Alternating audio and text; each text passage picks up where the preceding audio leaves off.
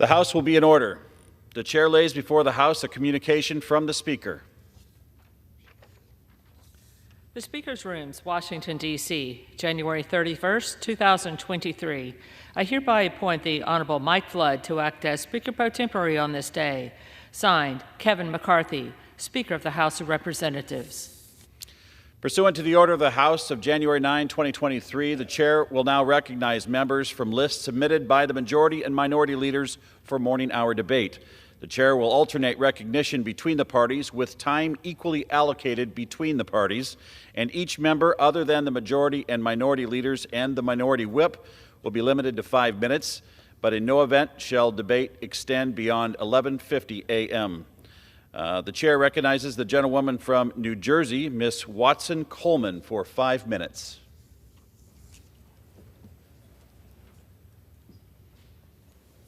Thank you, Mr. Speaker. Mr. Speaker, I rise today appalled and disgusted and brokenhearted. Like so many others, I am still struggling to process the sheer inhumanity on display in the murder of Tyre Nichols. Last week, our nation watched helplessly as another innocent black man was beaten to death by men sworn to serve and to protect. In the final moments of his life, Tyre Nichols cried out for help as he struggled to understand what he possibly could have done to deserve such a fate. As a mother, seeing Tyre cry out for his mom deeply pains me. As a black woman, I am furious at the injustice that black Americans face every day. And as a human being, the vicious murder I have seen leaves me shaken to my core. Tyre Nichols was a human being with a life as beautiful as any other. He was a photographer. He loved skateboarding. He was a son to a loving mother and a father to a 4-year-old son. Tyre will never get to see his son grow up, and his son will never get another hug from his father. I mourn Tyre, and I pray for his loved ones. I mourn Keenan Anderson, who invoked George Floyd's name when he too was killed by police this month. I mourn Elijah McCain, Philando Castile, Tamir Rice, and every other black life stolen from us by police. I have grown weary of my mourning, though, Mr. Speaker, because history has repeated itself once again. The murder of Tyre Nichols comes 3 years after the murder of Breonna Taylor. It comes 9 years after the murder of Michael Brown. It comes 14 years after the murder of Oscar Grant. It comes 153 years after the murder of Henry Truman in 1870. Nothing we can do will ever bring back Tyre Nichols, Daunte Wright, Eric Garner, or any black American killed by a system that did not value their life. We can, however, demand accountability and sweeping reforms from police departments that have built, maintained, and even encouraged a culture of brutality and even racism. The time is now to reevaluate and reimagine the role of police in our community. We must stop waiting for justice and start doing our jobs. As public servants, we have a duty to do right by our communities, even if that means starting the long, difficult process of reforming and restructuring our justice system. It is the duty of the federal government to ensure that law enforcement is used to protect communities, not tear them apart. Last Congress, the House passed the George Floyd Justice and Policing Act, but the Senate blocked it from becoming law. That was a disappointment, but it cannot be a defeat. This Congress, we have a new opportunity to end qualified immunity and protect our communities. However, that opportunity will not seize itself. House Republicans have spent endless time and resources establishing committees for conspiracy theories, but have offered zero solutions to the rising tide of police brutality. I call on all of my colleagues to commit or recommit themselves to fixing the fundamental flaws in the fabric of our justice system. If we fail to do so, our society will forever be one in which police are seen as an occupying force instead of a force for good. Thank you, Mr. Speaker, and I yield back. The chair now recognizes the gentlewoman from North Carolina, Ms. Fox, for 5 minutes. Thank you, Mr. Speaker. Mr. Speaker, throughout the course of our lives, we are both blessed and fortunate to cross paths with and befriend individuals who harbor a profound sense of dedication towards serving others and their communities. To me and countless others, Virginia Smith of Stokes County, North Carolina, is one of those people. This year, she will retire as the chairwoman of the Stokes County Republican Party, a position she's held since 2003. To know Virginia is to know someone who lives and breathes the meaning of possessing a servant's heart. From organizing events with her church to her civic involvement within her community, wherever Virginia goes, you know that she's on a mission to serve, and she'll not be deterred in that mission. Truly, she's a community-driven woman. I cannot overstate her rock-ribbed conservatism and how she has always espoused, promoted, and shared both the values and principles upon which our constitutional republic was founded. The simple truth is that we need more Virginia Smiths in this world. Her work as chairwoman and as a proud member of the Stokes County community has helped lay a foundation upon which our future leaders, the young men and women of today, can grow and thrive. Virginia, as you enter this new and exciting chapter of your life, please know that you have left an indelible mark upon the lives of so many people, me included. I'm confident you will continue to do so. May God continue to bless you and your family in the days ahead. Mr. Speaker, with $31.4 trillion in national debt, House Republicans are committed to finding a solution that's reasonable, sensible, and responsible regarding raising the debt ceiling. President Biden would be irresponsible not to negotiate. We must finally address Washington's reckless government spending if we want to put America on a better fiscal path.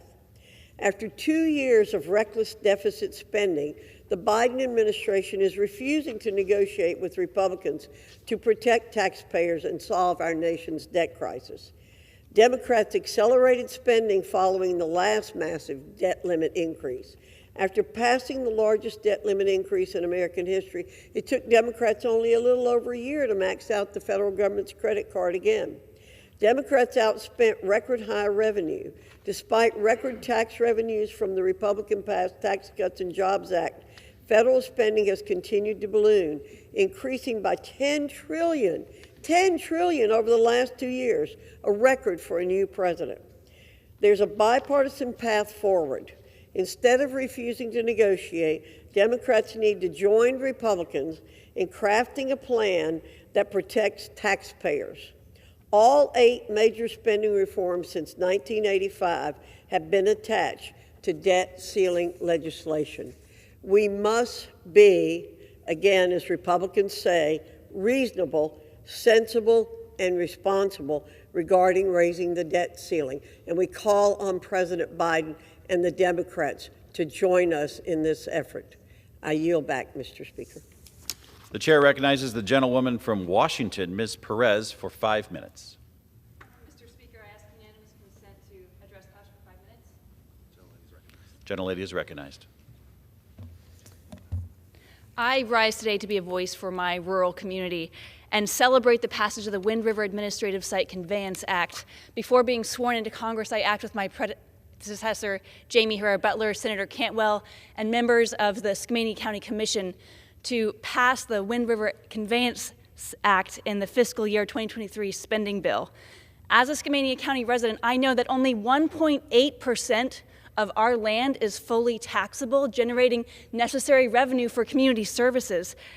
The Wind River Conveyance Act transfers 24 acres back into the county land base and increases opportunity for small businesses in our community. I'd like to thank my predecessor, Jamie Herrera Butler, and Senator Cantwell for leading this effort. I look forward to working with my colleagues on both sides of the aisle to pass similarly important legislation. Mr. Speaker, I rise today to be a voice for my community and share with you the importance of the Clark County Repair. Clark County Repair is a nonprofit organization that rejects the premise that when things break, we just throw them out, that we are helpless consumers relying on an endless cycle of cheap goods. I was lucky to attend one of their events, January 21st, and I saw a little girl light up when her favorite nightlight was fixed instead of being thrown away. What an amazing gift to teach this child that we can have a relationship of stewardship with our belongings, not just consumerism. These volunteers uphold our values of stewardship and self-sufficiency because in America, DIY is in our DNA. I'd like to thank Tara Heilman, the head of Repair Clark County, for spearheading this effort. I look forward to working with my colleagues on both sides of the aisle to work on federal legislation that ensures all consumers have the right to and the ability to maintain and fix their own stuff. Mr. Speaker, I rise today to recognize the iUrban Teen organization for creating an incredibly diverse talent pipeline in my district. iUrban Teen provides skills training for teens and young adults and gives them access to career pathways and alternatives that they need to be successful and have more opportunities. For example, the Future Teachers Pathway program brings together Vancouver Public Schools, Washington State University, Vancouver, and Clark College to mentor students and give them the training they need to succeed in their chosen career paths. This is so critical for young people who face challenges and gives them the support they deserve in their efforts to become critical members of our community. For the past 13 years, iUrban Teen has hosted a breakfast on Martin Luther King Jr. Day, and I was honored to attend their event. Thank you to the iUrban Teen team for bridging the gap for students and inspiring all of us to keep working for change. Mr. Speaker, I rise today to honor Mikhail Pavinko, a resident of Vancouver, Washington. In 1996, Mikhail immigrated from Ukraine to Vancouver, and he proudly works as a lineman for the Clark County Public Utilities since 2014, literally keeping the lights on in my district. But Mr. Pavinko has recently taken on a new role. Since the conflict between Ukraine and Russia began, he has returned to Ukraine more than a dozen times to serve as a volunteer military chaplain. Mikhail is and continues to be a beacon of light for many during times of untold suffering. He inspires Ukrainians on the front lines to keep the faith and keep up the fight. And he simultaneously reminds all of us that democracy is worth fighting for. I cannot thank Mr. Pavinko enough for his service to the people of Ukraine as they stand together against authoritarianism. Thank you, Mr. Speaker. I yield back. Mr. Speaker, I rise today to give a big shout out to the Columbia River Rapids girls volleyball team. They are doing an incredible job. I am so excited to share this on the House floor. They have won the 2A state title in 3 sets, finishing an amazing season for the volleyball team. The entire tournament, they only lost 1 set. The River Rapids girls volleyball team also won the 2A state title this year. What makes this even more notable is that they were a 6th seed, and they defeated 3 higher seeds to attain this title. These incredible young women played an impressive season and have made me and our whole community very proud. Congratulations to Columbia River Rapids girls volleyball team on their amazing accomplishments. I am so excited to see what you'll do next season. Thank you, Mr. Speaker. I yield back. The chair recognizes the gentleman from Alabama, Mr. Carl, for 5 minutes. Thank you. There we go. Mr. Speaker, I rise to honor the life of a dear friend of mine, Brother Fred Wolf. Fred Hartwell Wolf, who was born December the 5th, 1936 in Rock Hill, South Carolina. And he passed away on January the 3rd, 2021, and I was standing on this very floor being sworn in the day that the moment they let me know he had passed away. To so many people in this country, Fred Wolf was a friend, he was a spiritual leader, he was a life coach, he was a father figure, he was a big brother. That's why we all simply called him Brother Fred. Brother Fred had a God-given ability to make everyone feel special. And he truly believed that everyone was special. Every waking moment in Brother Fred's life, he understood that God was not only watching him, but God knew exactly what his next step would be in Fred's life. Brother Fred, on numerous occasions, would tell me that everything in our life is controlled by God, and everything was put here to serve God. Brother Fred later in life, his health started breaking down, but he never took his eyes off of God. I remember when he had open heart surgery, and the men from the church, we would stay with him to take care of his needs. And one night, when I was there with Brother Fred, I asked him how his open heart surgery had played a role in God's master plan. He told me, I don't know. He said, it is part of the plan, but I don't know. I'm here to serve, which I thought was a pretty strange response, seeing you just had your chest cracked open and everything moved around. But he knew he would wait. He told me we may never know. Then again, we may. Just a few minutes later, a nurse came walking in to take his vital signs, of course, as they do in the hospitals and keep you awake all night. While doing so, he smiled at Brother Fred and said, "You don't remember me, but a few years ago, I got saved under your ministry. Unfortunately, I have slipped away from God, and I'm paying the price in my family today." With all the tubes, with all the monitors, with everything going off in that room, Brother Fred stopped what he was thinking and doing and prayed with that man. He left with much higher spirits than he actually entered with. As we sat there quietly, I was thinking, did God use Fred Wolf in this position because of this man? I looked up and made eye contact with Fred, who was laying in the bed. He simply winked and rolled over and went to sleep like he knew that was the answer. For thousands of people who were saved under his ministry, raised their family with his wisdom, and learned that God is the most important thing in their life, I say this is not goodbye, for we will see you again. We will see Miss Ann, and we'll see Bo at the right hand of God. Mr. Speaker, I yield back. The chair recognizes the gentlewoman from Nevada, Ms. Lee, for 5 minutes.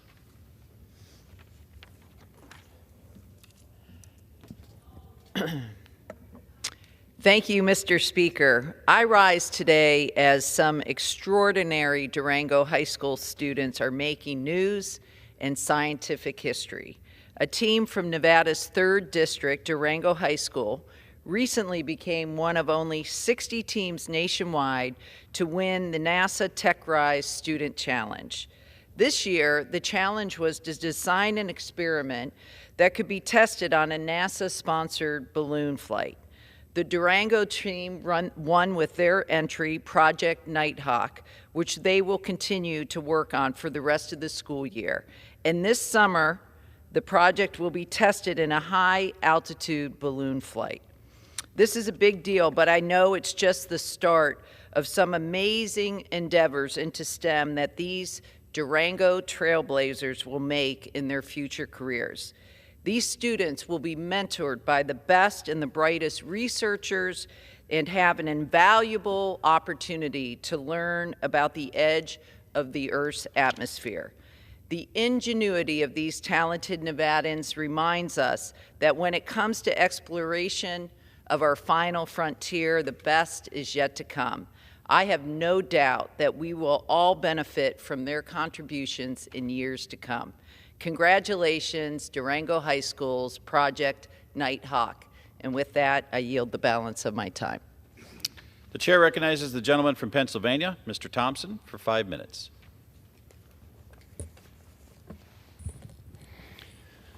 Thank you, Mr. Speaker. Mr. Speaker, I rise today to discuss our national debt. In 2022, Speaker McCarthy unveiled the Commitment to America, which outlines the Republican platform for governing as we took control of the House in the 118th Congress. Through our plan, it is critical we support policies that lead to a strong, healthy economy, fight inflation, and lower the cost of living. We must rein in reckless spending here in Washington and root out waste, fraud, and abuse in government. For the last 2 years, the Biden administration has been left unchecked. Because of their policies, we have seen record-breaking inflation, skyrocketing gas and grocery prices, and increases to daily expenses. Hardworking families are forced to decide between feeding their families or paying the heat and electric bills. These economic hardships are brought on by unrestricted, reckless spending. That irresponsible spending stops now. With $31.4 trillion in national debt, House Republicans are committed to finding a reasonable, practical, and responsible solution to raising the debt ceiling. Just like millions of Americans are forced to make difficult financial decisions to make ends meet, we must finally address out-of-control government spending if we want to put America on a better fiscal path. Mr. Speaker, I've heard from hundreds of my constituents who are concerned about America's checkbook. On December 16, 2021, Congress voted to increase the national borrowing limit to $31.4 trillion, an increase of $2.5 trillion more than the previous allowance. This bill kicked the proverbial can down the road until now, when we are once again faced with raising the federal debt ceiling even further. In recent years, the federal debt has ballooned because of many Biden administration's policies, including the student loan repayment pause and forgiveness, congressional Democrats' multi-trillion-dollar spending spree, and rising interest rates stemming from historic inflation. The first step towards reducing the debt is controlling the annual deficit. To fully address the drivers of the national debt, members of both parties and the President will have to come to an agreement in addressing unchecked mandatory spending and reckless discretionary spending priorities. Mr. Speaker, as part of my commitment to America, I will continue to work to rein in government waste, fraud, and abuse while limiting skyrocketing government program costs and finding solutions on reducing our national debt. Thank you, Mr. Speaker, and I yield back the time. The chair recognizes the gentleman from California, Mr. Costa, for 5 minutes. Mr. Speaker, I ask unanimous consent to address the House for 5 minutes and to advise and extend my remarks. The gentleman is recognized. Mr. Speaker, since 1960, Congress has raised and extended the debt 78 times. 78 times. That's over a 63-year period. Let's put this in perspective. 49 times under Republican administrations, 29 times under Democratic presidents. 63 years, we've raised the debt ceiling 78 times.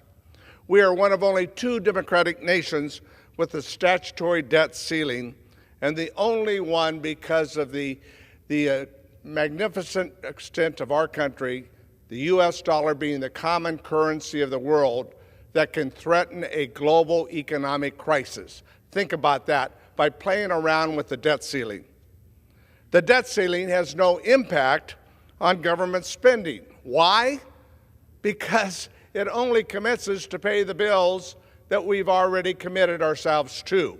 Both Republicans and Democrats passing legislation that has created debt, that requires us to pay Social Security, that requires to pay other mandatory programs in which there has been bipartisan support for. Instead, this debt ceiling restricts the Treasury, if in fact we do not lift the debt ceiling, from paying those bills. That's why for over 63 years, 78 times, the Congress has chosen to raise the debt ceiling. Why? Because we don't want to put the liability of the world's economy, let alone the U.S. economy, at risk. And we don't want to be deadbeats, right? I think most Americans feel they ought to pay their bills. So, my colleagues on the other side want to hold the debt ceiling hostage, leaving Social Security recipients and veterans potentially without their pensions or benefits. Does that make any sense? So, if we default on our debt, over 6 million jobs could be diminished. Seniors may not get their benefits for a period of time. Costs will skyrocket. Some economists indicate we could put $12 trillion at risk of American savings if it were extended in this gamemanship, this attempt to stare each other down on whether or not we lift the debt ceiling. That makes no sense. That's risky business. So we ought to raise our debt ceiling and pay our bills. And I think there is common agreement that we ought to get our debt under control. As a Blue Dog, our focus and purpose of being is in the area of fiscal responsibility. As a matter of fact, the last American president that balanced the budget was President Bill Clinton. That was a while back ago. So I think that there is common bipartisan agreement to focus on waste, on fraud, and abuse. I mean, those are the buzzwords, right? If we could only focus on waste, fraud, and abuse. But no one wants to highlight, well, how will that impact Social Security? How will that impact other mandatory spending that we've all committed to on a bipartisan basis? The way to do this is for Republicans and Democrats to come together, separate from raising the debt ceiling, and agree to focus on two things that cause debt: expenditures and revenues. And if we can get agreement on what we think the nation's responsibility to be on our priorities for expenditures and the necessary revenues to pay for them, then, only then would we get our deficit under control, which is what, by the way, President Bill Clinton was able to do back a while ago on a bipartisan basis. So let's get real. Let's not hold the American people hostage, our economy, or the global economy, as we play fast and loose with this talk and notion of whether or not to lift the debt ceiling. We must lift the debt ceiling because it's the responsible thing to do. So I ask my colleagues on the other side, let's come together. Let's work on fiscal responsibility on a bipartisan fashion, because we should. It's obviously an important, critical issue as we move forward.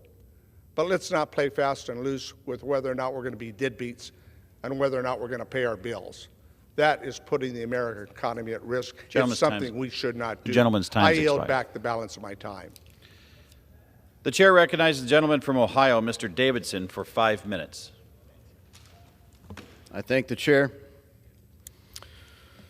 Today I'm here with a very heavy heart to honor Master Sergeant Joseph Kapacheski, a member of the 3rd Ranger Battalion, the 75th Ranger Regiment. Army Rangers are some of the most elite soldiers in the world, and Master Sergeant Kapacheski, nicknamed Cap, was no exception. In April 2010, while serving in eastern Afghanistan, his team of Army Rangers was locked in combat with a group of armed insurgents. When one of his comrades was hit, Cap sprinted through the fire to provide aid. With the help of a fellow Ranger, they dragged the wounded soldier to safety, actions which earned Cap an Army Commendation Medal with Valor. Cap's actions would be remarkable under any conditions, but considering his experiences from a few years earlier, they were inconceivable. A native of Connecticut, Cap enlisted in the United States Army following his senior year of high school in September of 2001, just days before the 9/11 attacks. In 2002, he was deployed to Afghanistan, and the following year, he parachuted into Iraq for the initial invasion. With only 2 days left in his 5th deployment to Iraq in 2005, Cap's convoy was ambushed with heavy fire. A grenade exploded inches away from Cap. Shrapnel ripped through his body, shattering his right leg and severing an artery in his right arm. Severely wounded, Cap collected himself and directed his vehicle to cover and alerted the rest of the convoy to the attack. It wasn't until then that he allowed his wounds to be treated. Cap was evacuated to Walter Reed Hospital, and while his arm recovered, his leg did not. Despite numerous surgeries, his leg was barely functional. Ultimately, there was only one choice: to amputate it. With the pain gone, Cap was fitted with a prosthetic, and he completed hundreds of hours of physical therapy. But he had one sole objective during this difficult and lengthy recovery.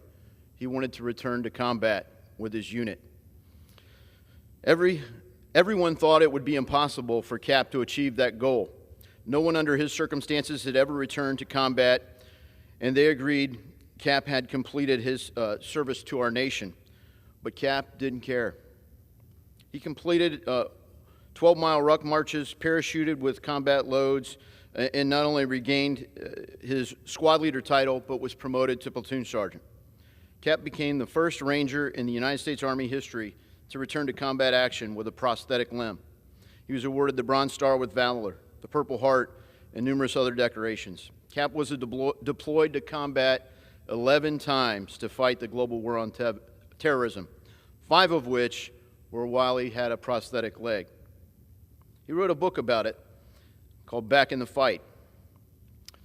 There's more to any of our soldiers or warriors than what they do in uniform. I had multiple friends reach out to me who talked about the impact that Cap had on them as a leader, but as a friend, whether it was riding motorcycles together or just hanging out after a tough day at work in training or any other way. He never lost sight of how he came to be where he was. Unfortunately, Cap's life ended far too soon last week. At the age of 40, due to a significant enemy our veterans face right here at home: suicide. Our nation has a moral obligation to not only prepare and equip the service members we send into harm's way, but to support and care for them when their duty is done. Yet we've drastically failed countless number of our veterans who sacrificed everything, including their lives, to protect us. President Lincoln's promise to care for the men and women who have, quote, borne the battle is one of the most important functions of our government, and we must do better. Cap's wife, Kimberly, and his sons, Wyatt and Cody, as well as the rest of his family and friends, are in my prayers through this difficult time, and Cap will always remembered by many for his warrior spirit, his extraordinary story of resiliency that made him an inspiration and a military legend. I'm reminded of the lyrics of a song one of my friends, Darryl Worley, wrote and sang. It's called, let me share a few of the lyrics. You can't unsee what I saw. You can't get back what I lost. I lost a wife, 5 brothers, my kids, and the man I was. I thought that I left the front lines, but the fight for my life rages on. We've lost 21 soldiers in only a day, and that's the unthinkable truth. So I'll lay down my gun, and I'll soldier on, and I will not be 22. Yeah, I'll lay down my gun, I'll soldier on, and I will not be 22. At the end of his journey, the Apostle Paul said, I fought the good fight, I've kept the faith, I've finished the race. I pray that everyone would live a full and natural life and fight that battle, never surrender to it. Thank you, Cap. I yield. The chair recognizes the gentleman from California, Mr. Garcia, for 5 minutes. Mr. Speaker, I ask unanimous consent to address the House and invite several remarks. The gentleman is recognized.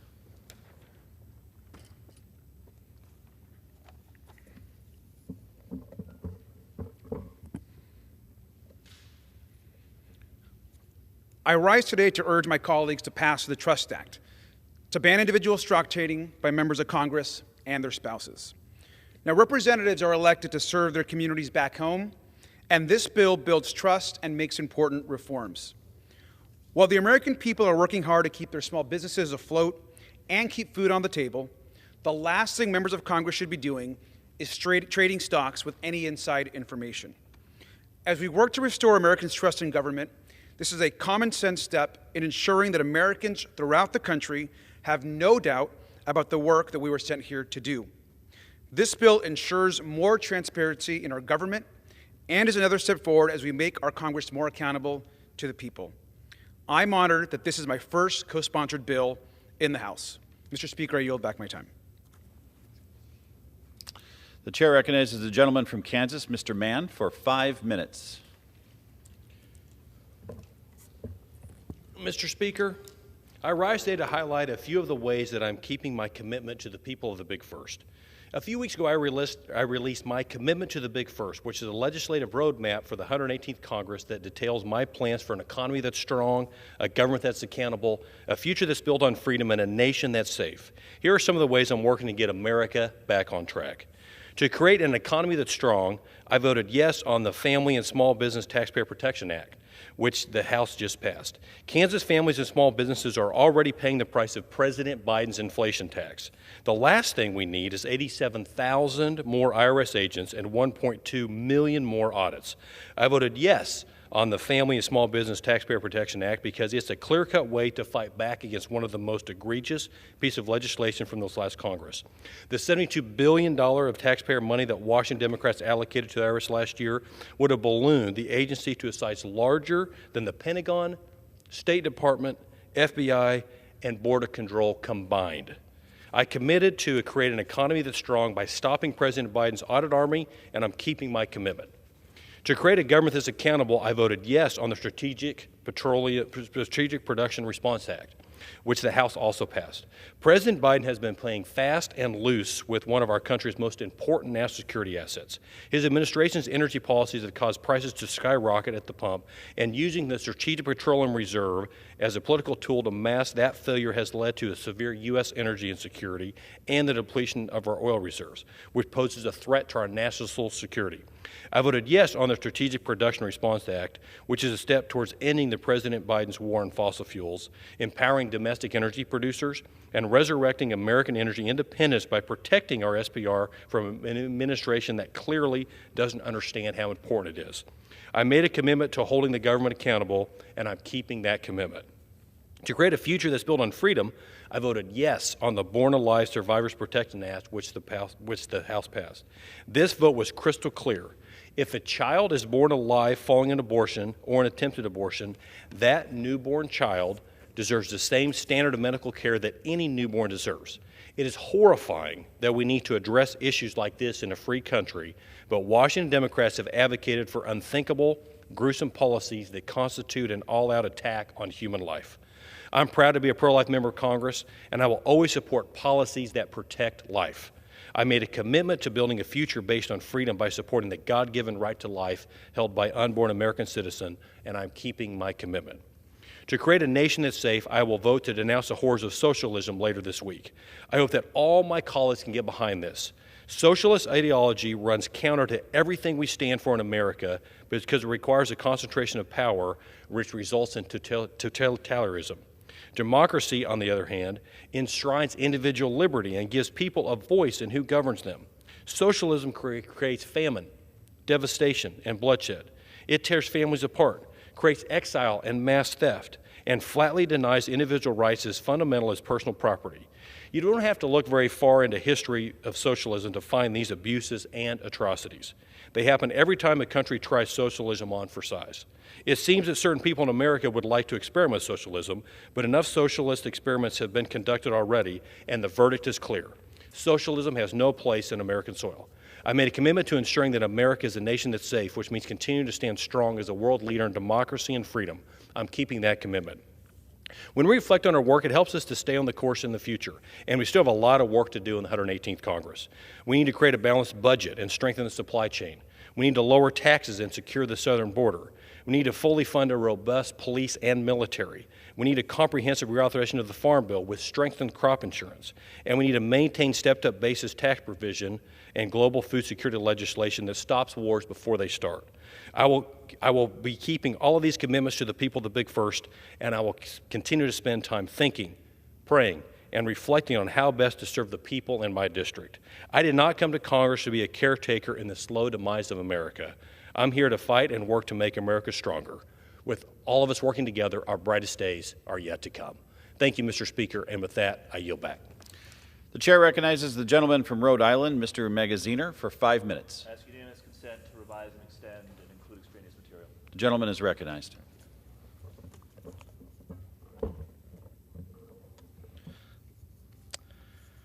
I rise today to offer my first general remarks on the floor of the United States House of Representatives, and I'd like to start by thanking my predecessor, Jim Langevin, for his 22 years of distinguished service representing the people of Rhode Island's 2nd District. As the first quadriplegic ever elected to Congress, Jim was no stranger to life's challenges. But no matter what was thrown Jim's way, he always persevered. For over 2 decades, Jim Langevin made Rhode Islanders proud through his leadership here in this body. He became widely recognized as an expert on national security and particularly cybersecurity. He was a trailblazer for the disability community and shepherded several key pieces of legislation that have made our society more accessible for all. But most of all, Rhode Islanders always knew that they could count on Jim to listen to their problems and to advocate for their families here in Washington, D.C. Thank you, Jim, for all your years of service to Rhode Island. I am so honored that Rhode Islanders have chosen me to take up the mantle of representing the 2nd District. I am deeply grateful for this opportunity, and I feel a great sense of responsibility to deliver for the working people who sent me here to fight on their behalf. I entered Congress as a proud descendant of immigrants. My grandparents came of age during the Depression. On my mother's side was Grandpa Bob, the son of Irish immigrants who grew up in Worcester, Massachusetts. After serving in the Marines in World War II, Bob took a job as a steel worker at a company that made airplane parts. On my father's side, Grandpa Lewis, the son of Jewish immigrants from Eastern Europe, was raised in New York City, served in the Army in Europe, and when he returned, he worked as a bookkeeper at a company that canned tomatoes. Neither of them worked very glamorous jobs, but with a lot of hard work and a little help from the GI Bill, these 2 children of immigrants were able to buy houses for their families, put their kids through school, and earn a ticket to the middle class. That's the way it's supposed to work in this country. If you work hard and play by the rules, you ought to be able to have a stable life, a comfortable retirement, and provide opportunity to your children. But we all know that's gotten harder. That American dream of economic mobility has broken down for many families, and it was never fully afforded to others to begin with. There are a lot of statistics to back this up, but the Rhode Islanders I talk to don't want to see data. They feel it in their gut. They know that they're working harder and harder, but they feel that middle-class lifestyle slipping further out of reach. And this has got to change. As a representative for Rhode Island's 2nd District, I am determined to restore the promise of the American dream so that everyone who is willing to do the right thing and work hard can get ahead. That starts by going to bat for working people against the powerful interests and their well-funded lobbyists who stand in the way of better wages, better benefits, and good-paying jobs. We must fight for the right to organize because you cannot have a broad middle class without healthy labor unions. We have to take on big oil and big pharma who are keeping record profits for themselves while overcharging Rhode Islanders at the gas pump and at the pharmacy. We have to invest in child care and universal preschool because no child's future should be limited by whether or not their parents have a lot of money. I will advocate for vocational training and apprenticeships so that we have more people like my Grandpa Bob who can make a living by making things in this country. I'll partner with anyone on either side of the aisle to bring back more manufacturing jobs and transition to a clean energy economy, and always fight to defend the freedoms and democratic ideals that make us the greatest nation on earth. This is my commitment to the people of Rhode Island. And there is no question we have a lot of work ahead of us, but together I am confident that we can deliver real change to Washington so that all Rhode Islanders and all working Americans can have the opportunity to succeed. I yield back the balance of my time. The chair recognizes the gentleman from Virginia, Mr. Klein, for 5 minutes. Thank you, Mr. Speaker. I rise today to stand in support of the House concurrent resolution to denounce socialism in all its forms. For decades, the embrace of socialist ideologies around the world has led to evil regimes denying their people of their fundamental human rights and subjecting them to imprisonment and abuse. Countless Cubans, Venezuelans, Russians, Chinese, Cambodians, and Koreans have escaped from murderous regimes to come live a better life in America. They're all a true testament to the promise of the American dream and the hope of prosperity. These survivors are members of our family, our friends, and our neighbors.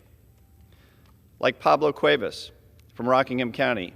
Born and raised in Cuba, Pablo worked on his parents' farm, which was eventually dispossessed by the Marxists. Pablo fled Cuba in 1958 during the Cuban Revolution and resettled here in America. He served on the Rockingham County Board of Supervisors in my district for 30 years and continues to be a leader in our community. Mr. Speaker, socialism has led to painful human tragedies such as starvation, torture, and mass murder, taking more than 100 million lives around the world. As oppressive and violent regimes still exist today, this resolution reaffirms our support for freedom, democracy, and human rights. May we always ensure that dangerous, socialist, un-American policies are never brought to pass here in our great country. Mr. Speaker, I rise to recognize the 200th anniversary of the all-volunteer Woodstock Fire Department. Tracing its history back to 1823, the department has served the Shenandoah Valley as one of the oldest departments in the Commonwealth and the nation. Today, the department has 40 active volunteers who selflessly risk their lives every day to ensure the safety of their neighbors and the preservation of the community. The department is led by Captain Zach Hoddle, a third-generation volunteer himself, and truly represents the spirit of service.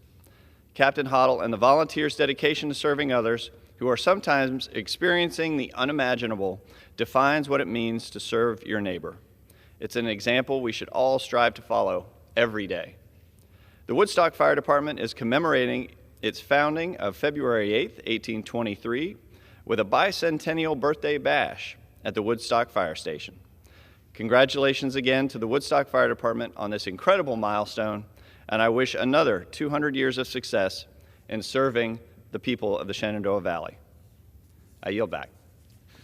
The chair recognizes the gentlewoman from Oregon, Ms. Chavez Deremer, for 5 minutes. Thank you, Mr. Speaker. I want to discuss the top issues impacting Oregon and the 5th District that we have to address in the 118th Congress. We need to get our economy back on track, secure the border, support safe immigration, and reduce homelessness and drug overdoses. A report from the National Drug Helpline ranked Oregon the worst in the nation for drug problems. Oregon is #1 in drug use and number 50 in drug treatment. This crisis in Oregon starts at our southern border and is exacerbated by the lack of leadership, including the lack of common sense security measures that have allowed dangerous drugs like fentanyl to enter our communities. I frequently hear from moms and families who are begging their leaders to please pay attention to this fentanyl crisis. The drug cartels have insisted on taking our children from us. We've also seen an increase in violent crime. In 2022, it was the deadliest year in Portland's metro history, with over 100 homicides.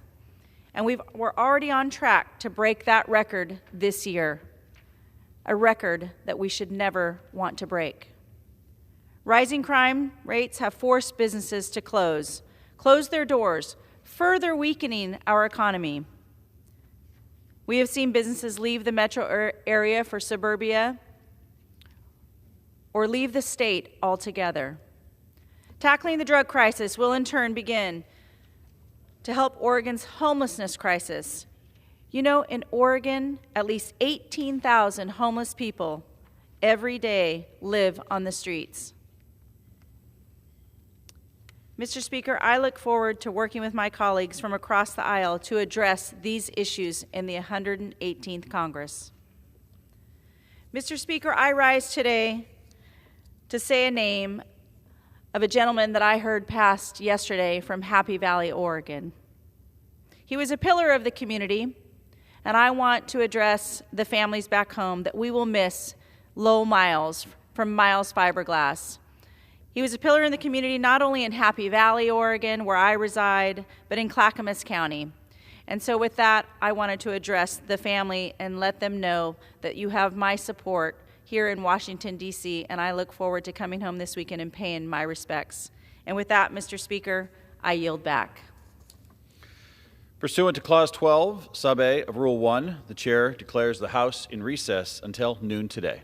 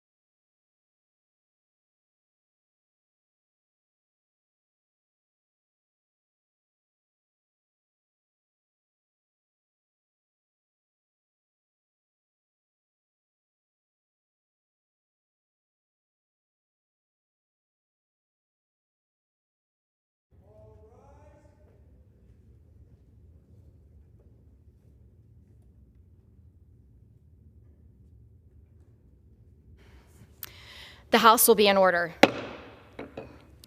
The prayer will be offered by Chaplain Kibben. Would you pray with me? Lord of our lives, may we approach you this day with earnest and truthful hearts. May we be eager to obey your laws, desirous for your company among us, and committed to remain loyal in our service to you and to this nation. Enable us to keep your commands ever before us, like lenses through which we look to determine our steps, like reminders written on our hands so that we cannot ignore them. And when we walk these halls or take our seats in meeting rooms or rise to speak in these chambers, may we pause to realize that you are here in our midst. Thus, may we not be hasty in word or impulsive in thought, but prudent in employing the opportunities you have entrusted to us. Always, and with sincerity, may we devote ourselves to your intent for our lives, not with lip service, but as ones totally beholden to you for all that we have. Today and every day, may we strive to do your will with our whole heart. In your sovereign and gracious name we pray. Amen. The chair has examined the journal of the last day's proceedings and announces to the House the approval thereof. Pursuant to Clause 1 of Rule 1, the journal stands approved. The Pledge of Allegiance will be led by the gentleman from New York, Mr. Higgins. The flag of the United States of America, to the republic for which it stands, one nation, under God, indivisible, with liberty and justice for all. The chair will entertain up to 15 requests for 1-minute speeches on each side of the aisle. For what purpose does the gentleman from Georgia seek recognition? Without objection, the gentleman is recognized for 1 minute. Thank you, Madam Chair. Madam Chair, I rise today because our veterans deserve access to care at every corner of the country, and they selflessly defended this country. After Express Scripts, who manages the TRICARE benefit on behalf of the DoD, instituted network changes that cut out thousands of community pharmacies last year, my office received dozens of calls from veterans who were unable to access their prescriptions. Our local pharmacies have the drugs these veterans need now, but unless there are changes from the DoD that provide access that is actually adequate, our veterans cannot access the medications they need from community pharmacies. While the DoD drags their feet, veterans are being refused life-saving medicines and offered unacceptable alternatives to the care they used to be able to receive. Mr. Kimsey, a veteran from Warner Robins, Georgia, is one of the many patients in my district who this new rule affected. Mr. Kimsey is a cancer patient at Central Georgia Cancer Care and is taking a chemo drug. He's been on this medication for about a year and was told that TRICARE would no longer pay for the medication at the local pharmacy. He called my office after trying to fill his prescriptions and only had 5 pills left of this critical drug. The new DoD-approved pharmacy said they could mail the drug to him in 10 days, but he couldn't wait 10 days. This is just one example of why community pharmacists are so vital to patients, especially in rural areas. Thank you, Madam Chair. I yield back. For what purpose does the gentleman from New York seek recognition? Without objection, the gentleman is recognized for 1 minute. Madam Speaker, on May 14, 2022, a racist mass shooting took place at a supermarket in my home community of Buffalo, New York. Armed with an assault weapon, the shooter killed 10 people and injured 3 more in just 2 minutes and 3 seconds, one shooter. We continue to mourn and we continue to struggle to move on. Sadly, we are not the only community facing this challenge. Horrific mass shootings have taken place in Uvalde, Texas, Highland Park, Illinois, Colorado Springs, Raleigh, North Carolina, Monterey Bay, and Half Moon Bay, California. Last year, we passed the bipartisan Safe Communities Act. This was an important step, but more needs to be done. As we mark National Gun Violence Survivors Week, we must honor those impacted by shootings by continuing to deliver legislation that will save lives. I'm proud to support a federal assault weapons ban, and I urge my colleagues to do the same. I yield back the balance of my time. For what purpose does the gentleman from Guam seek recognition? To address the House for 1 minute. Without objection, the gentleman is recognized for 1 minute. I would like to take this time to honor and wish Franklin Gutierrez Jr. a happy birthday. Over the weekend, Franklin G., who is one of Guam's legendary musicians, turned the Big 5-0. For decades, Mr. Gutierrez has not only entertained many with his local vocal gifts, but he has also nurtured a future generations of musicians in Guam. His band, Rumblefish, is an island icon. Frankie G is more than just a musician. He is a proud husband, a father, a grandfather, and a friend. Frankie G has also served his island as an officer with the Guam Customs and Quarantine Agency. He has proudly protected our borders while putting himself in harm's way. From the halls of the United States House of Representatives, I would like to wish Frankie G a happy 50th birthday. Thank you, Madam Speaker. I yield back my time. For what purpose does the gentleman from Massachusetts seek recognition? Without objection, the gentleman from Massachusetts is recognized. Mr. Speaker, my two sisters are public school teachers. They taught me that school breakfasts and lunches are every bit as important as a textbook or a laptop to that child's ability to learn. During the pandemic, Congress wisely provided 30 million kids free meals at school. But last spring, that provision expired. Most schools had to go back to onerous paperwork, and millions of kids stopped getting free meals. I urge USDA to make it easier for states to adopt universal school meals, including by lowering the threshold for community eligibility. California, Maine, and soon Colorado already made universal school meals permanent. 3 other states, including Massachusetts, have extended universal meals through this school year. Massachusetts is working to make the program permanent, with legislation recently introduced by State Rep. Andy Vargas and State Senator Sal DiDomenico. Mr. Speaker, we have a sacred responsibility to keep kids fed, and I am hopeful that one day soon we can pass a universal school meals bill here in the United States Congress. Together, we can end hunger now. I yield back my time. Thank you. For what purpose does the gentleman from Florida seek recognition? Madam Speaker, I rise to seek unanimous consent to address the body. Without objection, the gentleman is recognized for 1 minute. Thank you very much. Madam Speaker, I have breaking news. The pandemic has ended. It seems that everyone knows the pandemic is over, except the White House. Despite the fact that the president said in an interview last September on 60 Minutes, the pandemic has ended, the public health emergency has been extended again for the 12th time. Madam Speaker, it's past time to end this blatant federal overreach, and that's exactly what we are going to do. This week, House Republicans will vote to repeal the public health emergency, stop the forced vaccination of our healthcare workers, and finally get federal workers back to their offices to serve the American people. It's time to restore individual liberty to the American people, so the American people, not the federal government, can make the best decisions for themselves and their families. Madam Speaker, I yield back. For what purpose does the gentlewoman from Texas seek recognition? Madam Speaker, I ask for unanimous consent to address the House and to revise and extend my remarks. Without objection, the gentlewoman is recognized for 1 minute. Madam Speaker, extreme MAGA Republicans have an economic plan that will hurt working families. House Republicans are set to advance a new 30% national sales tax. Let me repeat that, 30% national sales tax.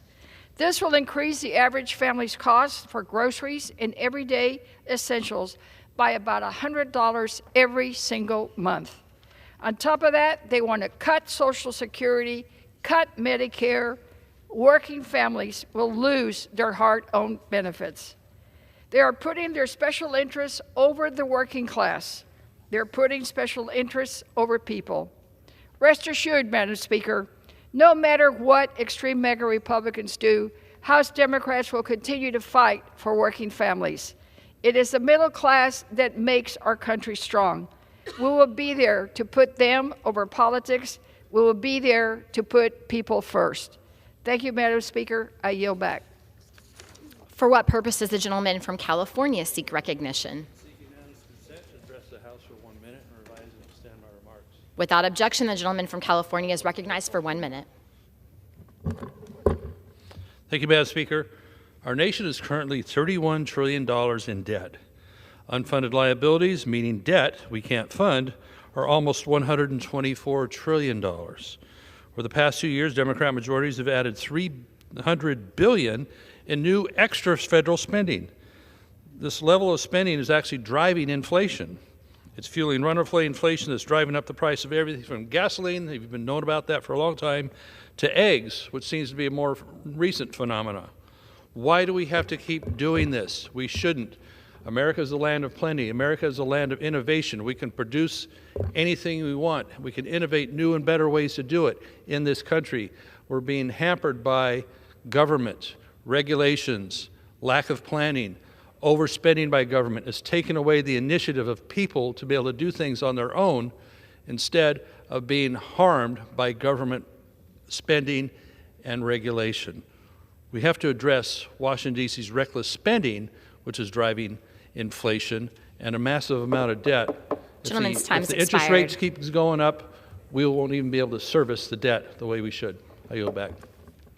For what purpose does the gentleman from the Virgin Islands seek recognition? I ask unanimous consent to address the House for 1 minute and to revise and extend my remarks. Without objection, the gentleman is recognized for 1 minute. Thank you, Madam Speaker. I rise today to highlight a major legislative win, which was the designation of the National Heritage Area Act for my home of St. Croix in the Virgin Islands.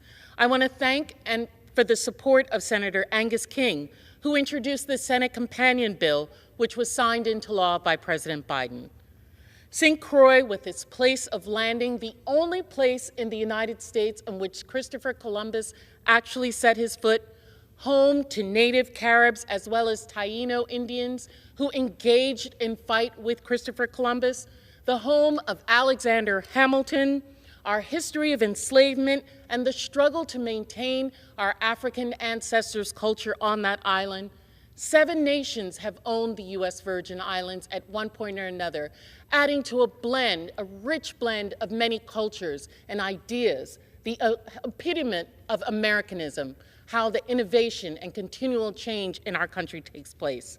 St. Croix's National Heritage Area designation is the culmination of nearly 20 years of advocacy and Gentlewoman's time has work. expired. We look forward to what it brings to our island.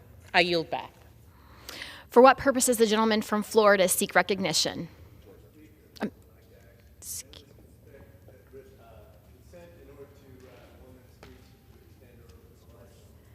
My apologies. For what purpose does the gentleman from Georgia seek recognition? Without objection, the gentleman is recognized for 1 minute. Thank you. That's a tall guy. Madam Speaker, this week, Americans are hearing about yet another battle over the debt ceiling, a fiscal restraint that was supposed to stop Congress from spending too much. Every couple of years, Congress basically gives itself a free pass and votes to raise the debt ceiling, kicking the can down the road. But with national debt over $31 trillion, this game of our country cannot afford to keep playing. Today, President Biden is set to miss his budget deadline as required by law for the 3rd consecutive year. I would love to see us actually handle the budget one item at a time rather than in a typical omnibus. Vilification of debt control and protecting our future generations is not where this discussion should start. We're not going to get rid of this deficit in 1 year, but can we get rid of something this year? Can we at least have a small step towards reducing our national debt for the future of our children? Hardworking American families have balanced budgets every month, every year, and they deserve a government that does the same. With that, I yield.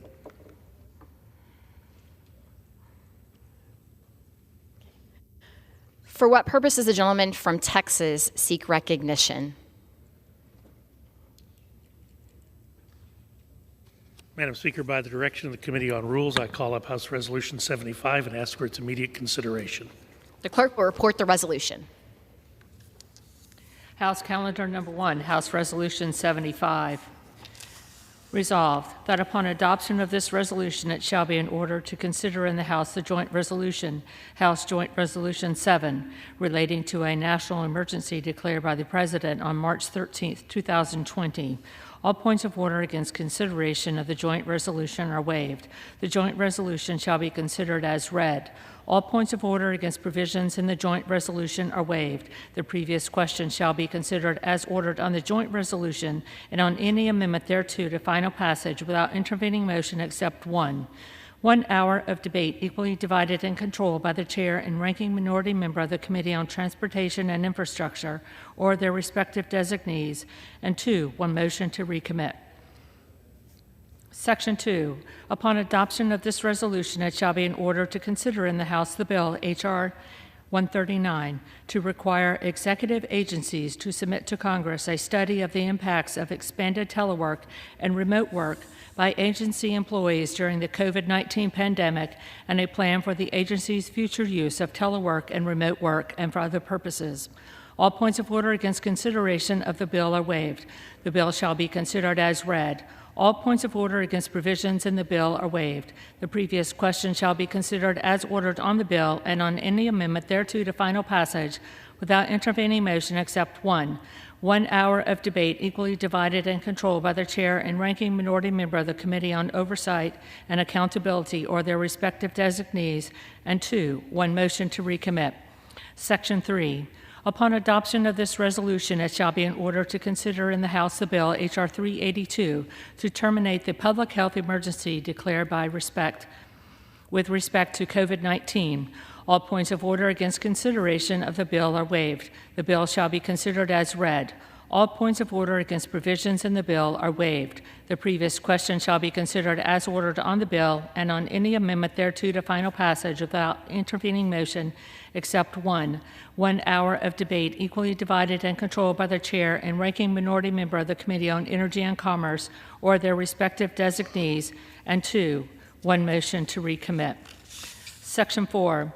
Upon adoption of this resolution, it shall be in order to consider in the House the bill, H.R. 497, to eliminate the COVID-19 vaccine mandate on healthcare providers furnishing items and services under certain federal healthcare programs. All points of order against consideration of the bill are waived. The bill shall be considered as read. All points of order against provisions in the bill are waived. The previous question shall be considered as ordered on the bill and on any amendment thereto to final passage without intervening motion except one. 1 hour of debate equally divided and controlled by the chair and ranking minority member of the Committee on Energy and Commerce or their respective designees. And 2, 1 motion to recommit. The gentleman from Texas is recognized for 1 hour. Thank you, Madam Speaker. For the purposes of debate only, I yield the customary 30 minutes to the gentleman from Massachusetts, Mr. McGovern, pending which I yield myself such time as I may consume. Without objection, the previous question is ordered. During consideration of this resolution, all time yielded is for the purpose of debate only. Madam Speaker, I ask unanimous consent that all members have 5 legislative days to revise and extend their remarks. Without objection. Madam Speaker, last night the Rules Committee met and reported a rule, House Resolution 75, providing for the consideration of 4 measures, H.J. Res. 7, H.R. 139, H.R. 382, and H.R. 497. The rule provides for consideration of all 4 measures under closed rules with 1 hour of debate each, equally divided and controlled by the chair and ranking minority member of the committees of jurisdiction or their designees. The rule provides 1 motion to recommit for each measure. Madam Speaker, I rise today in support of this rule and in support of the underlying bills. Today, the Republican majority begins the long process of reversing the policy failures of President Biden and the previous Democrat majority. Madam Speaker, Republicans last week demonstrated that Republicans are committed to governing for the American people. Towards that end, Madam Speaker, House Republicans have had one of the most productive legislative weeks in recent memory. Our new governing majority has demonstrated that it is no longer the closed shop which was business as usual in a Democratic House in the last Congress. Instead of a lethargic Congress, Republicans in only 3 short weeks have set a precedent that I hope subsequently members will emulate. The new Republican majority is eager to begin the important work that America's sent us here to do. So instead of legislating for the few at the expense of the many, Republicans are making good on our commitment to America. We are dismantling the COVID surveillance state. We are protecting the conscience rights of our healthcare workers. We are demanding that government employees show up to do their job like the rest of America has done, and we are terminating and rescinding the interminable extensions of President Biden's public health emergency declaration. You know, sometimes, Madam Speaker, I almost feel like I've been trapped in a Dickens novel, in A Tale of Two Cities. Seems the Biden administration is clearly of two minds on the COVID pandemic, one view being the best of times. The administration's policies to combat the pandemic have been a resounding success. But then on the other hand, we are still living through a crisis that requires emergency measures that have to be prolonged indefinitely. But the American people spoke in the last election, Madam Speaker. Their message was clear enough. Their message by electing Republicans was enough is enough. So now, thanks to Chairman Graves and H.J. Res. 7, the American people can be assured that President Biden's national emergency will be rescinded and Americans will finally have a government that recognizes the reality across our nation, the very words spoken by President Biden on 60 Minutes last September: the pandemic is over. Madam Speaker, nowhere is the contrast more evident between Republicans and Democrats than what is included in this rule today. The Republican majority is already hard at work passing common sense legislation that will benefit our people, that will benefit all Americans, not just a connected few. Madam Speaker, just like you, one of the most vital services I provide to the constituents of the people of the 26th District of Texas is communicating with federal agencies on their behalf. Through this communication, I'm able to ensure timely services like passport services, Social Security benefits, Medicare enrollment, veterans benefits, and many more. But over the past few years, I've seen that these services have been severely delayed or even halted, completely in some cases, because what do you get? No one answers the phone, or you get an out-of-office response from a federal agency. I submit that is entirely unacceptable. In fact, last week I introduced a bill called the REACT Act in a bipartisan fashion to require a timely response from the executive agencies after inquiries from members of Congress. However, in order for the agencies to fulfill their responsibilities, they first have to get back to work. H.R. 139, the SHOW Up Act, would end the unproductive telework policies to ensure that these federal agencies are back at work for the American people. I strongly support this bill, and I urge other members to support the underlying bill as well as the rule. Madam Speaker, again, this September, President Biden, in a candid, unguarded moment, officially admitted that the pandemic is over. And then for emphasis, he repeated it. But despite this declaration, this administration just reauthorized the 12th extension of the COVID-19 public health emergency. I think all of us who were here at the time agree that in March of 2020, the country was very much in a public health emergency. However, now the landscape has changed, and now the American people are transitioning back to their normal routines. Today, the Biden administration's lack of transparency has yet again put our country in a very difficult position. Throughout the last 3 years and 12 extensions of this public health emergency, people have had ample time to seriously discuss a plan to avoid disruptions to patients and providers as we transition out of this pandemic. This new House majority has been pressing the administration to come up with a plan to make permanent the policies that work and unwind those policies that don't. While there were several successful policies and innovations that came out of the emergency declaration, such as telehealth and hospital-at-home flexibilities, this administration has repeatedly failed to provide a plan. The public health emergency cannot serve as a permanent means for the Biden administration to subvert Congress to enact their radical agenda. Madam Speaker, I support Congressman Guthrie's efforts to officially end this public health emergency and look forward to transitioning back to regular order. Madam Speaker, our healthcare workers across America are still subject to President Biden's vaccine mandate enforced by the Centers for Medicare and Medicaid Services.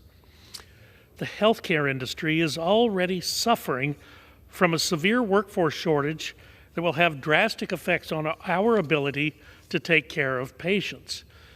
Republicans have been crystal clear on the issue, Madam Speaker. We never have and never will support federal vaccine mandates. The personal health decision of whether to receive a vaccine should be left between a patient and their doctor. The federal government has no place in demanding what an American must do for their personal health, and certainly as a condition of employment. For Texas specifically, one of our hospitals lost over 150 workers due to the federal vaccine mandate. This decision has deepened the staffing shortages back home, especially in rural areas, leaving all of us ill-equipped to deal with day-to-day functions. Madam Speaker, I will just conclude by saying I stand in strong support of this rule and the underlying bills that they will allow to be debated, and I urge my fellow members to support the rule, and I'll reserve the balance of my time. The gentleman from Texas reserves. The gentleman from Massachusetts is recognized. Thank you, Madam Speaker. And let me thank the gentleman from Texas, now the new Vice Chair of the Rules Committee, for yielding me the customary 30 minutes, and I yield myself such time as I may consume. The gentleman is recognized. Madam Speaker, there's a lot to take in from what the gentleman's opening remarks and the opening remarks that he provided. I just want to say one thing. He says that the Republicans have a mandate. I think the message of the last two elections was that the overwhelming number of people in this country said no to extremism. And mandate, I mean, Democrats picked up a seat in the Senate, and the red wave that was predicted by my Republican friends turned into a pink splash. And the reason why was because people were turned off by your extremism. And this in spite of all kinds of gerrymandering and crazy redistricting plans and money like we've never seen in an election before. And we have the narrowest of narrow margins. So if the gentleman thinks that there's a mandate here to embrace extremism, well, I beg to differ with that. And Madam Speaker, there's no denying that the situation with COVID has improved. Cases are down, deaths are down, and most of us have returned to the lifestyles we had before the pandemic. But that's because of the incredible steps we've taken to keep people safe. Vaccines, expanded health care, telework flexibilities, other programs and initiatives that ensure Americans can lead healthy, full lives. The rule before us today allows for the consideration of four measures, four reckless, regressive measures to turn back the clock on all that we've gone through and learned over these last 3 years, all under closed rules. Let me repeat that, all under closed rules. H.J. Res. 7 would terminate, effective immediately, the COVID national emergency declared in 2020 by President Trump and renewed by President Biden in 2021. This immediate reversal offers no off-ramps for relief programs and benefits, threatening aid for nursing homes and hospitals, additional support for the VA, as well as help for small businesses and more. It would end flexibilities to ensure more food insecure people have access to SNAP, our nation's first line of defense against hunger.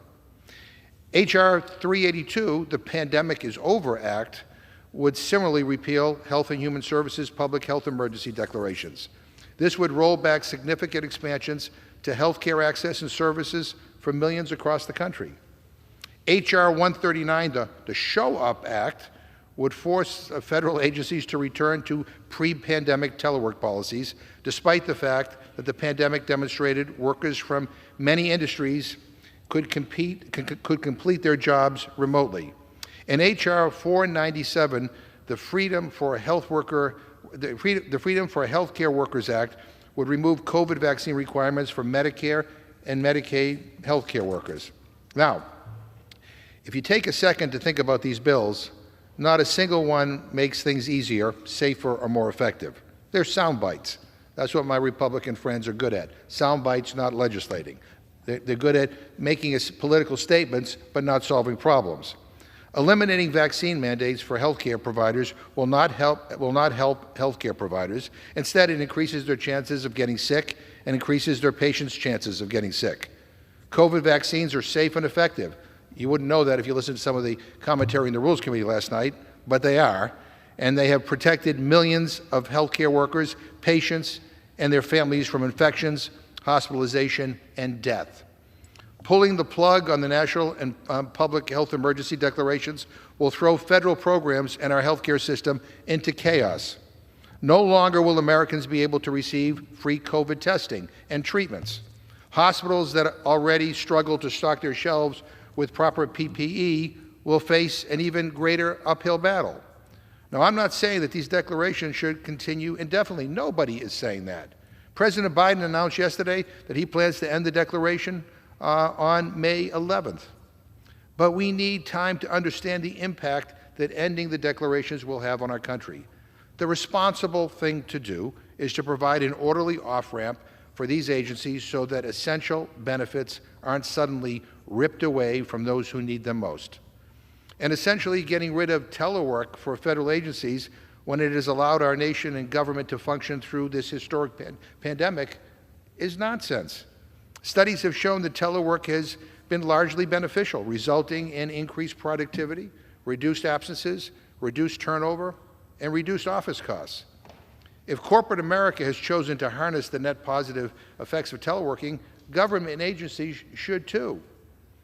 Now, I'm going to add that my Republican friends who are screaming against telework and provisions, I want to just point out for the record, Madam Speaker, that Republicans voted by proxy more than 14,500 times in the last Congress. Let me repeat that. Republicans voted by proxy, that means they were operating remotely, more than 14,500 times in the last Congress. It was kind of comical last night. My friend from Texas in the Rules Committee last night said that people were voting, the Republicans were voting by proxy because they felt Democrats pressured them. The Democrats made them do that. Really? I mean, I've heard a lot of crazy things in my life, but I've never heard that used as an excuse. But I mean, give me a break. I find it outrageous that some members are so worried about government workers getting their work done from home while they themselves took advantage of proxy voting over the last 3 years. Guess what? Proxy voting is called telework. And my friends are okay with telework for themselves, but when it comes to federal workers, no, they're not okay. I guess for House Republicans, it's do as I say and not as I do. You know, we had the chair of the Oversight Committee testify, very passionately, against telework last night. And he voted by proxy, get this, 83 times. 83 times. I mean, you can't make this stuff up. We all know that COVID has moved into a new phase. And thanks to the use of safe, effective vaccines and other prevention tools, we're moving forward and we're learning to live with it. But let's not forget that over 1 million of our fellow Americans have died from it. And we should not ignore the fact that COVID continues to spread and mutate. It still poses a danger to people. It's clear that House Republicans just want to pretend that COVID isn't still a problem, that science doesn't exist, and telework doesn't have a place in the 21st century. At the end of the day, these measures were introduced really out of spite. Our colleagues across the aisle are looking to undo everything we did, and even if that means getting rid of important, effective measures that help the American workers, that help American families, and help American patients. Let me just say this in closing, Madam Speaker. None of these have gone through committee. There are no hearings, not a single hearing. And again, there were lots of questions raised about these bills in the Rules Committee last night, including whether or not Title 42 would be overturned. And the administration has one opinion, and my Republicans have another opinion. I don't know what the truth is, but boy, a hearing would have made a difference. But they couldn't even wait a couple of days to do a hearing. They just want to rush this to the floor because they got to get a press release out. There were not only no markups, no amendments. I mean, we had amendments submitted to the Rules Committee last night, not just by Democrats, but by Republicans. And they said, no, close, no. Can't even have a debate on the floor, can't have an up or down vote. 15 out of the 16 measures that this Congress has considered so far are totally closed. And I'm thinking I need to call the attending physician's office and get a neck brace because I've got whiplash trying to reconcile what my friends said they were going to do and what they're actually doing. I mean, the last time the Republicans controlled Congress, they presided over the most closed Congress in the history of the United States of America. Let me repeat that. The last time they were in control, they presided over the most closed Congress in the history of our country. And they're on track to try to beat their own record. And so this is not what the Speaker promised. Now, maybe I didn't see the secret memo that Speaker McCarthy was circulating to get votes. Maybe there was some stuff in the secret memo that basically said that, say one thing and do another. But the bottom line is this is not what anyone was promised. And there's absolutely no reason that we couldn't have waited a few days to do hearings on this stuff so we could decide whether or not any of these measures were the responsible thing to do or whether or not there were some additions that we could have made to these measures to make them responsible. We all want to move on, but we want to do so responsibly. We all want to move beyond the national emergency, but we want to make sure that they're not unintended consequences. And so this is not serious legislating. This is political posturing. And it's a lousy way to begin the new Congress. And so I'm going to urge a no vote on the rule and a no vote on the underlying legislation, and I reserve the balance of my time. The gentleman from Massachusetts reserves. The gentleman from Texas is recognized. Thank you, Madam Speaker. I disagree with everything the gentleman just said, except his kind remarks on me being named vice chair of the Rules Committee. I do think it's somewhat ironic. He brings up redistricting, and after all, it was Democrats gerrymandering in the state of New York that led to the court throwing out their map, and as a consequence of the court map, we elected more Republicans from New York than anyone thought possible, which delivered the majority. It's now my great pleasure to recognize a fellow member from Texas, Mr. Roy, for 5 minutes on the rule. The gentleman is recognized. Thank the Speaker. I thank my friend from Texas. And I would note that last week, for the first time in 7 years, we were able to offer amendments on the floor of this body, here on the floor, with a modified open rule, and for the first time in 10 years, be able to amend appropriations measures. Now, I believe that the gentleman doth protest too much, for the first time in 10 years, be able to amend appropriations measures on the floor. But, I'm sorry, other than appropriations measures. But the gentleman doth protest too much. The bills we're talking about here are 1 page each, and one is 6 pages. We've had these bills out there. They've been publicly available. They've been out there for 72 hours. And when the gentleman says, why are we doing this so quickly? I'll tell you why.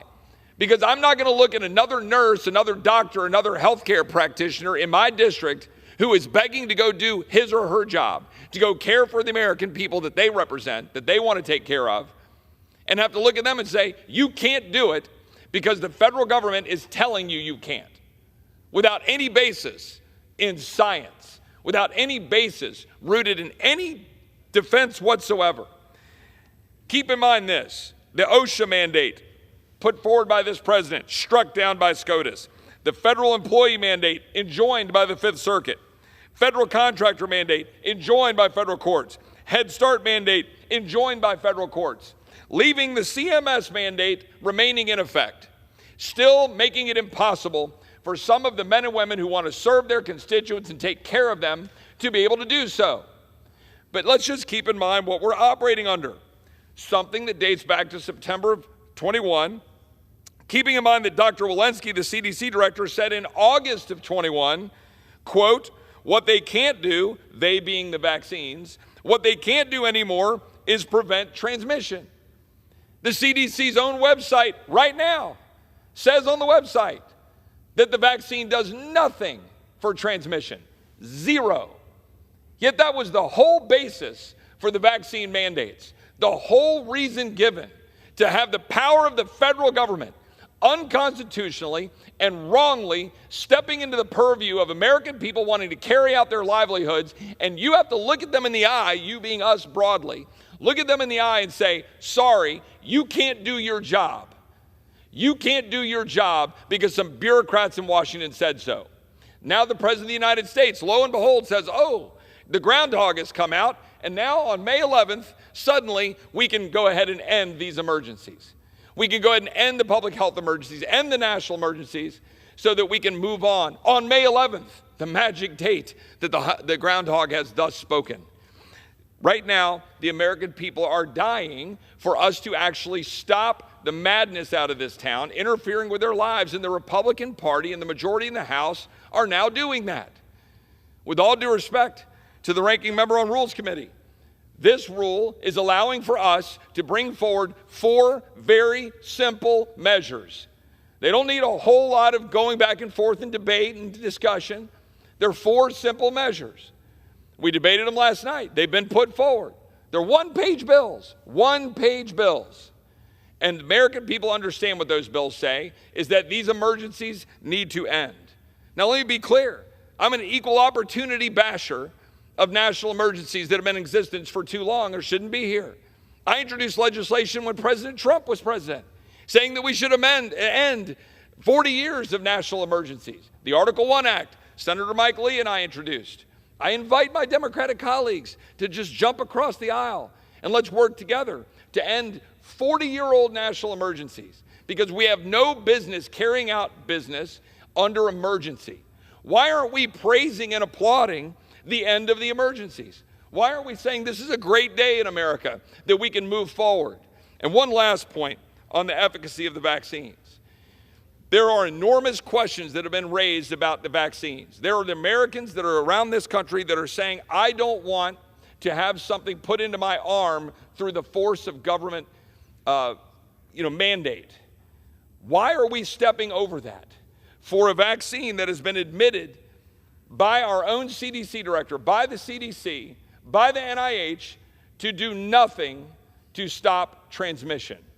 My colleagues on the other side of the aisle do not want to address that. They want to hide behind, quote, the science. They want to say Congress has no role to step over into the executive branch and say, wait a minute, on behalf of the American people, enough. But today, the Republican majority is saying enough. We should support this rule, and I yield back. Gentleman from Texas reserves. The gentleman from Massachusetts is recognized.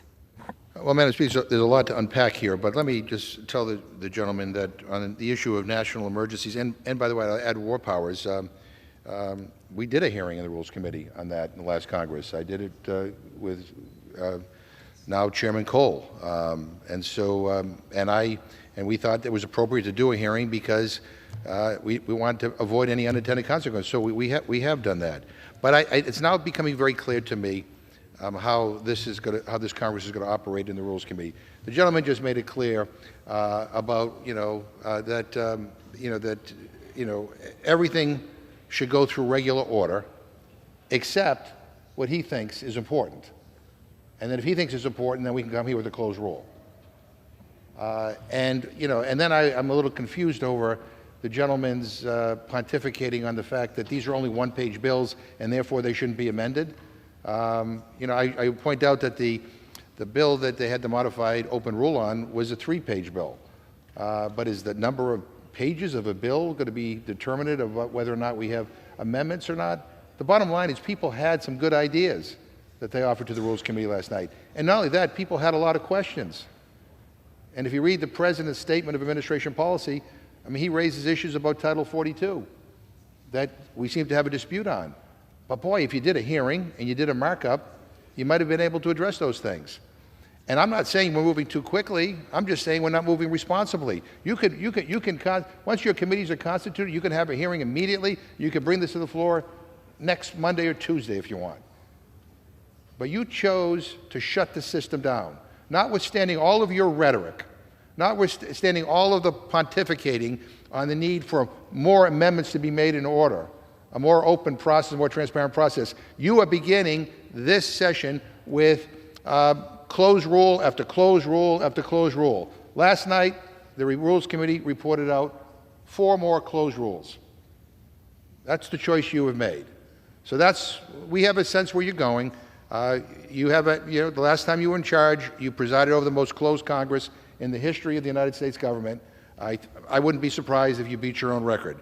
Madam Speaker, if we defeat the previous question, I will offer an amendment to the rule to ensure that none of the bills in this rule take effect unless it is certified that they do not decrease Social Security benefits.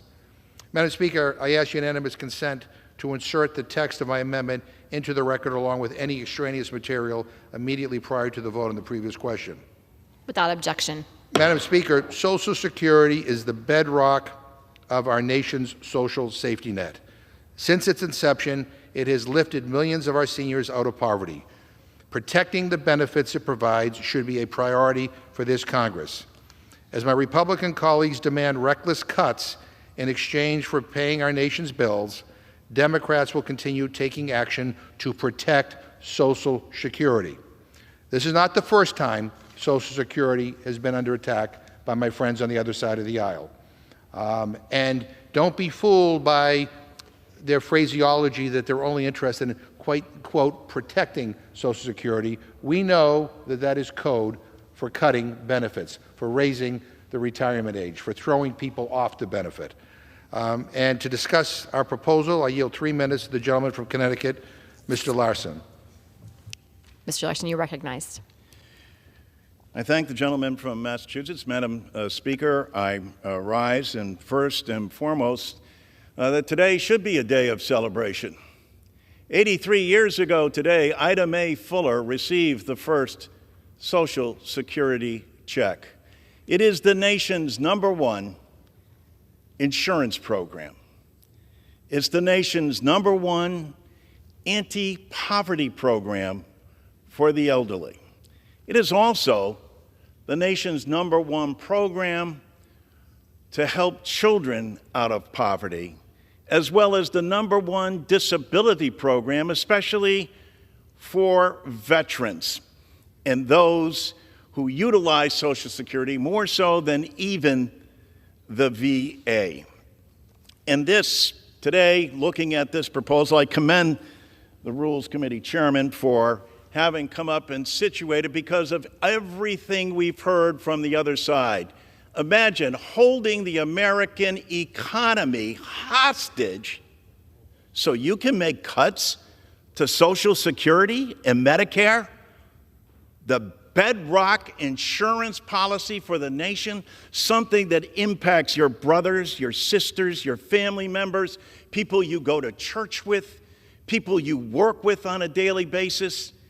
And you have proposed, both in your study group analysis, a 21% across the board cut to Social Security. That's what's got our attention. And amidst all of this, and especially amidst this pandemic, this global pandemic, where more than 1 million people have perished here in the United States, over 756,000 are over the age of 65. There are 66 million Social Security recipients.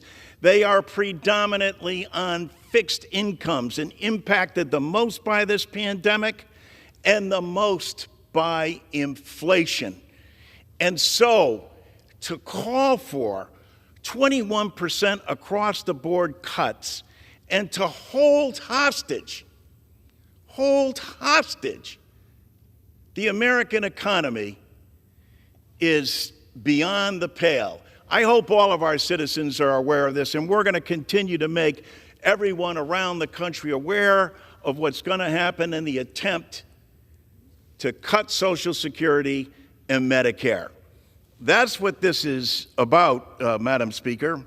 That's why I rise on this floor today. There are 10,000 baby boomers a day who become eligible for Social Security, and Congress has done nothing to enhance Social Security in more than 51 years. Gentleman's time's expired. And so I yield the gentleman an additional 30 seconds. I thank the gentleman, and obviously I appreciate the passion on the other side. And I think this passion and engagement has to be brought forward to the nation's #1 insurance program. It is not an entitlement, it's an earned benefit. And the citizens of this country know it. And I yield back to the gentleman. Gentleman from Massachusetts reserves. The gentleman from Texas is recognized. Yeah, let me just yield myself 30 seconds for the purpose of a response before I yield to Mr. Massey. I would just say right now, first off, the Speaker has been very clear that is not negotiable. There will be no cuts to Social Security and Medicare. But more importantly, the only person who is cutting Medicare right now is President Biden. Ask any doctor in this country, has your pay been cut in the last 4 years? And they will answer resoundingly in the affirmative. Now I'm pleased to yield 4 minutes to another new member of the House Rules Committee, Mr. Massey of Kentucky, to speak on the rule. You're recognized. Thank you very much. I rise in support of this resolution because it would facilitate the passage of H.R. 497, the Freedom for Healthcare Workers Act. What does that bill do? It ends the unscientific, illogical, immoral, unconstitutional, unethical vaccine mandate on healthcare workers that is predicated on lies. What are some of those lies? Let's start with the first one. The first lie, the vaccine prevents spread.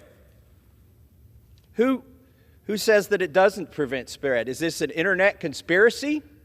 Well, it's on the internet, but it's the CDC director, Rochelle Walensky, who said a year ago, what the vaccines can't do anymore is prevent transmission.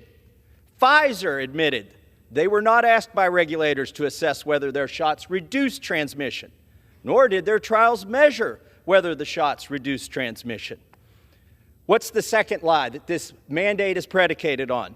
The vaccines don't cause any harm, can't cause any harm. They're safe. They're completely safe. You have nothing to worry about. No side effects. No adverse reactions. Who disputes that? Is it an internet conspiracy? It's the CDC website. Yes, it's on the internet. The CDC website acknowledges that the vaccines can cause myocarditis, pericarditis, blood clots, and even death.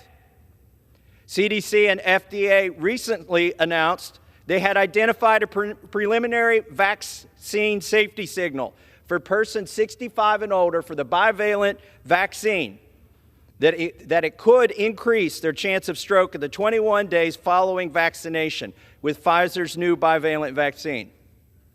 What's the third lie that this is predicated on, this vaccine mandate for healthcare workers? That it's scientific, that it makes sense. How does it make sense to require somebody to have 2 shots targeted at a variant of the virus that is no longer circulating? To have 2 shots that wear off after 8 months, 2 shots that were taken 2 years ago. The CDC acknowledges that those vaccines that are mandated, taken 2 years ago, have worn off by now. Why would you mandate them? What's the fourth lie that this vaccine mandate is predicated on? It ignores natural immunity.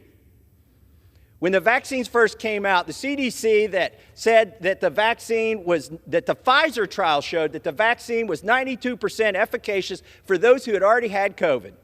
Guess what? It showed no such thing. I called the CDC. They admitted to me it was wrong. They said they would fix the website. Here we are, over 2 years later. They haven't fixed that lie on their website.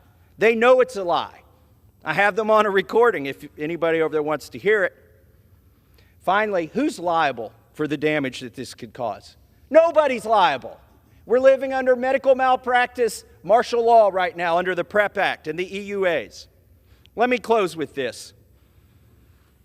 This vaccine mandate affects nurses. 85% of nurses are female. And this Joe Biden's COVID vax mandate for healthcare workers has forced many from the workplace. Many of them quit nursing as a career, retired early, or didn't pursue it as a degree.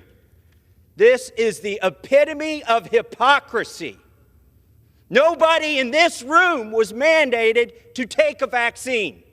And we're voting on whether we're going to force people who want to take care of people, whether they have to take the vaccine.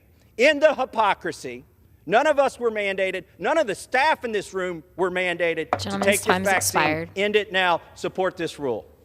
Gentleman from Texas reserves. The gentleman from Massachusetts is recognized.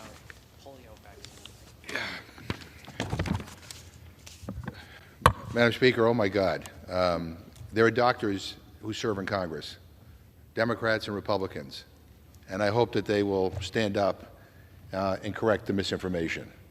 I mean, you know, the gentleman talks about herd immunity as if somehow that were some panacea here. I ask unanimous consent to insert into the record an article from Harvard Medical School entitled COVID-19 Diagnosis Raises Risk of Heart Attack and Stroke.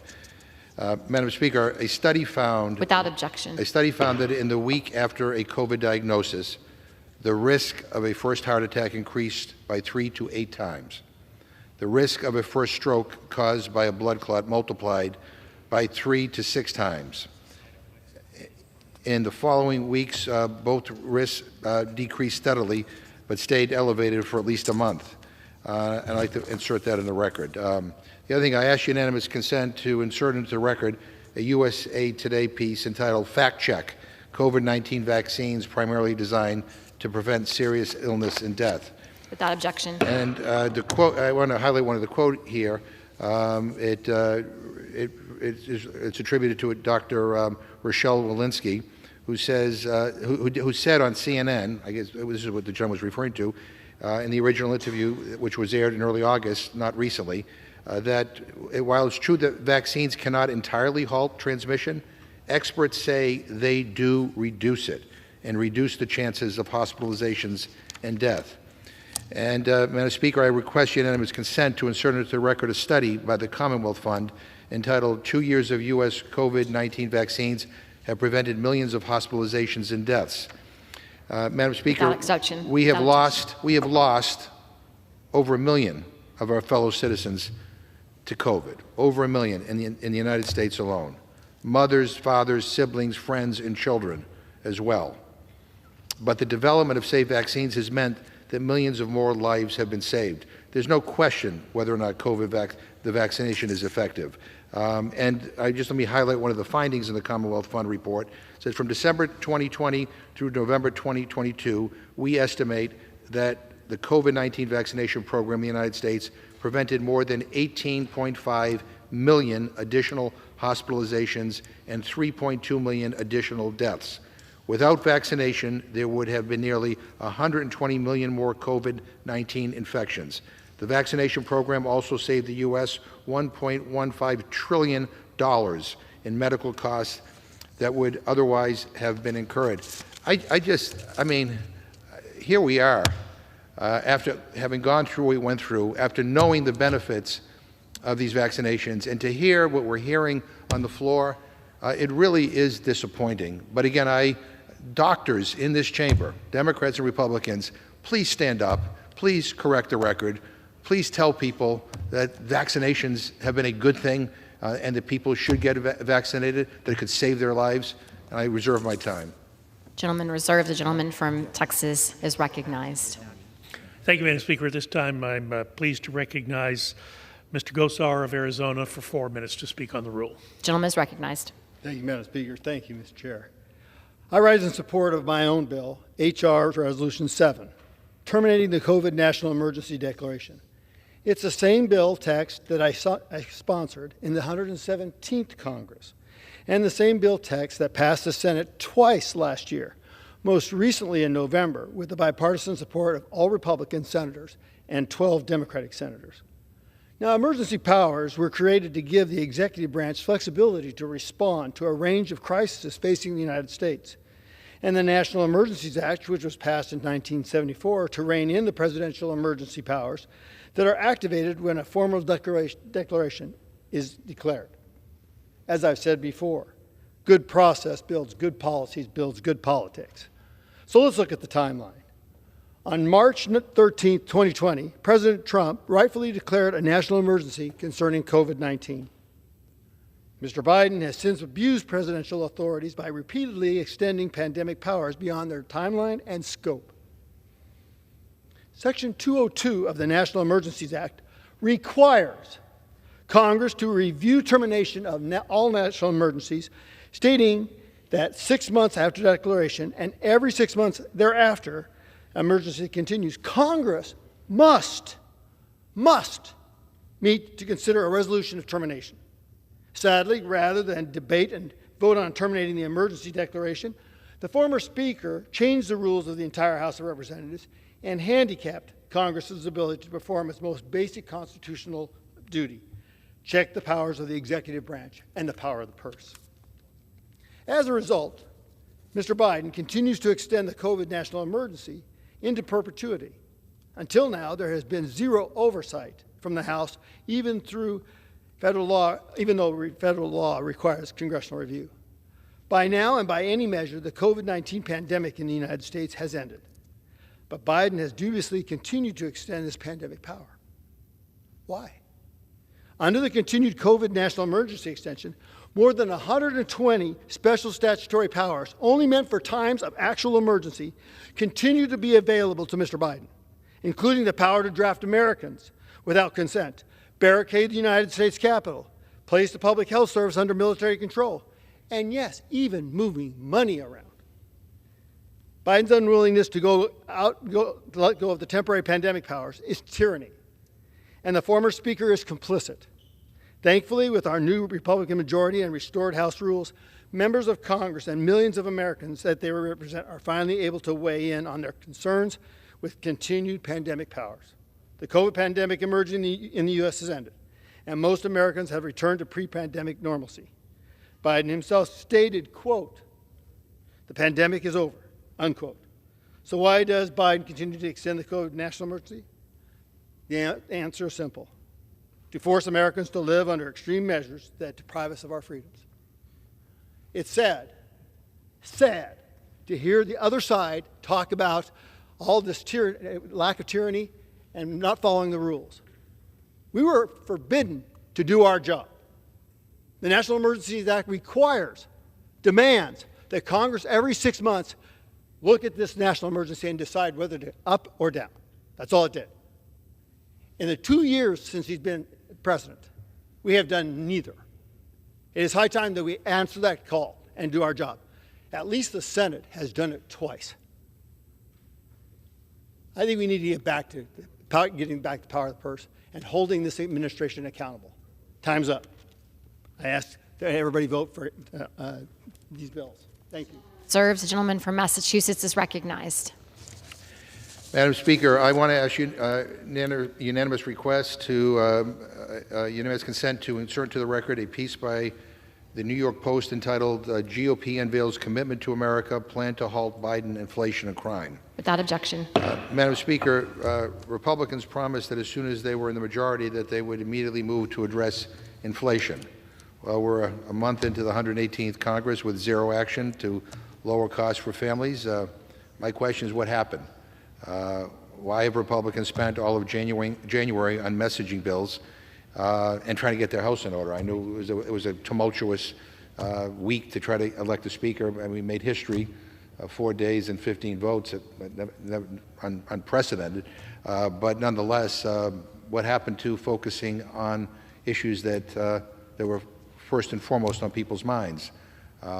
Instead, we had abortion bans, and now we're dealing with this, and I think we're dealing with a bill on socialism later today. I don't know what the heck prompted that, but in any event, I mean, really, is that what my Republican friends think the American people want? And again, I'm going to just say again that I'm urging my colleagues to vote no on the previous question so that we can, have the vote on my proposal, basically, which says that, that Social Security benefits must be protected, that there's nothing in any of these bills or any bills going forward that would in any way negatively impact Social Security. Protecting the benefits Social Security provides should be a priority for this Congress. Quite frankly, none of us are comforted by any of the words that the Speaker has said. We don't know what's in the secret memo. I don't know what was promised on Social Security. But when Republicans say things like, we want to protect the integrity of the program, that is code for we want to cut it. That is code for we want to raise the retirement age. That is code for all the things that our constituents, not just Democrats, but independents and Republicans, fear that might be coming down the road. They're trying to use Social Security as they're trying to hold it hostage as part of their this effort to get some sort of a deal on the debt ceiling. I mean, basically holding this economy hostage.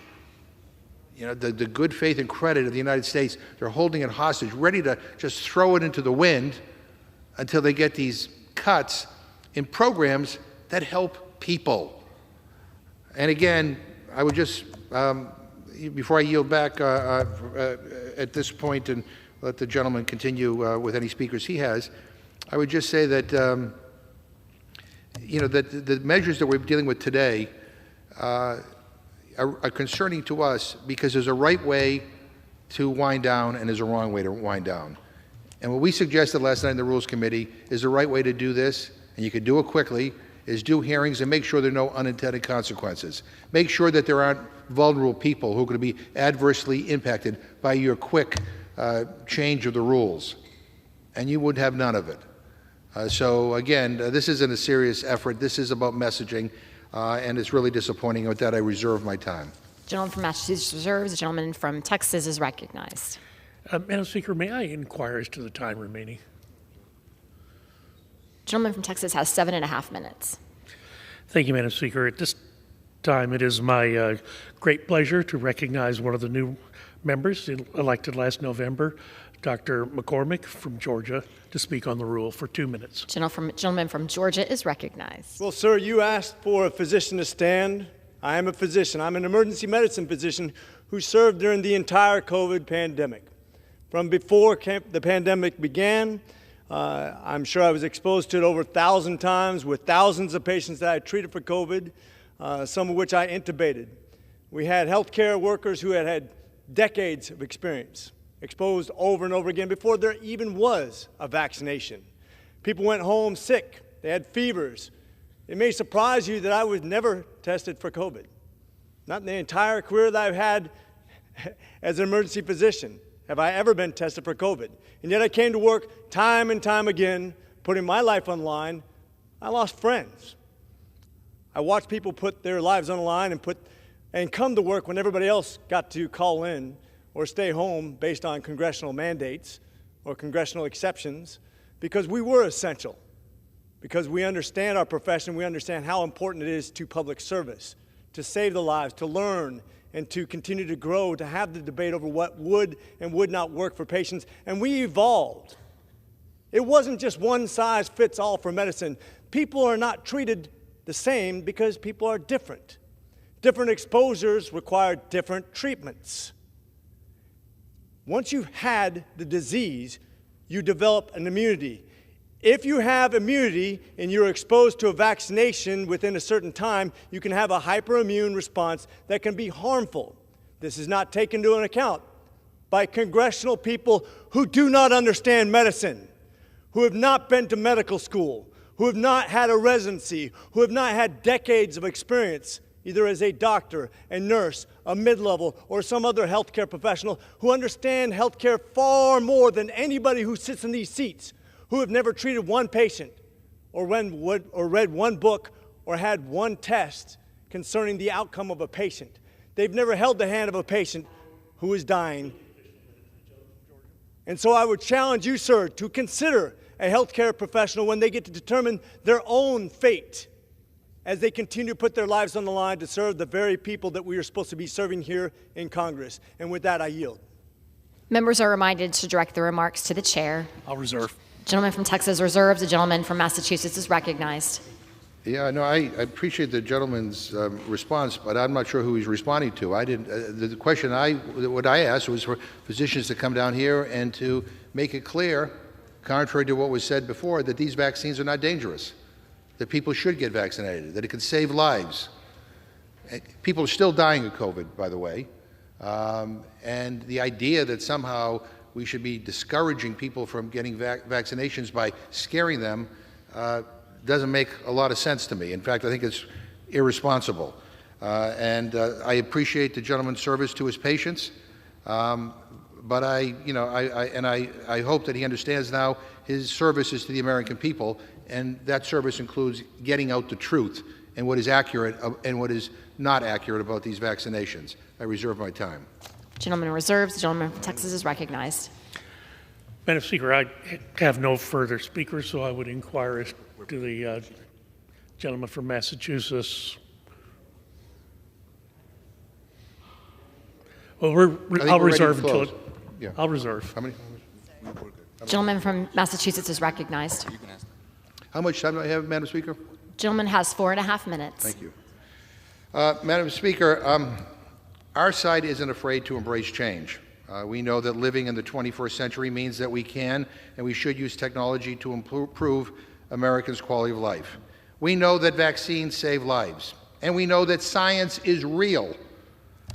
We know that ending these emergencies immediately is irresponsible. And most importantly, we know that we are here to make progress, not to go backwards, which is what the 4 measures this rule includes would do. Again, let me say, none of these bills went through committee. They could have, but none of them did. You know, 94% of the rules this Congress has dealt with have been completely closed. That's 15 out of 16 measures, with no hearings, no amendments, no markups. Is this what Speaker McCarthy promised you in his secret memo, that this is the way you conduct business? And on top of all of that, I mean, we are deeply concerned that a small minority on the other side of the aisle, represent the most extreme elements of the Republican conference, are calling the shots, and we are worried about Social Security, and we are worried about Medicare.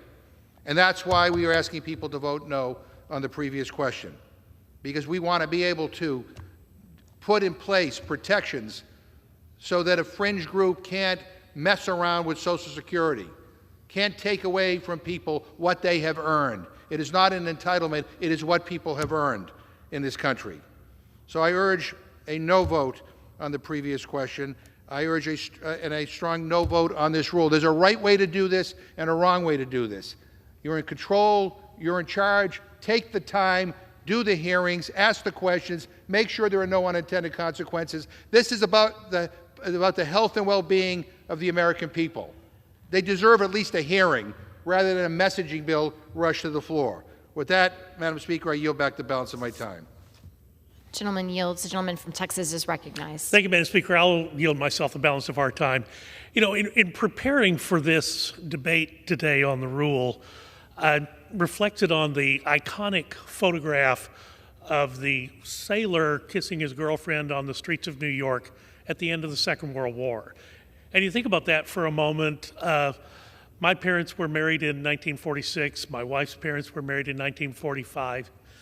The end of the Second World War, the optimism of that couple on the streets of New York, which then gave rise to basically my generation, the baby boom generation.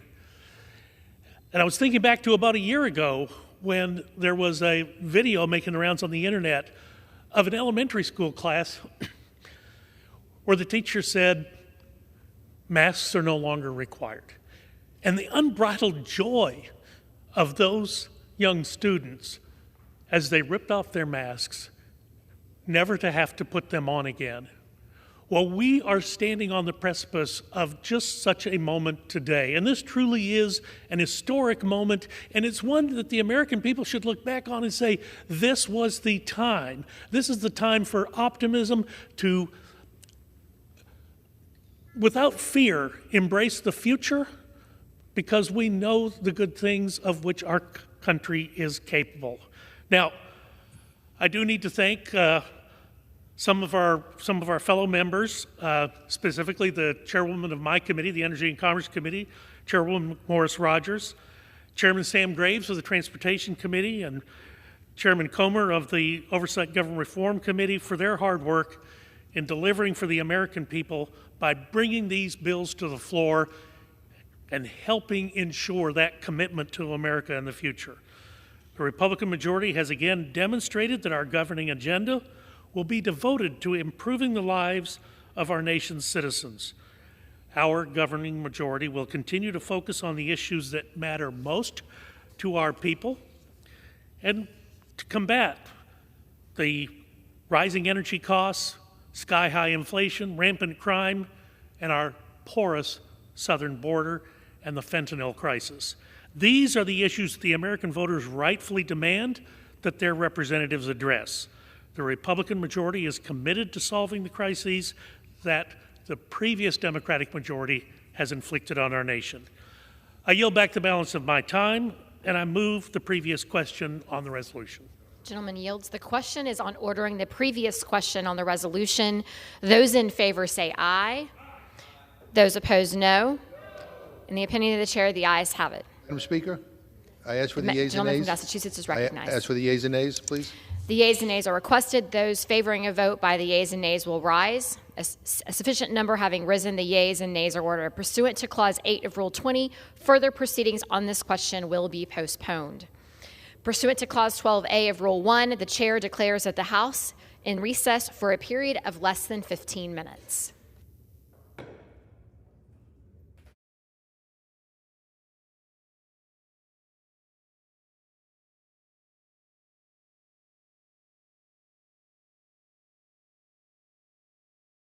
In order.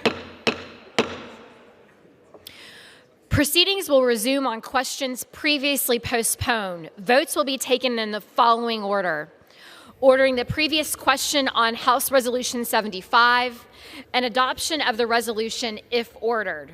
The first electronic vote will be conducted as a 15-minute vote. Pursuant to Clause 9 of Rule 20, remaining electronic votes will be conducted as 5-minute votes. Pursuant to Clause 8 of Rule 20, the unfinished business is the question on ordering the previous question on House Resolution 75, on which the yeas and nays were ordered. The clerk will report the title of the resolution. House Calendar Number 1, House Resolution 75. Resolution providing for consideration of the joint resolution, House Joint Resolution 7, relating to a national emergency declared by the President on March 13, 2020, providing for consideration of the bill H.R. 139 to require executive agencies to submit to Congress a study of the impacts of expanded telework and remote work by agency employees during the COVID-19 pandemic and a plan for the agency's future use of telework and remote work and for other purposes, providing for consideration of the bill H.R. 382 to terminate the public health emergency declared with respect to COVID-19 and providing for consideration of the bill H.R. 497 to eliminate COVID-19 vaccine mandate on health care providers furnishing items and services under certain federal health care programs. The question is on ordering the previous question. Members will record their votes by electronic device. This will be a 15-minute vote.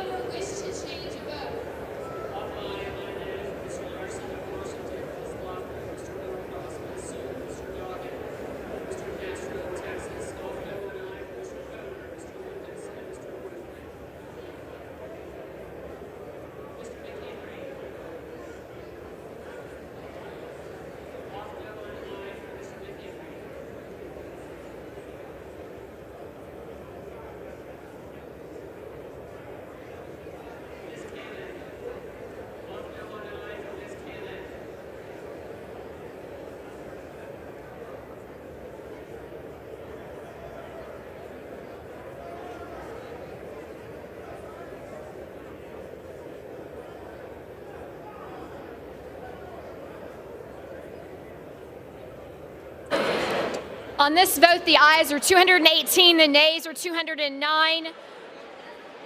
The previous question is ordered. The question is on the adoption of the resolution. Those in favor say aye. Those opposed say no. In the opinion of the chair, the ayes have it. The gentleman from Massachusetts I is ask for recognized. recorded vote. A recorded vote is requested. Those favoring a recorded vote will rise. A sufficient number having risen, a recorded vote is ordered. Members will record their votes by electronic device. This will be a 5-minute vote.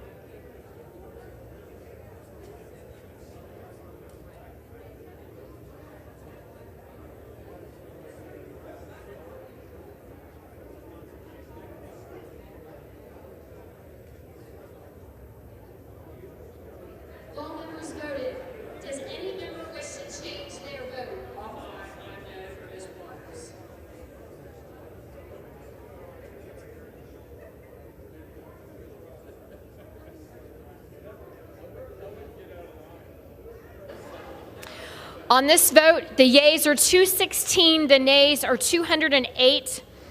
The resolution is agreed to without objection. The motion is to reconsider is laid on the table.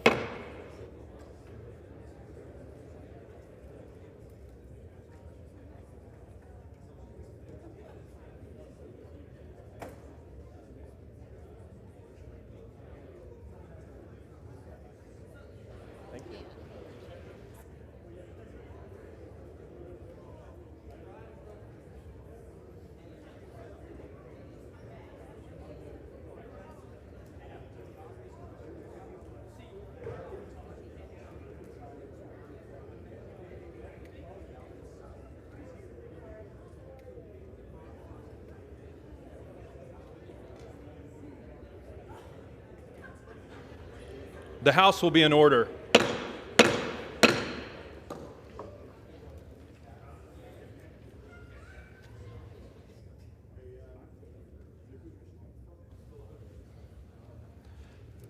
For what purpose does the gentleman from Kentucky, Mr. Guthrie, seek recognition?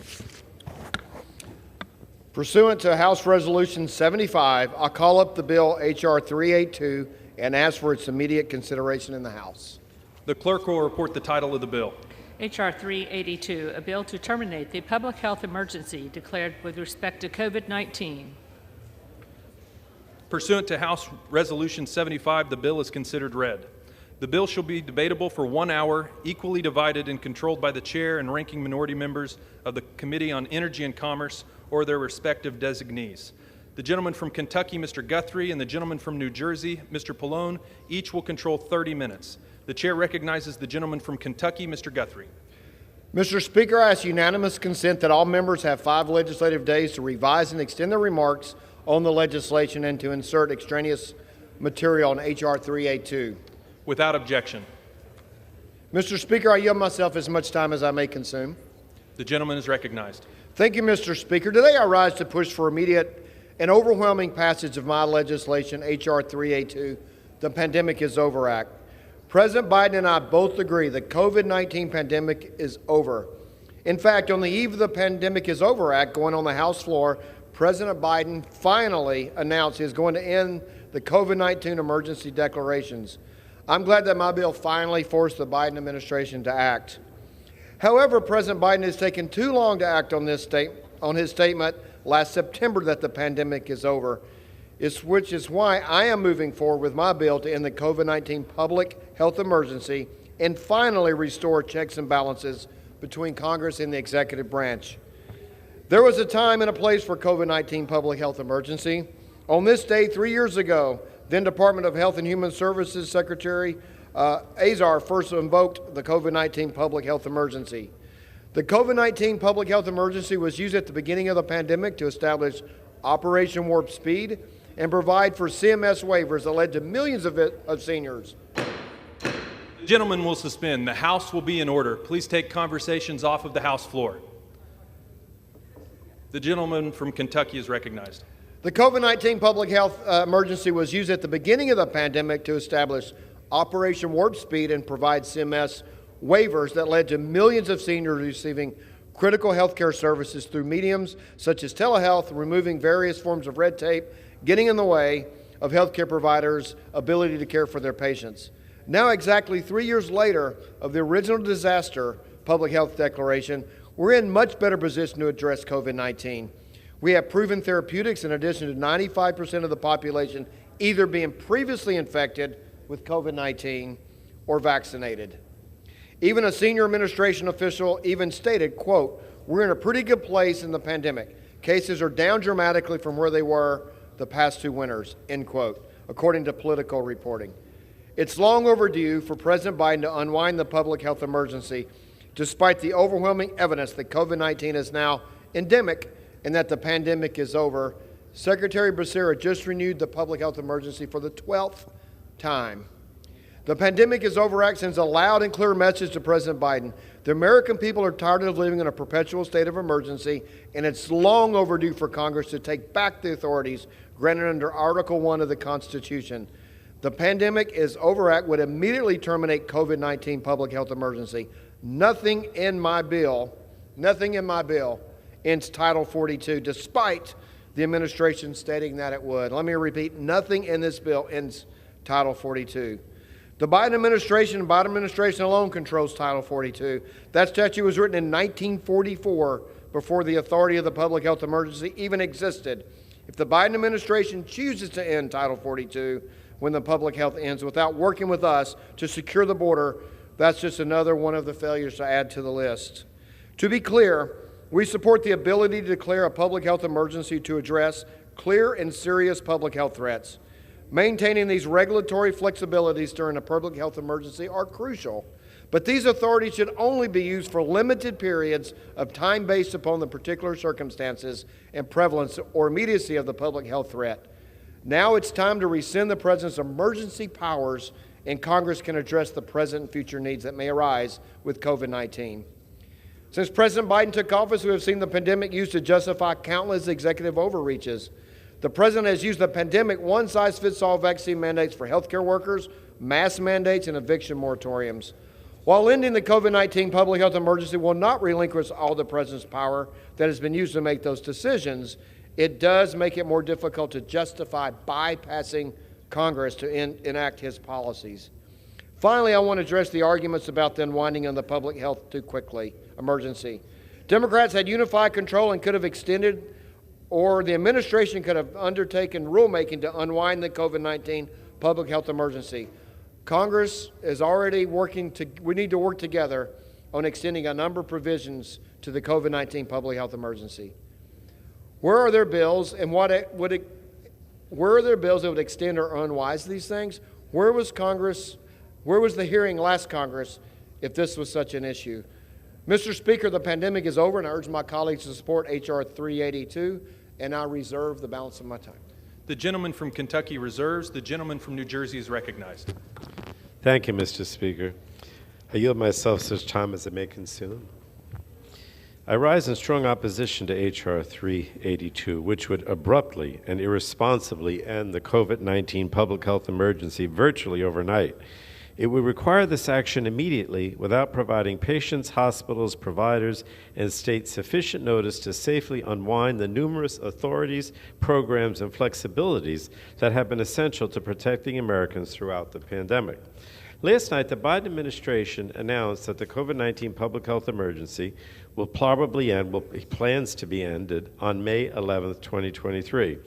This timeline provides healthcare providers and patients with the certainty and predictability needed to responsibly wind down our COVID-19 response programs. As a result of these successful programs, as well as the historic investments made by Congress, millions of Americans have received free vaccines and tests, safe access to their doctors through telehealth appointments, and continuous health care coverage through programs such as Medicaid and CHIP. Unfortunately, Republicans are needlessly rushing forward today with a reckless plan that would jeopardize the health of millions of Americans by immediately ceasing these important response programs without advanced preparations. Now, Mr. Speaker, a pandemic of this magnitude cannot be unwound overnight. We cannot flip a switch and make COVID-19 end with a snap of a finger. If H.R. 382 becomes law, it would have disastrous consequences. It would disrupt insurance coverage for millions of vulnerable Americans by allowing states to immediately start kicking vulnerable Americans off their health care coverage without any protections. And this is deeply irresponsible and dangerous. Americans would also immediately begin paying out of pocket for the COVID-19 testing, and hospitals would see an immediate payment cut of 20% for Medicare patients with COVID-19. In addition, important waivers and flexibilities, including certain telemedicine flexibilities that providers and patients have relied on for the duration of the COVID-19 pandemic, would be terminated immediately as well. This legislation would also result in the elimination of vital tools for tracking COVID-19 outbreaks in nursing homes and other residential facilities. And it impacts our veterans, ending VA clinicians' ability to prescribe controlled substances via telehealth. This would severely impact many veterans' access to medications that they need to manage chronic pain, complex mental health conditions, and substance use disorder. The legislation also threatens the progress the VA has made in ending veterans' homelessness. And finally, Mr. Speaker, it would abruptly end flexibilities for the Supplemental Nutrition Assistance Program, or SNAP, that would impact many Americans struggling to put food on their tables, particularly for those having trouble finding work and low-income college students.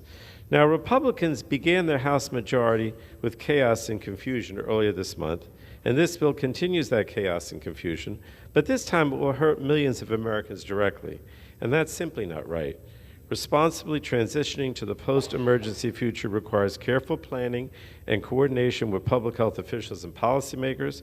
I applaud the Biden administration for properly guiding the nation to a safe transition as we unwind these programs without endangering access to care and treatment for Americans. Unfortunately, Republicans are rushing to recklessly and dangerously eliminate all these protections immediately and without warning. So I just think it's the height of irresponsibility, and for that reason, I would strongly urge my colleagues to oppose this bill, and I reserve the balance of my time. The gentleman from New Jersey reserves. The gentleman from Kentucky is recognized. Thank you, Mr. Speaker. We've been asking for a year for the Secretary of Health and Human Services to start showing us a plan to unwinding the emergency pandemic emergency. Now that we're here today, doing this today, it seems like we're starting to move in that direction. Unfortunately, we didn't have any hearings last Congress to deal with it, but we are going to begin that working together today.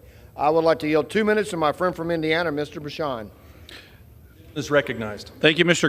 Guthrie. I rise today in support of H.R. 382, the Pandemic is Over Act.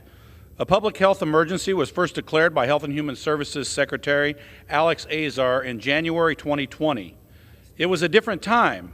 We knew little about the novel coronavirus that was overtaking the world. We didn't understand how it worked. We had no way to treat it or reduce the spread.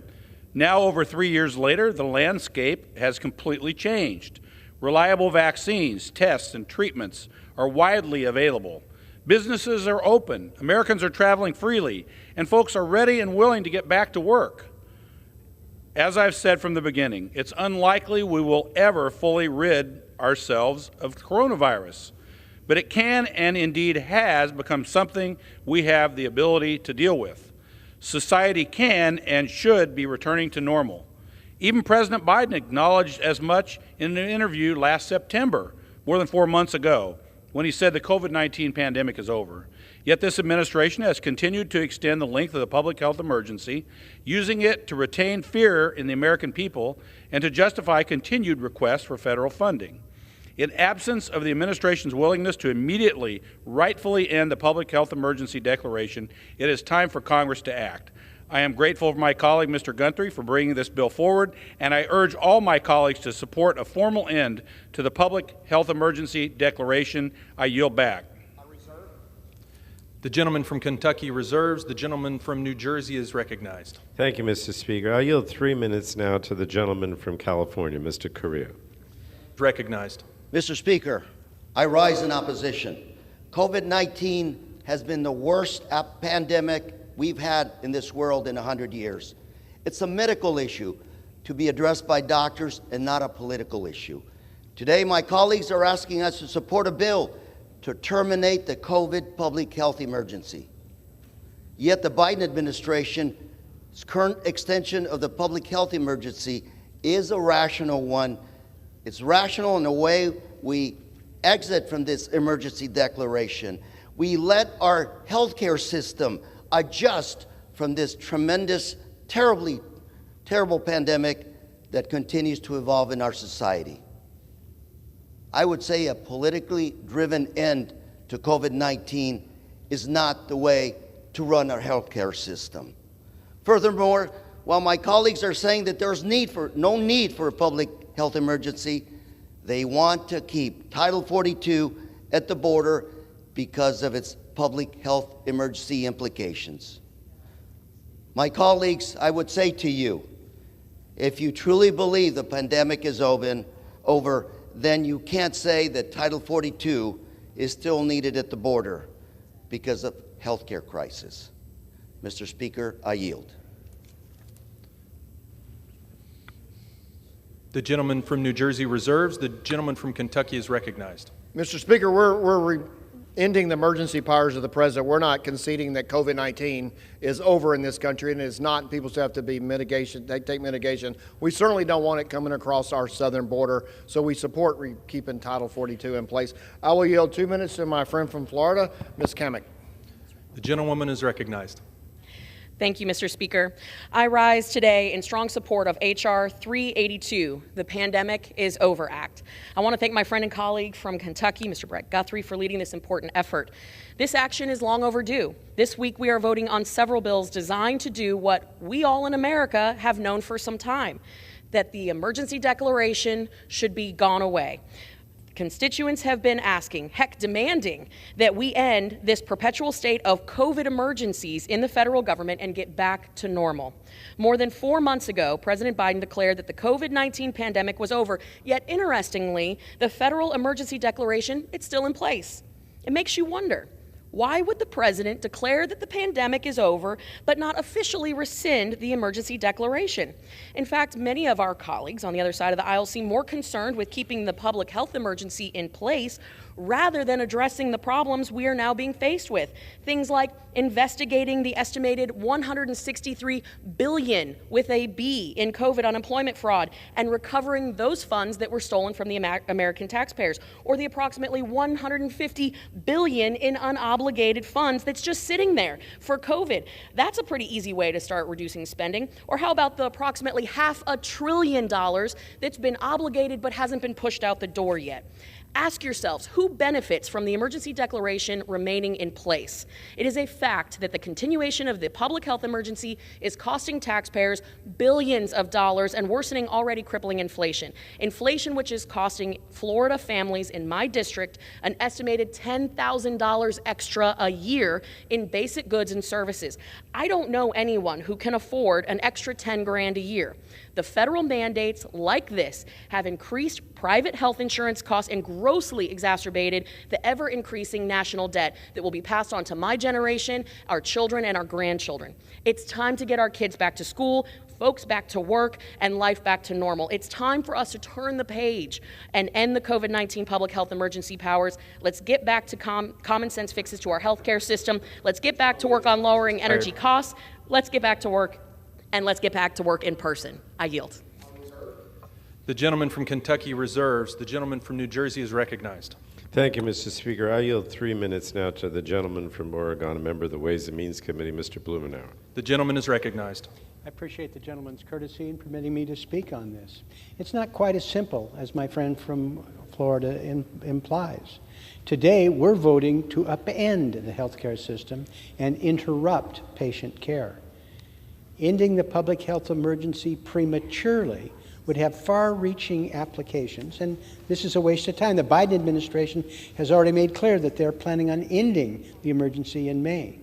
Why are we spending time abruptly ending this declaration, which is going to end in 3 months anyway, when we could have instead had a serious conversation about making this as smooth a transition as possible? There are many things that are involved here. Congress already started this work in the omnibus by beginning a process to wind down Medicaid enrollment policies and extending important programs like telehealth. I was happy my bipartisan legislation to extend Medicare's Hospital at Home program was extended in this manner. We fought for this because we viewed the waivers and policies of the last 3 years as a blueprint for future opportunities to innovate and extract value from our healthcare system. This work was bipartisan because both sides of the aisle saw the benefit of the pandemic-era policies. It's unfortunate, instead of continuing to build on that work, my colleagues are posturing. I've heard from hospitals in my district, and I imagine you've heard in yours, how important it is to extend, not end, the waivers that address the capacity and staffing challenges. If this bill were enacted, those operations would be upended. State Medicaid programs would be an unnecessary chaos, with millions at risk of losing their health insurance. Seniors would lose access to COVID tests because Medicare would no longer be able to pay for them. These are just a few examples of the complexity and how irresponsible this legislation is. And it certainly does not honor the more than 1 million Americans who've lost their lives to this disease. After a traumatic 3 years full of loss, the last thing the public needs is additional chaos at the hands of the federal government. At the start of the pandemic, we saw an often divided Congress come together to bring meaningful relief to American families. I would hope that we would continue that same spirit of cooperation and dedication to our constituents at the end of this chapter. I know we've all heard from our hospitals and healthcare systems about the needs they still have. I believe we can work together to make this a stable transition and learn the lessons from the pandemic. I urge my colleagues to reject this legislation and instead come to the table to work to end the transition in a reasonable fashion. Thank you, and I yield back. The gentleman from New Jersey reserves. The gentleman from Kentucky is recognized. Thank you, Mr. Speaker. I'll just point out that the Omni gave the states clarity in how to deal with the Medicaid situation moving forward. We also extended telehealth. So a lot of things we've been trying to do, we've been asking the administration for a year to address some of the things that my friend from Oregon has just brought up. I will now yield 1 minute to the gentlelady from Iowa, Dr. Miller Meeks. The speaker is recognized. Thank you, Mr. Speaker, and thank you, Representative Guthrie, for yielding me time. As both the physician and the former director of the Iowa Department of Public Health, I agree with what President Biden said in September of last year. The pandemic is over. More specifically, even though SARS-CoV-2 is still circulating, it's endemic, the public health emergency is and should be over. I'm proud to support H.R. 382, which acknowledged the truth of the President's words and finally put an end to the public health emergency. When COVID-19 first reached our shores, the Public Health Emergency Declaration was a tool that helped our country to mobilize, develop testing, develop vaccines, and to distribute PPE and institute our manufacturing sector. However, this emergency declaration is no longer needed, and instead of putting an end to it, the President has continually renewed it with no end in sight. For example, we have already extended telehealth for 2 years. From mask mandates and vaccine mandates to extending Medicaid expansion to previously ineligible participants and student loan forgiveness, the President and this administration are using the public health emergency to expand government overreach. What's irresponsible is not putting a transition in place during this past year. I urge my colleagues to support H.R. 382 and put an end to this outdated, bloated government overreach. Thank you, and I yield back. The gentleman from Kentucky reserves. The gentleman from New Jersey is recognized. Thank you, Mr. Speaker. I yield now 3 minutes to the gentlewoman from Texas, Ms. Sheila Jackson Lee. The gentlewoman is recognized. I thank the ranking member and I thank the manager of this legislation. However, Mr. Speaker, I rise today to try and speak something called common sense speak. And that is for my colleagues to understand that Americans reject confusion and chaos. According to the New York Times, an abrupt end to the emergency declarations would create wide-ranging chaos and uncertainty throughout the healthcare system for states, for hospitals and doctors' offices, and most importantly for the tens of millions of Americans that has evidence. This is on the data from the White House, which, by the way, under President Joe Biden, crafted a White House COVID task force that began to calm the uncalm waters that we suffered in the last administration. Does anyone remember maybe we should drink disinfectant in the midst of COVID-19? Well, let me tell you, in Houston, Texas, we remember it. We also know that 6,812,798,000 persons died around the world from COVID. 1.1 million died in the United States. And it was only after an overwhelming effort by the Biden administration that we began to see the clock move on individuals willing to get their first, second, and third shots, their booster shots.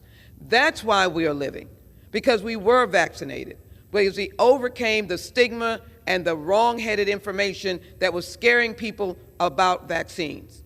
We didn't lose 1 million people on vaccines. We lost 1 million people on not having that vaccination timely. And so I am struck by this legislation. The pandemic is not over. 500 people a day die right now as I'm standing here from COVID. That's a reasonable amount. I know there are other infectious diseases, but doesn't it make sense that if we can have a vaccine and a protocol that allows people to live, our children, those with pre-existing conditions, that we want them to do so. The Biden administration has announced that they intend to reduce this emergency pandemic or pandemic emergency, national emergency declaration in May.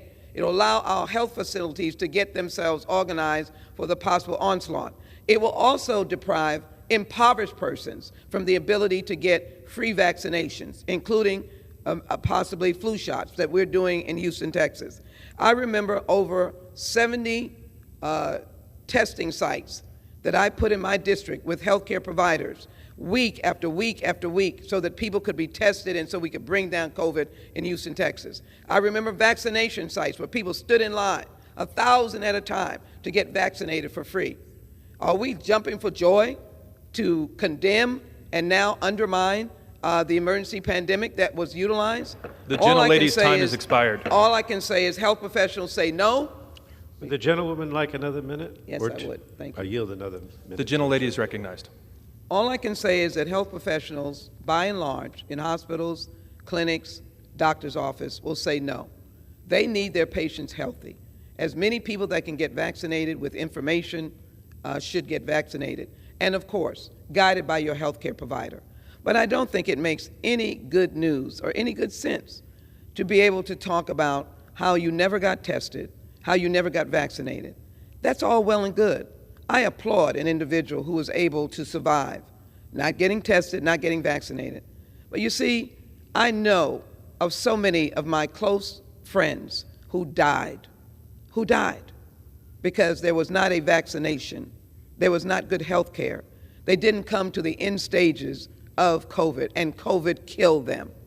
And so I don't make mockery of the hard work of President Biden. And I truly believe that his time frame, I might think it's a little too quick, but I adhere to the president's time frame of May 2023. Let us organize so that we can save lives. And at any moment, The gentlelady's time has expired. 30 seconds. I'll yield her another minute if I can. The gentlelady is recognized. At any moment, Mr. Speaker, at any moment, we can have a surge of COVID-19. We saw that at the beginning of the convergence of flu that was high this year and COVID. And so I don't celebrate this legislation. I don't take angst or anger with the individual who thinks this is the right way, but I know that I'm on the right side. I'm on the dominant side of truth. That 6 million plus died, 1,111 died here in the United States, and 500 are dying every day. This is not a time to precipitously end the emergency declaration, and we should also make sure that we're not creating chaos and confusion. I'd like to ask unanimous consent to submit into the record New York Times article, U.S. plans to end public health emergency for COVID in May, and again, emphasizing that we need not have chaos and confusion. I unfortunately see no purpose in this bill and will vote against it. I yield back. Without objection. The gentleman from New Jersey reserves. The gentleman from Kentucky is recognized. Thank you, Mr. Speaker. We're trying to end the emergency powers of the president during the pandemic. We recognize COVID is still an issue that people have to deal with. We are absolutely know that we're going to be working together over the next few weeks and few months to make sure that we have in place the proper protections. I will yield 2 minutes to my good friend from Georgia, Mr. Carter. The gentleman is recognized. I thank the gentleman for yielding. Mr. Speaker, I rise today to speak in favor of H.R. 382, the Pandemic is Over Act. Mr. Speaker, to quote President Biden, the COVID-19 pandemic is over. This is one of the few times I've agreed with him from this chamber. Now that the House is finally voting to end the public health emergency, President Biden has suddenly decided to end it in May. It's past time for us to act. That's why I'll be voting for the Pandemic is Over Act, and I urge my colleagues to do the same thing. This is not just a symbolic gesture. It's critically important that we vote to end this so-called emergency once and for all. This administration has maintained the emergency declaration for 3 years, Mr. Speaker, 3 years. Americans have moved on from the pandemic. Georgians in my district went back to work and back to school over 2 years ago. So why is our country still under a public health emergency? The reason why is because it's the vehicle this administration has used to implement mask mandates and other leftist policies. It's nothing more than an excuse for federal overreach that prohibits states from making decisions for their constituents. It's time to make it official. Let's end this COVID-19 public health emergency and focus on reviving our economy. I'd like to thank Representative Guthrie and Chairwoman Rogers for working together on this legislation, and I encourage my colleagues to support this bill, and I yield back. The gentleman from Kentucky reserves. The gentleman from New Jersey is recognized. Thank you. I yield myself 1 minute, Mr. Speaker. Gentleman is recognized. Mr. Speaker, I just want to commend Sheila Jackson Lee, my colleague, for everything that she just said. I remember so many times during the first year of the COVID pandemic when she was calling me and trying to get testing sites, trying to make sure that a lot of her constituents were tested and then received the vaccine. You know, it's very easy for our colleagues on the other side now to say, well, this is over, you know, it's time to move on. But the bottom line is that, you know, we never know for sure exactly what's going to manifest itself. Even when the president said yesterday that he's planning on ending this public health emergency on May 11th, notice he said plan, because we're not sure that's possible.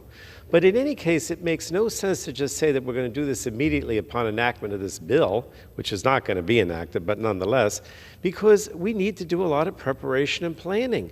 And we did some of that even in the omnibus that passed at the end of the last session with continuous eligibility for Medicaid, for example.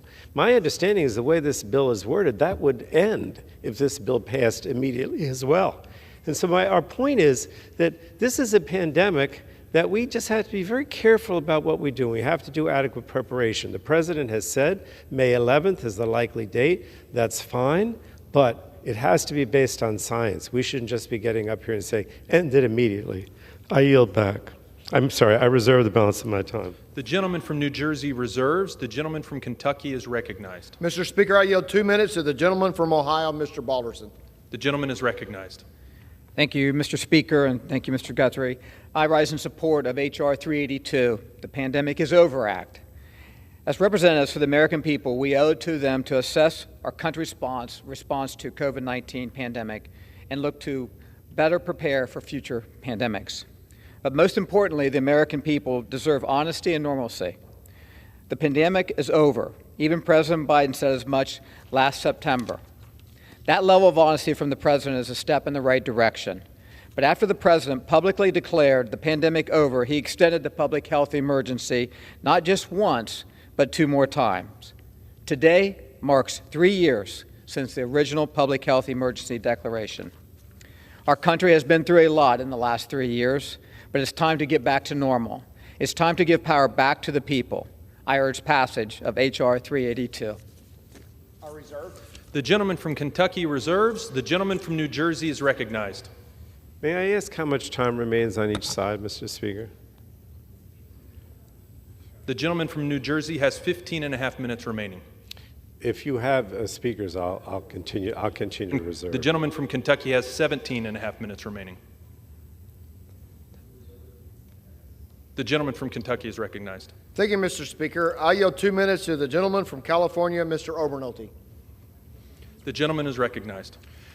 Mr. Speaker, in times of national crisis, our Constitution and our federal laws empower our President to temporarily seize extraordinary power. This is necessary to allow him the authority to alter federal law to meet the urgent needs of the emergency. In this case, that declaration of emergency to meet the crisis of the coronavirus pandemic occurred almost 3 years ago. But, Mr. Speaker, also incumbent in that authority is the expectation that the executive branch will return that authority to the people when it is no longer needed. That is certainly the case today. Congress has met hundreds and hundreds of times since the executive branch first declared the state of emergency, and Congress has had abundant opportunity to pass federal legislation codifying or rejecting the President's recommendations. But unfortunately, the Biden administration has recently renewed the state of emergency for a 12th time. This is not what the Founding Fathers intended. Mr. Speaker, the Founding Fathers intended the legislative branch of government, the people's elected representatives, to be the ones that set laws for the United States of America, and it is past time that that authority be returned to the people. I urge support of this resolution. I yield back. The gentleman from Kentucky reserves. The gentleman from New Jersey is recognized. Thank you, Mr. Speaker. I yield 3 minutes now to Jared Moskowitz, the gentleman from Florida. The gentleman is recognized. Mr. Speaker, I rise today in strong opposition to House Resolution 382 and urge my colleagues to support my motion to recommit, which would prohibit this legislation from going into effect as it will negatively impact Medicare beneficiaries. Speaker McCarthy has publicly stated that cuts to Medicare will be off the table in any debt ceiling negotiations, but that commitment clearly does not carry over to today's legislation. House Resolution 382 would increase patient costs and cut hospital payments to Medicare beneficiaries. In its nearly 68 years of existence, Medicare has given millions of Americans access to affordable health care coverage. Generations have been given peace of mind knowing that they'll have comprehensive available coverage to them of any age, regardless of the financial status. In 2021, nearly 64 million Americans, including 4.8 million Floridians, were enrolled in Medicare. These individuals are Democrats, Republicans, and everything in between. They're our friends, our family members, our colleagues, our neighbors, our mentors. We must ensure that these beneficiaries can continue to rely on the life-saving coverage provided through Medicare. The President has announced his intention to end the public health emergency on May 11th, providing a glide path to smoothly transition out of the emergency-era programs. As Florida's former Director of Emergency Management during the early days of the pandemic, I helped stand up many of the public health emergency initiatives that provided Americans with COVID-19 tests, treatments, and vaccines at no charge. These initiatives offered enhanced social safety net benefits to help the nation cope with the pandemic and minimize the impact. What would an instant cut to this social safety net mean for Medicare beneficiaries and their families? The American family could face an abrupt increase in costs and decrease in care. What would this mean for your local hospital back home? Hospitals could see a cut of 20% for care of COVID patients without a responsible plan in place. Millions of patients, including many veterans, children, would abruptly face increased barriers to critical hospital care. Rural patients and those with behavioral health needs would be among the most impacted. So why are some of my colleagues pushing for this to happen? Because it's rooted in political messaging, not thoughtful policy. An instant termination to the public health emergency without proper coordination with agencies, states, and providers would interrupt insurance coverage, access to care, increase patients' out-of-pocket costs, and threaten provider payments. I, like many of my Democratic colleagues and millions of Americans, want to officially end the pandemic and the emergency. As I mentioned, President Biden has announced his intention to do so while taking the time necessary to absorb the impacts. Pushing for an immediate cessation of the emergency initiatives for messaging purposes could leave millions of Medicare beneficiaries unexpectedly without access to programs that they're currently on.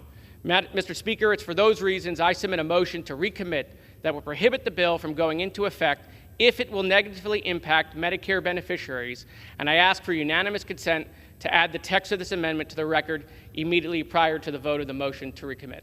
Thank you, Mr. Speaker. Without objection. The gentleman from New Jersey reserves. The gentleman from Kentucky is recognized. Thank you, Mr. Speaker. I know that we plussed up accounts for COVID that went to hospitals, and I haven't seen any bill, I'm not sure there's any bill that's been offered from the other side to continue the plus up for COVID spending. I guess what's being referred to in this motion to recommit must be what they're referring to. I will point out that we do have to deal with Medicare. We do have to save Medicare. And in the Inflation Reduction Act, money was taken out of Medicare.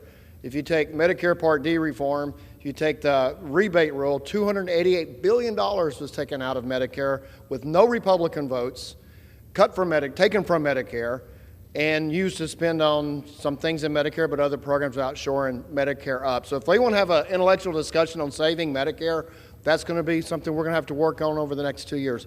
I will now yield 2 minutes to my good friend from New York, the gentleman from New York, Mr. Molinaro. The gentleman is recognized. Thank you, Mr. Speaker, and I thank my colleague. There's a reason that nearly every other level of government in America has ceased to exercise executive authority. The emergency is over. 1,100 days ago, the President declared a public health emergency. We know this. Since then, that order has been extended a dozen times, including twice after President Biden declared the pandemic over during a 60 Minutes interview on national television.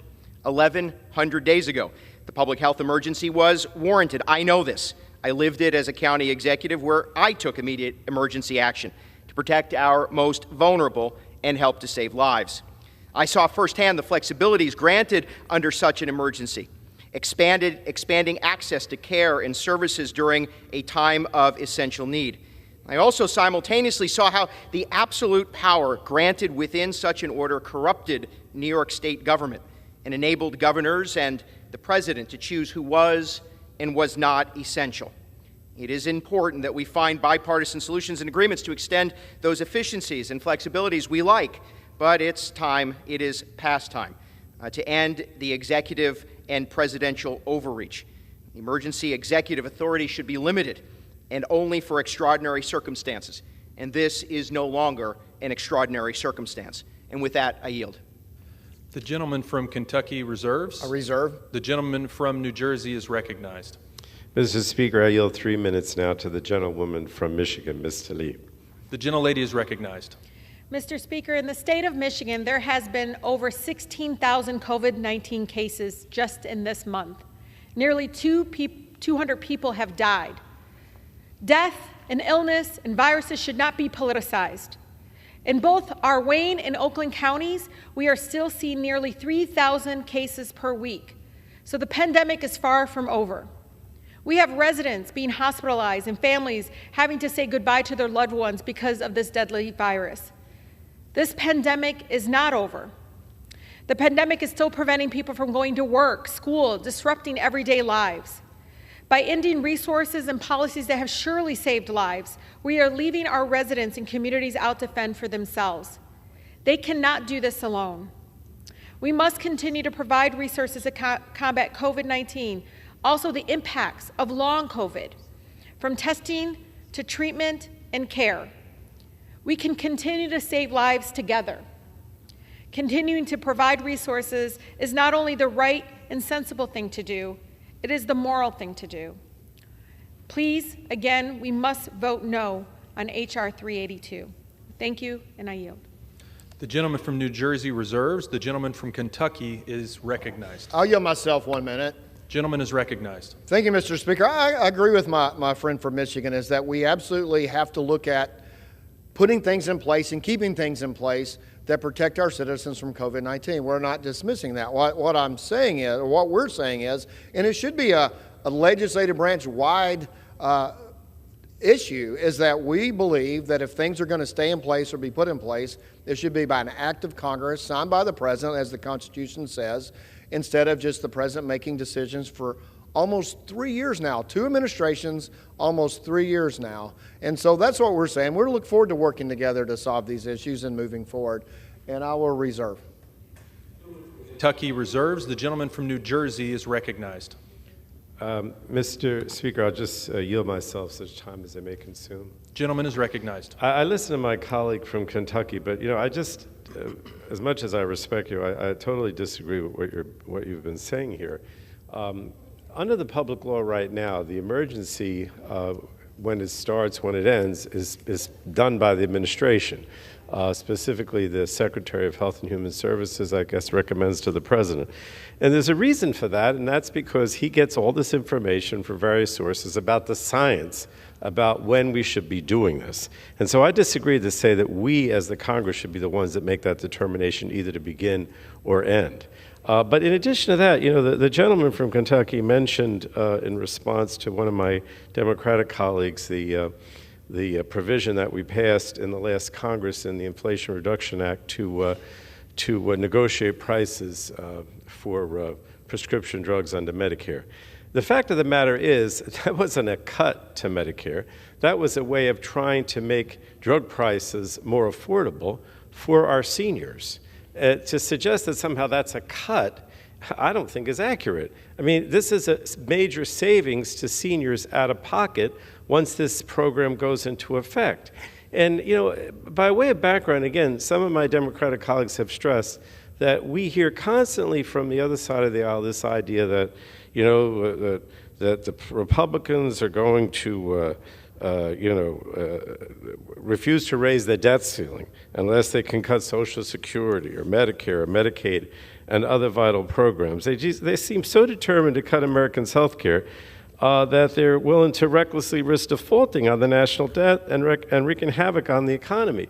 So again, it's the same thing here. What we're saying is if you cut off this public health emergency earlier than what the president is suggesting under this bill, you end a lot of programs that are very important. Continuous eligibility for Medicaid, a 20% cut in hospital payments, free testing, free vaccines. I mean, all this ends, and it makes no sense, in my opinion. We should be trying to do what we can to help American families and make the right decisions based on the science. And I reserve the balance of my time. The gentleman from New Jersey reserves. The gentleman from Kentucky is recognized. Thank you, Mr. Speaker. I'll just correct. I think I did use the word cut, and I think I corrected myself. We're spending less money in Medicare, so you take money out of Medicare under the Inflation Reduction Act, but that money was really put back into short Medicare, spent in other programs, and so there is $288 billion less being spent in Medicare. I will now yield as much time as she may consume to the chairwoman of the Energy and Commerce Committee, the first, as we started today in our organizational session, the first chairwoman in the history of the oldest committee in Congress, my good friend from Washington, Chairwoman McMorris Rodgers. Thank you. The gentlelady is recognized. Thank you, Mr. Speaker, and appreciate the gentleman's leadership on the Health Subcommittee, as well as bringing forward this legislation today. I think it's very important legislation, H.R. 382, the Pandemic is Over Act. And just to recap, so 3 years ago today, Health and Human Services Secretary Alex Azar had declared a public health emergency for the emerging threat that was the novel coronavirus. And the U.S. had just identified its first official case over a week prior. Within 1 year of the anniversary of the public health emergency, thanks to the early leadership of President Trump and Operation Warp Speed, an authorized vaccine helped prevent thousands of hospitalizations and deaths. 3 years later, it's estimated that 95% of those over 16 have been vaccinated or have had COVID-19. So, earlier in January, President Biden extended the public health emergency for the 12th time, continuing to use the pandemic and the national and public health emergency authorities to achieve progressive policy goals. This includes pushing for an indefinite extension on the moratorium on evictions, the suspension of student loan interest payments, and attempts to require masking in public transit. So last week, the House Republicans announced that we would bring this bill, along with Representative Paul Gosar's bill, to end the COVID-19 national emergency to the floor today. And now, just yesterday, the Biden administration decided to announce their plans to end the public health emergency on May 11th, 2023, which CNN has reported only came after the House Democrats were worried about voting against this bill without the White House having a plan in place. Whatever the reason or the rationale for their announcement, I am pleased that the administration is following the House Republicans in finally abiding by President Biden's own acknowledgement 4 months ago that the pandemic is over. But it shouldn't take another 3 months to unwind this authoritarian control. It's long past time for the Biden administration to stop relying on an emergency that no longer exists so that they can make unilateral decisions. I urge my fellow Democratic colleagues to join the Democratic administration and the House Republicans in voting yes on H.R. 382, declare the COVID-19 pandemic over, give Americans their lives back, and work to develop policies so that we're better prepared moving forward. The Senate voted in a bipartisan way to end the national emergency, and I hope that this bill also will gain bipartisan support. And with that, I yield back. I have no further speakers. The gentleman from Kentucky reserves. The gentleman from New Jersey is recognized. I actually have one more speaker who's on his way, but you said you don't have any? I have no further speakers. You have no additional ones.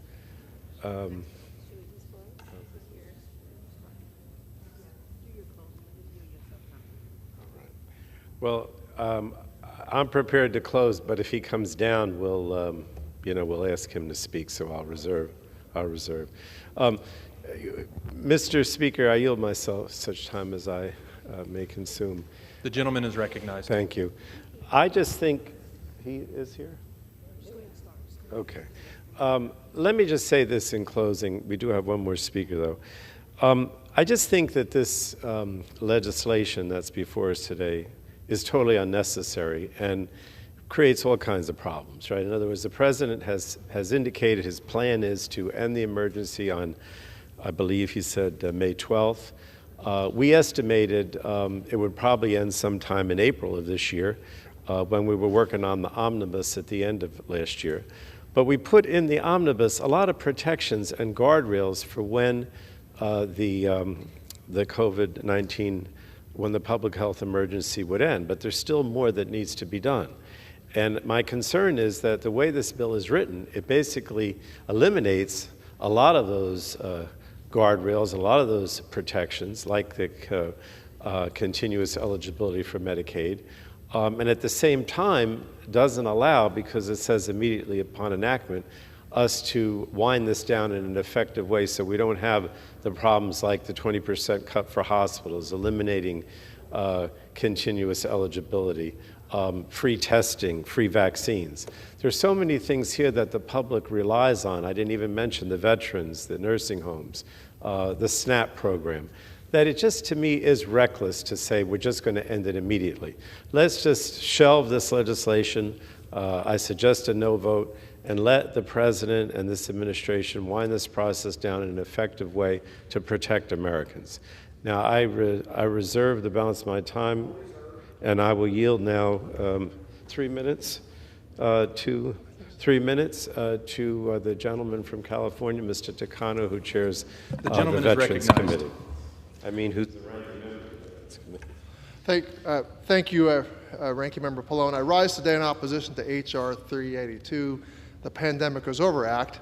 This is an effort by our Republican colleagues to hastily terminate a public health emergency designation that will have damaging effects on our nation's veterans and those who care for them. Currently, this emergency designation grants our government a number of critical flexibilities that not only allow it to work more efficiently and effectively, but are essential to supporting America's veteran population. When we passed the CARES Act in 2020, we did so carefully and thoughtfully to ensure that veterans would be able to safely and quickly access the care they needed throughout the COVID-19 pandemic. We also ensured the Department of Veterans Affairs and its employees had the tools and flexibilities they needed to meet their mission.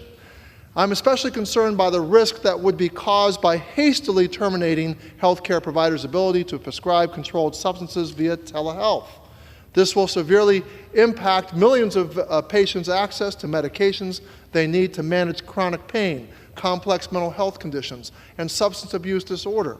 Veterans who experience these conditions at greater rates than their non-veteran counterparts are among those who would be severely affected. VA estimates at least 47,000 veterans have active controlled substance prescriptions from prescribers they have never seen in person. A sudden termination of the public health emergency would mean all of them would need immediate in-person visits with their prescribers in order to continue their treatments. An additional 247,000 veterans have active controlled substance prescriptions through virtual care at VA, and many of these veterans' continued access to medications could also be at risk. And during the public health emergency, we also specifically addressed the unique health and safety needs facing homeless veterans. Those actions included ensuring that veterans experiencing homelessness had access to basic needs like shelter, food, clothing, and transportation, and while also ensuring service providers had the funding they needed to maintain social distancing and distribute those in need across multiple facilities to reduce the spread of COVID-19. What we learned from the pandemic is that providing these foundational basic needs to homeless veterans and service providers works in promoting housing security. Last week, VA announced it housed over 40,000 veterans experiencing homelessness in 2022, surpassing its goal of housing 38,000 veterans. That tremendous accomplishment can be directly attributed to the authorities Congress put in place during the pandemic. Rolling back those flexibilities now would mean more veterans would go without the resources they need to survive. If my Republican colleagues are so insistent on ending the public health emergency prematurely, I hope they are equally insistent on ensuring that we quickly make permanent those pandemic authorities that veterans need. I'm proud to support Congresswoman Nakima Williams' bill, H.R. 491, the Return Home to Housing Act, and co-sponsor The gentleman's time has expired. McCormick. I'm sorry, a couple more minutes? The gentleman from New Jersey. We have an additional 2 minutes to yield to the gentleman. The gentleman is recognized. And co-sponsor Congresswoman Sherflis McCormick's bill, the Healthy Foundations for Homeless Veterans Act. These bills will ensure that there is no lapse in the care and resources homeless veterans need when the public health emergency designation ends, and I hope my Republican colleagues will support them. The Biden administration announced last night it intends to extend the COVID-19 emergency declarations to end on May 11th. Unlike my colleagues on the other side who want to irresponsibly put an end to the national emergency today, the additional time gives the agencies and Congress time to ensure there is no disruption in care and services for veterans. My Republican colleagues have a choice to make. They can continue to insist on pushing an agenda that politicizes the pandemic, terminate the public health emergency designation prematurely, and wholly disregard the disastrous impact such an action would have on veterans. Or they can put aside this short-sighted approach and use their newfound control of Congress to actually do the job they were sent to Washington to do. Pass legislation that helps our nation's veterans, and I urge my colleagues to oppose H.R. 382. Thank you, Mr. Speaker, and I yield back the balance of my time. The gentleman from New Jersey is recognized. Then I would urge opposition to this bill, as Mr. Takano said, and so many things that will end immediately, needlessly, by this legislation, and I yield back the balance of my time. The gentleman yields back. The gentleman from Kentucky. Thank you, Mr. Speaker. I really appreciate the recognition, and I yield myself as much time as I may consume. The gentleman is recognized. Thank you, Mr. Speaker. This, one of the points that my friend from California just brought up, we have this 3-year running telehealth that's moving forward. That we all know that we can't put the genie back in the bottle. We have to work on telehealth. But we know for a fact there have been diversion of controlled substances through telehealth. We know that. And so why don't we take back our authority? Let's negotiate moving forward. Let's think about where this has gone. 3 years ago today, Secretary Azar, 2 administrations declares a public health emergency, and it started doing a lot of things. One, that it allowed emergency use authorization, so we had therapeutics, we had all these things come forward. Also the status, not necessarily every statute under Health and Human Services, but because you have the status of a public health emergency, you can invoke other statutes. The President, Defense Production Act, President Trump to get respirators, moving a ship outside of New York so that people in New York and New Jersey could have an extra hospital, a mobile hospital. I mean, all of those things happen. That's what when we delegate our authority, those are the things that we move forward. On January 20th, 2021, almost 1 million people were being vaccinated. President Biden came in to continue the vaccination process. And then we're a year into his administration, we, on our side of the aisle, send a letter to the Health and Human Services Secretary saying, this needs to end. We can't continue to operate under emergency authority. Let's have a plan. Everything that they've talked about today on every speaker that they've had, let's have a plan to end this emergency, and let's do it in a way that we can address the issues that need to be addressed. We learned a lot during the pandemic of things that work. Let's do things that work. Let's fix things that don't work, like the telehealth diversion of controlled substances. And so those are the things. We've been a year in. It's February the 1st tomorrow, almost a year since then, and we haven't seen a plan. We haven't seen anything. There was some stuff done, I know, in the omnibus, but those and with telehealth. But that's what we're saying. We don't need to continue to operate the country in an emergency status. We need to end it. And so why bring the bill up? Did they say this irresponsible bill moving forward? The bill was in rules last night. This bill was in rules last night. We've had no word from anybody in the executive branch that they're going to deal with this. While the bill was being considered in rules, they come out that it's going to end on May the 11th. And so this bill is needed. It is needed because it's moving us forward. And so what we can do now as the bill makes its way to the Senate, I don't know if the Senate's going to take it up or not, but what I will pledge to my friend from New Jersey and my friend from California, who's the ranking Democrat on Health and Human Services, or the Health Subcommittee, that we'll work to make sure we find the areas that we need to continue, the lessons that we learn that we need to put into place in the statute, and to take care of things that need to be taken care of. But what we don't need to do is allow just a carte blanche, 3-year open emergency pandemic that we know has had issues as well. I mean, we always talk about the things we want to keep. We can talk about those and work on them. The things that we need to address using telehealth to divert controlled substances, and we know that has taken place. There are examples of that. We absolutely need to address that. And I will pledge that we will work on our side of the aisle with our friends on the other side of the aisle to find things to make sure that we continue to address the fact that we still have COVID-19. And one thing to note is we're still going to have COVID-19, and we don't need it coming across our border. So it's because we're doing this, we also still need to keep the Title 42 in place. And so, but I look forward to working together. This is necessary. It's moved this administration hopefully forward. We can say that May 11th we move forward on this, and I'm proud to be the sponsor of it, and I urge my colleagues to support it, and I'll yield back the balance of my time. All time for debate has expired. Pursuant to House Resolution 75, the previous question is ordered on the bill. The question is on engrossment and third reading of the bill. Those in favor say aye. Aye. Those opposed, no. The ayes have it. Third reading.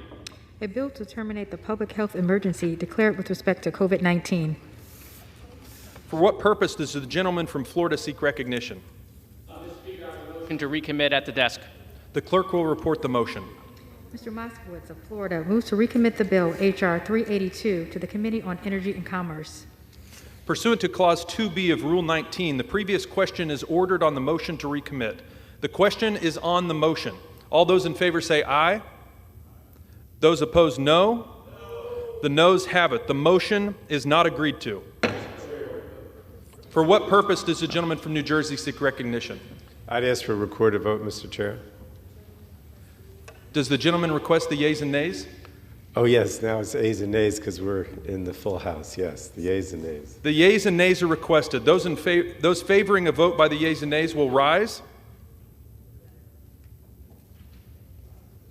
A sufficient number having risen, the yeas and nays are ordered. Pursuant to Clause 8 of Rule 20, further proceedings on this question will be postponed.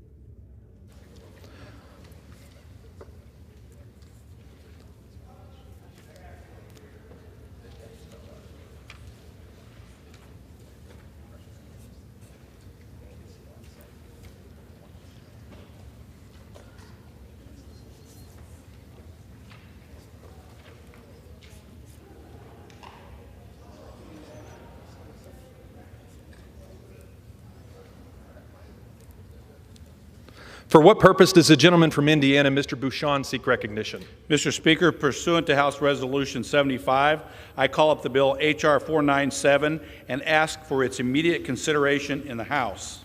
The clerk will report the title of the bill.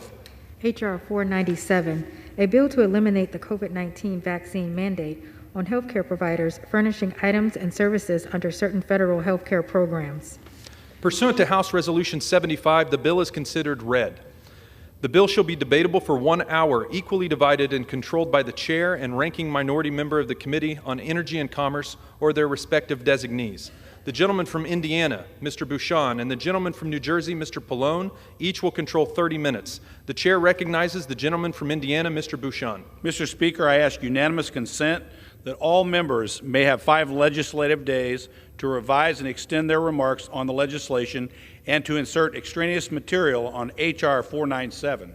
Without objection, the gentleman is recognized. Mr. Speaker, I yield myself as much time as I may consume. The gentleman is recognized. Mr. Speaker, I rise today in support of H.R. 497, the Freedom for Healthcare Workers Act, introduced by my Energy and Commerce Committee colleague, Representative Duncan. I want to start by making one thing clear. I believe in the safety and effectiveness of vaccines. I'm a physician. I'm pro-vaccine. At the same time, I'm a conservative, and I believe in individual choice. It is my firm conviction that whenever possible, the federal government should leave decision-making to state or local authorities. Additionally, my background in medicine has formed my belief that medical decisions are extremely personal and should be made by individuals in consultation with their doctors. So at the end of 2021, when the Centers for Medicare and Medicaid Services announced a decision to mandate that healthcare workers receive a COVID-19 vaccine to remain employed, I opposed the decision. I believe this move by the Biden administration to be unnecessary, inappropriate, and a net harm to our healthcare system as a whole. That is why, with my colleague Vern Buchanan and I, we led a letter with 113 other members outlining our opposition to the mandate and our concerns. I ask unanimous consent to insert this letter into the record. Without objection. The move was unprecedented. CMS does not impose such a mandate for any other vaccine. Furthermore, the vaccine, while effective at preventing severe disease and death, is not shown to totally prevent transmission of the virus. It was difficult, if not impossible, to reconcile the rationale for implementing a mandate like this. At the tail end of the pandemic, while we as a nation are struggling to staff hospitals, physician offices, and other ancillary providers, our nation's healthcare system was already facing a growing healthcare workforce shortage, including a projected physician shortage of more than 100,000 by 2034. I was worried, and indeed we saw it play out, that implementing a federal vaccine mandate would only serve to exacerbate the problem. For example, in my home state, Indiana University lost 125 employees as a direct result of the vaccine requirement. And that's just one small example. Thousands of individuals across the country either resigned or were let go due to this mandate. Now, over a year later, despite several lawsuits rising through the courts questioning the validity of this exact rule, the Biden administration continues to enforce this mandate. Today's bill does what the Biden administration will not. It ends the onerous mandate imposed by the federal government agency on the American people. It provides important autonomy to healthcare workers and critical relief to hospitals and other facilities who continue to face staff shortages. My Democratic colleagues will say that this mandate was worth it, that repealing it will hurt healthcare workers or patients they serve. I haven't seen any data to suggest that. What we do know is that 95% of Americans have either been vaccinated or had COVID-19. We know the vaccine no longer totally prevents transmission of COVID-19. CMS's vaccine mandate won't end with a public health emergency on May 11th, or sooner if the previous bill that we just debated goes into law. It will go on indefinitely unless the administration rescinds it or Congress takes action. Given that the administration threatened to veto this legislation, it doesn't seem like they plan to reverse course. So Congress must step in. We're not taking away anyone's ability to get vaccinated. Healthcare workers can and should protect themselves, including getting vaccinated if they choose. Nor are we taking away the ability of individual health systems to make decisions about what vaccinations they may require. For instance, many healthcare systems have required employees to get a flu shot for many years. The federal government simply shouldn't demand they do so. Federal bureaucrats in Washington, D.C. do not know the needs of Hoosiers in my district or many Americans across the country and must not be allowed to make medical decisions on their behalf. For all of these reasons, I urge my colleagues to support H.R. 497 here today. I reserve the balance of my time. The gentleman from Indiana reserves. The gentleman from New Jersey is recognized. Thank you, Mr. Speaker. I yield myself such time as I may consume. The gentleman is recognized. I rise today in strong opposition to H.R. 497, a bill I consider reckless and that endangers the health and well-being of Americans. With this legislation, House Republicans are putting politics over science. The legislation would eliminate the COVID-19 vaccine requirement for healthcare workers. It ignores the fact that vaccination of healthcare workers saves lives and protects the most vulnerable. The bill has had no hearings, no markups, no opportunity to examine its impact on our healthcare system. It's what we call regular order, but I'm not saying that this should have had hearings and markups in committee just for regular order. I believe that if Republicans had taken the time to solicit input on this bill, they would have heard from healthcare leaders that H.R. 497 will jeopardize the health and safety of providers, patients, and their families. That's why we have committee hearings. That's why we have committee markups, to hear and get input from our constituents. Now, COVID-19 vaccines are safe and effective, and they have been essential to saving lives, rebuilding our economy, and protecting the health of our communities. More than 668 million COVID-19 vaccine doses have been administered here in the United States, which has resulted in 120 million fewer COVID-19 infections, 18.5 million fewer hospitalizations, and 3.2 million lives saved. These vaccines are especially vital to protecting the most vulnerable in our communities, including seniors, people with disabilities, and people living in nursing homes. The public health data clearly shows that increased vaccination in nursing homes has prevented additional hospitalizations and saved lives. New deaths among nursing home residents decreased by 83% once vaccination efforts began. Now, we also know that vaccination of healthcare providers has protected our healthcare workforce and saved lives by ensuring that patients can receive safe and essentially timely care. Prior to the availability of COVID-19 vaccines, healthcare providers were at higher risk of becoming infected with COVID-19, endangering themselves and their families while leaving patients without access to care when they needed it most. That's why more than 50 healthcare organizations representing doctors, nurses, and hospitals agree that requiring COVID-19 vaccination of healthcare workers saves lives and improves health outcomes. My colleague from Indiana mentioned the U.S. Supreme Court. They actually upheld the vaccine mandate for healthcare workers. So, Mr. Speaker, vaccine mandates are also not new. Healthcare workers are often required to receive vaccinations for a variety of infectious diseases. Many states have requirements that healthcare workers be vaccinated against communicable diseases like hepatitis, flu, and measles, mumps, or rubella. Why wouldn't we want the same requirements to prevent the continued spread of COVID-19, especially amongst our most vulnerable? Also, again, in response to my colleague from Indiana, the healthcare workforce has grown since the vaccine requirement, with more healthcare providers and staff employed, for example, in December 10, 2022, than prior to when the COVID-19 vaccine requirement went into effect. And as of December 2022, employment in the healthcare sector was 1.2% higher than the previous peak of February 2020. Data show requiring COVID-19 vaccination of healthcare workers did not contribute to worsening of staffing shortages in nursing homes. Nursing homes were experiencing staffing shortages prior to COVID-19, and staffing levels remained stable after the COVID-19 vaccine requirement went into effect. But I have to say, I was most disappointed yesterday. Yesterday, I was at the Rules Committee last evening, where some of my Republican colleagues chose to ignore the broad-based scientific and medical consensus that the COVID-19 vaccine is safe and effective at reducing deaths and hospitalizations. Instead, some of my Republican colleagues chose to spend their time entertaining fringe theories about vaccine side effects and propagating vaccine myths, despite the fact that millions of Americans have received the COVID-19 vaccine safely and with no effect on their health.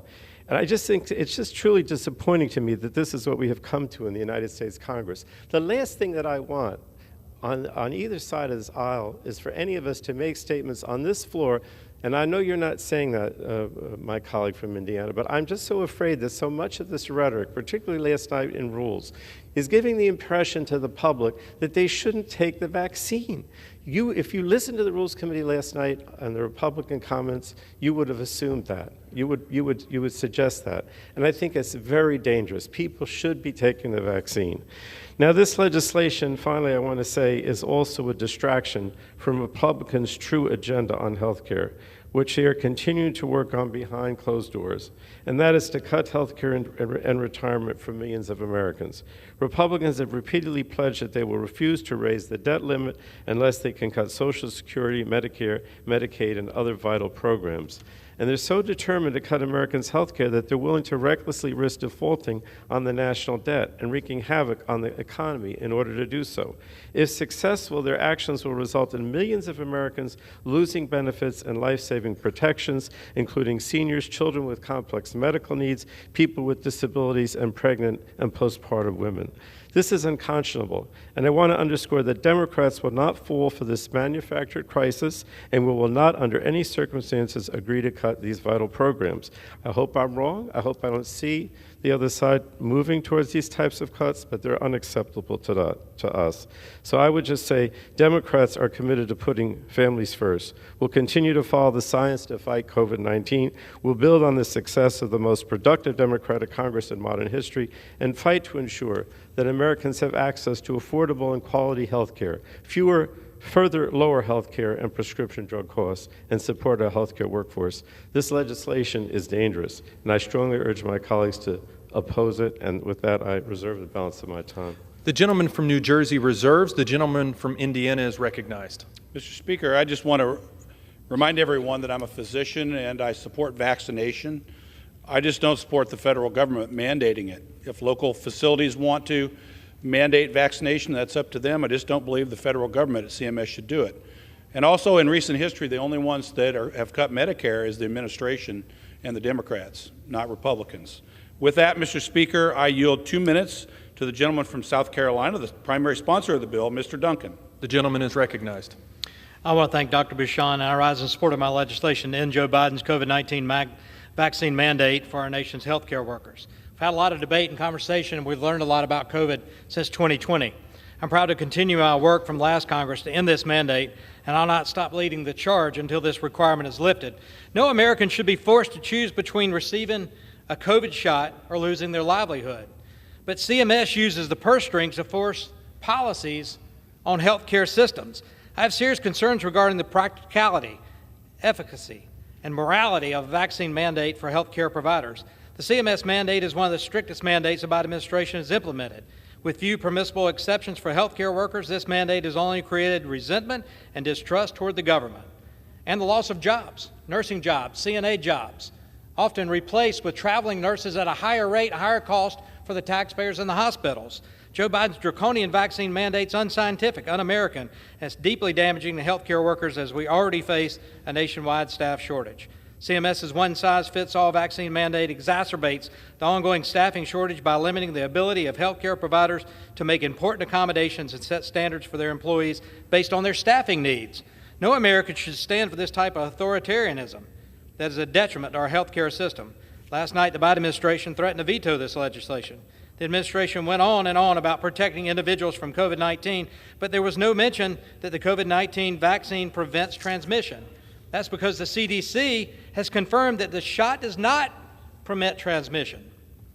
Let's follow the science here, allow individuals to make choices for themselves, and I encourage my colleagues to support my legislation. The Freedom for Healthcare Workers Act give medical freedom back to our nation's healthcare workers and let them get back to work. With that, I yield back.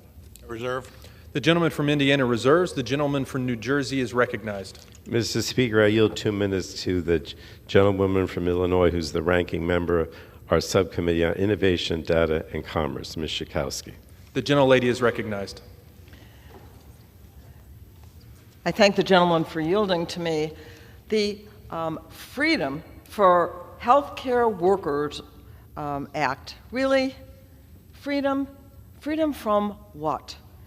We know that, that vaccine mandates are absolutely not new. And healthcare workers are often required to get vaccinated against infectious diseases for various diseases. And, during the pandemic, the COVID-19 vaccine allowed our heroic nurses and healthcare workers to save lives and protect the most vulnerable, including senior citizens. But we're not done with it yet. People are still getting sick and dying. And if you have a loved one in a nursing home, if you know people you care about that are immunocompromised, if you have a child that is in fragile health, don't you want to make sure that when you seek care, that the nurse that is going to be serving them, that the healthcare provider is going to be safe and not bring that disease, not bring COVID to them? I think this is really a serious mistake that we are making. This is not about freedom. This is about health care. And doctors, nurses, hospitals, and the American Medical Society believe that requiring COVID-19 vaccines for healthcare workers save lives. Let's do that. Let's save lives. Vote no on this legislation. And I yield back. The gentleman from New Jersey reserves. The gentleman from Indiana is recognized. Mr. Speaker, I just want to remind everyone that CMS doesn't mandate any other vaccine, and this also doesn't preclude local hospital systems, local government, state government from mandating a vaccine. Mr. Speaker, I yield 2 minutes to the gentleman from Kentucky, the chairman of the Health Subcommittee on Energy and Commerce, Mr. Guthrie. The gentleman is recognized. Thank you, Mr. Speaker. I rise today in support of H.R. 497, introduced by my good friend from South Carolina, Mr. Duncan. I strongly support this legislation, which would immediately repeal the Biden administration's vaccine mandate for all healthcare workers working in Centers for Medicare and Medicaid Services, CMS, regulated facilities. CMS officials decided in November 2021 to tell nurses, doctors, chefs, physical therapists, and anyone else working in the facility that sees Medicare and Medicaid patients they needed to be vaccinated against COVID-19 or lose their job. This unprecedented one-size-fits-all mandate came at a time in which healthcare workforce shortages are still challenging healthcare providers all over. This is the only such vaccine mandate in effect by CMS, the only vaccine mandate in effect by CMS. The overreaching decision to require affected facilities to be 100% compliant or risk significant civil monetary penalties, losing payment on new patients, or even the ability to bill Medicare and Medicaid at all. More consequently, this misguided policy was issued at a time in which the United States is facing perhaps the worst healthcare workforce shortages in history. In the long-term care industry alone, there are 210,000 fewer jobs now than at the beginning of the pandemic in March 2020. We have all read about and heard directly from constituents about the impact of this policy and what it had in someone's employment status. The forced choice between getting the jab or losing your job has undoubtedly contributed to an already depleted healthcare workforce nationally and will continue to threaten patient access to high-quality care. Mr. Speaker, I oppose this mandate, and I encourage my colleagues to support this legislation, and I yield back to my friend from Indiana. Reserve. The gentleman from Indiana reserves. The gentleman from New Jersey is recognized. Thank you, Mr. Speaker. I yield 3 minutes now to the gentlewoman from Florida, who's the ranking member of our Oversight and Investigation Subcommittee, Ms. Castor. The gentlelady is recognized. Well, thank you, Mr. Chairman, for yielding. I rise in strong opposition to H.R. 497, which would actually endanger the lives of frontline healthcare workers, patients, and their families. You know, we've been fighting the COVID-19 pandemic now for nearly 3 years. Sadly, we've lost over 1 million Americans to this horrendous coronavirus. But thankfully, we've turned the corner, in large part by making safe, effective, and rigorously tested vaccinations available to all Americans. These life-saving vaccines help save lives. They help prevent unnecessary hospitalizations and severe illness as well. Perhaps nowhere is vaccination more important than for our healthcare heroes who care for our neighbors every day. Vaccination is a vital tool to protect them and to help end the pandemic. Don't take it from me. Listen to the American Medical Association and the American Academy of Family Physicians, who support the vaccination for healthcare workers. They say that halting vaccination for healthcare professionals would severely and irreparably harm patients and undermine the patient public interest. They say the science is clear. No arguments against the need for vaccination are medically valid. Vaccines are our way out of the pandemic. No other measure has been shown to reduce hospitalizations, severe disease, and deaths to the degree that vaccination does. We must continue to let science lead the way. And Mr. Speaker, I urge my Republican colleagues not to confuse Americans, or worse, endanger their lives. Vote no on this reckless bill. I yield back my time. The gentleman from New Jersey reserves. The gentleman from Indiana is recognized. Mr. Speaker, I support vaccination of healthcare workers. I just don't think that CMS should be mandating it nationally. With that, Mr. Speaker, I yield 2 minutes to the gentleman from Georgia, a pharmacist, Mr. Carter. Gentleman is recognized. I thank the gentleman for yielding. Mr. Speaker, I rise to speak in favor of H.R. 497, the Freedom for Healthcare Workers Act. You know, when President Biden, Mr. Speaker, admitted that there is no federal solution to COVID-19, he admitted that these vaccine mandates are not about public health. They're about control. Nowhere in America, especially in Georgia's 1st Congressional District, should workers have to choose between a vaccine and their job. As a pharmacist, I trust patients to work with medical professionals and their families to make the vaccine decision that works best for them and their health. Listen, Mr. Speaker, I chose to participate in the trials, in the vaccine trials. I volunteered to do that because I trust the process. But that was my decision and no one else's, as it should be. A decision to receive a vaccine is a personal one and should only be done in consultation with a trusted healthcare professional. This mandate has also exacerbated our healthcare worker shortages and could cost patients' lives instead of saving them. We need policies that empower workers to work, business owners to innovate, and patients to foster relationships with their healthcare professionals. Not one-size-fits-all mandates that are nothing short of government overreach in its most tyrannical form.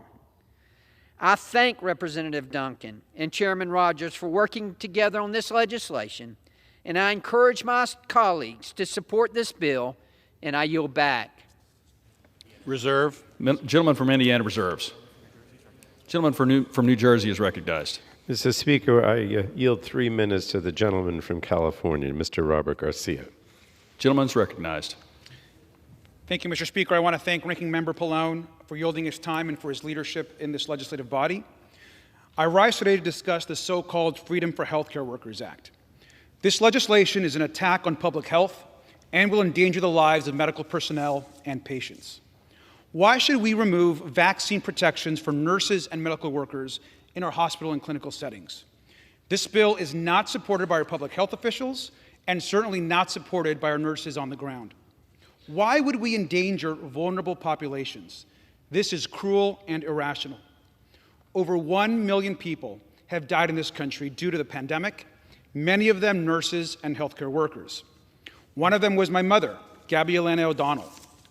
My mom was my rock. She was a kind, loving, and strong immigrant woman who dedicated her life to serving her country and community. She served our country as a frontline healthcare worker. My mom also taught me that what real patriotism is serving your neighbors through service and giving back to your country. She was on the front lines of this pandemic, helping as many people as possible. And in the summer of 2020, my mom lost her life to COVID-19. Now, this vaccine could have saved my mom's life, but it was not yet available. Now, I made a promise to my mom and to my community to fight for legislation that would protect them and keep them from the pandemic and keep them healthy. No other family should have to go through what mine did and millions of others have had to go through in this country. We know, due to science, that the vaccine saves lives, and our medical workers should be able to go to work knowing that their lives won't be in danger due to the service they are giving to our country.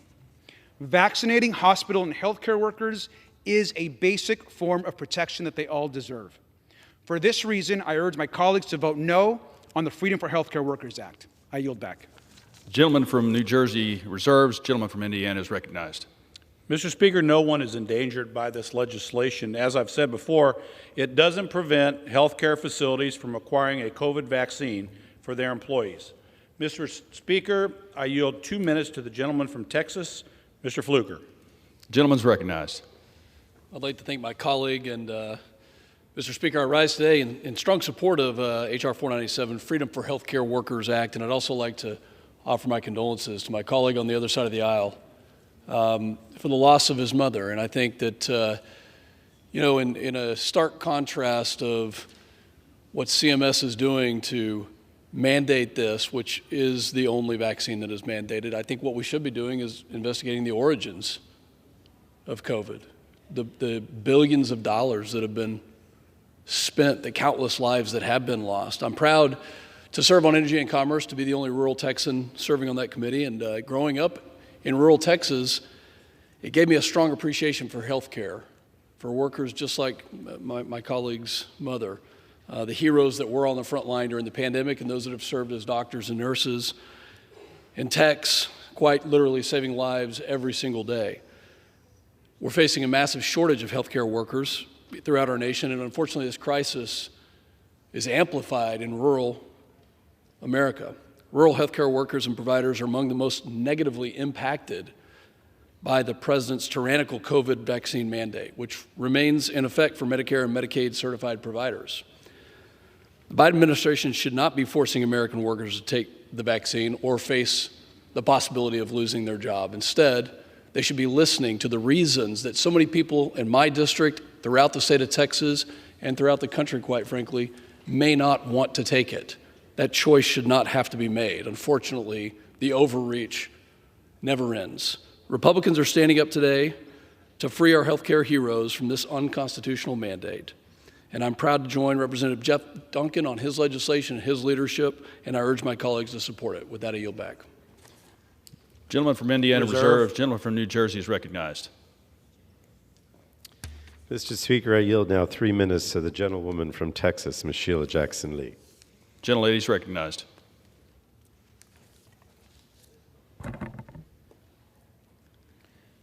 This is another moment that I'm on the floor of the House, and I thank the ranking member of the Committee on Energy and Commerce, who has been so dutiful throughout the years that we suffered somewhat lonely and somewhat confused about COVID-19. We'd never experienced this trauma, and it certainly brings me to a deep sense of loss to hear a member speak about the loss of his mother.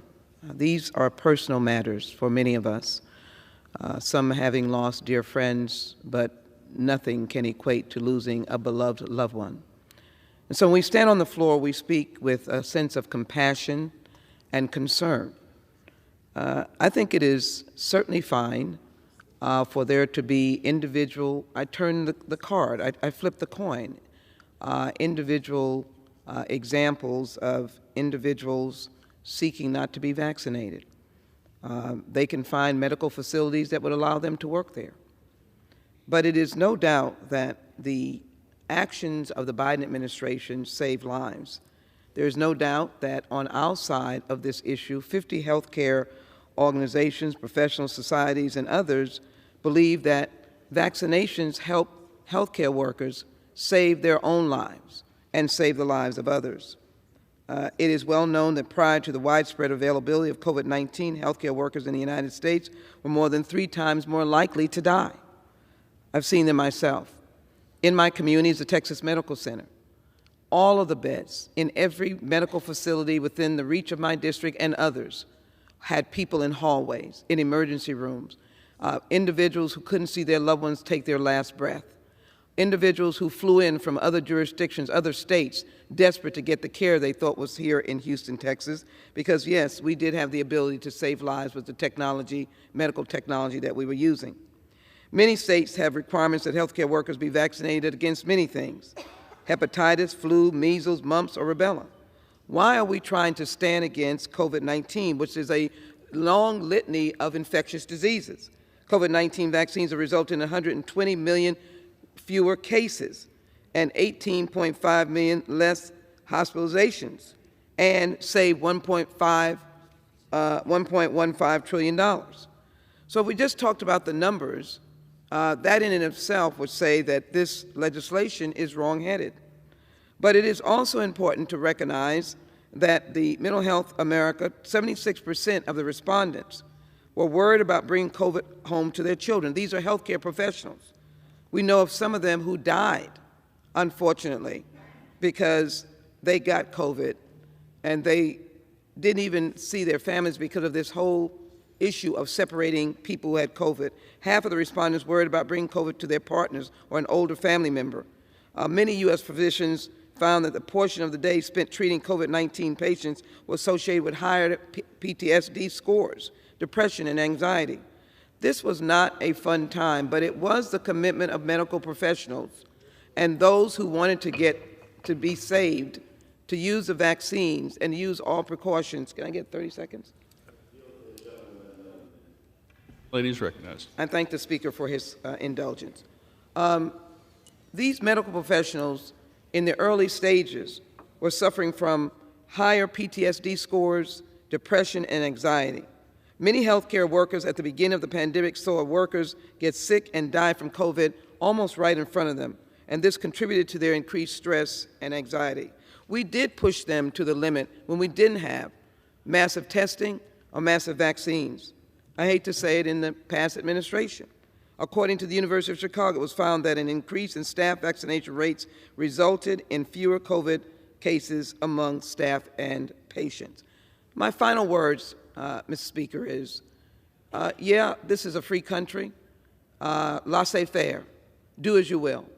But this mandate for medical workers saved their lives, saved patients' lives, and saved families' lives. And I don't understand why we're going down this route, where soon it will happen in good time.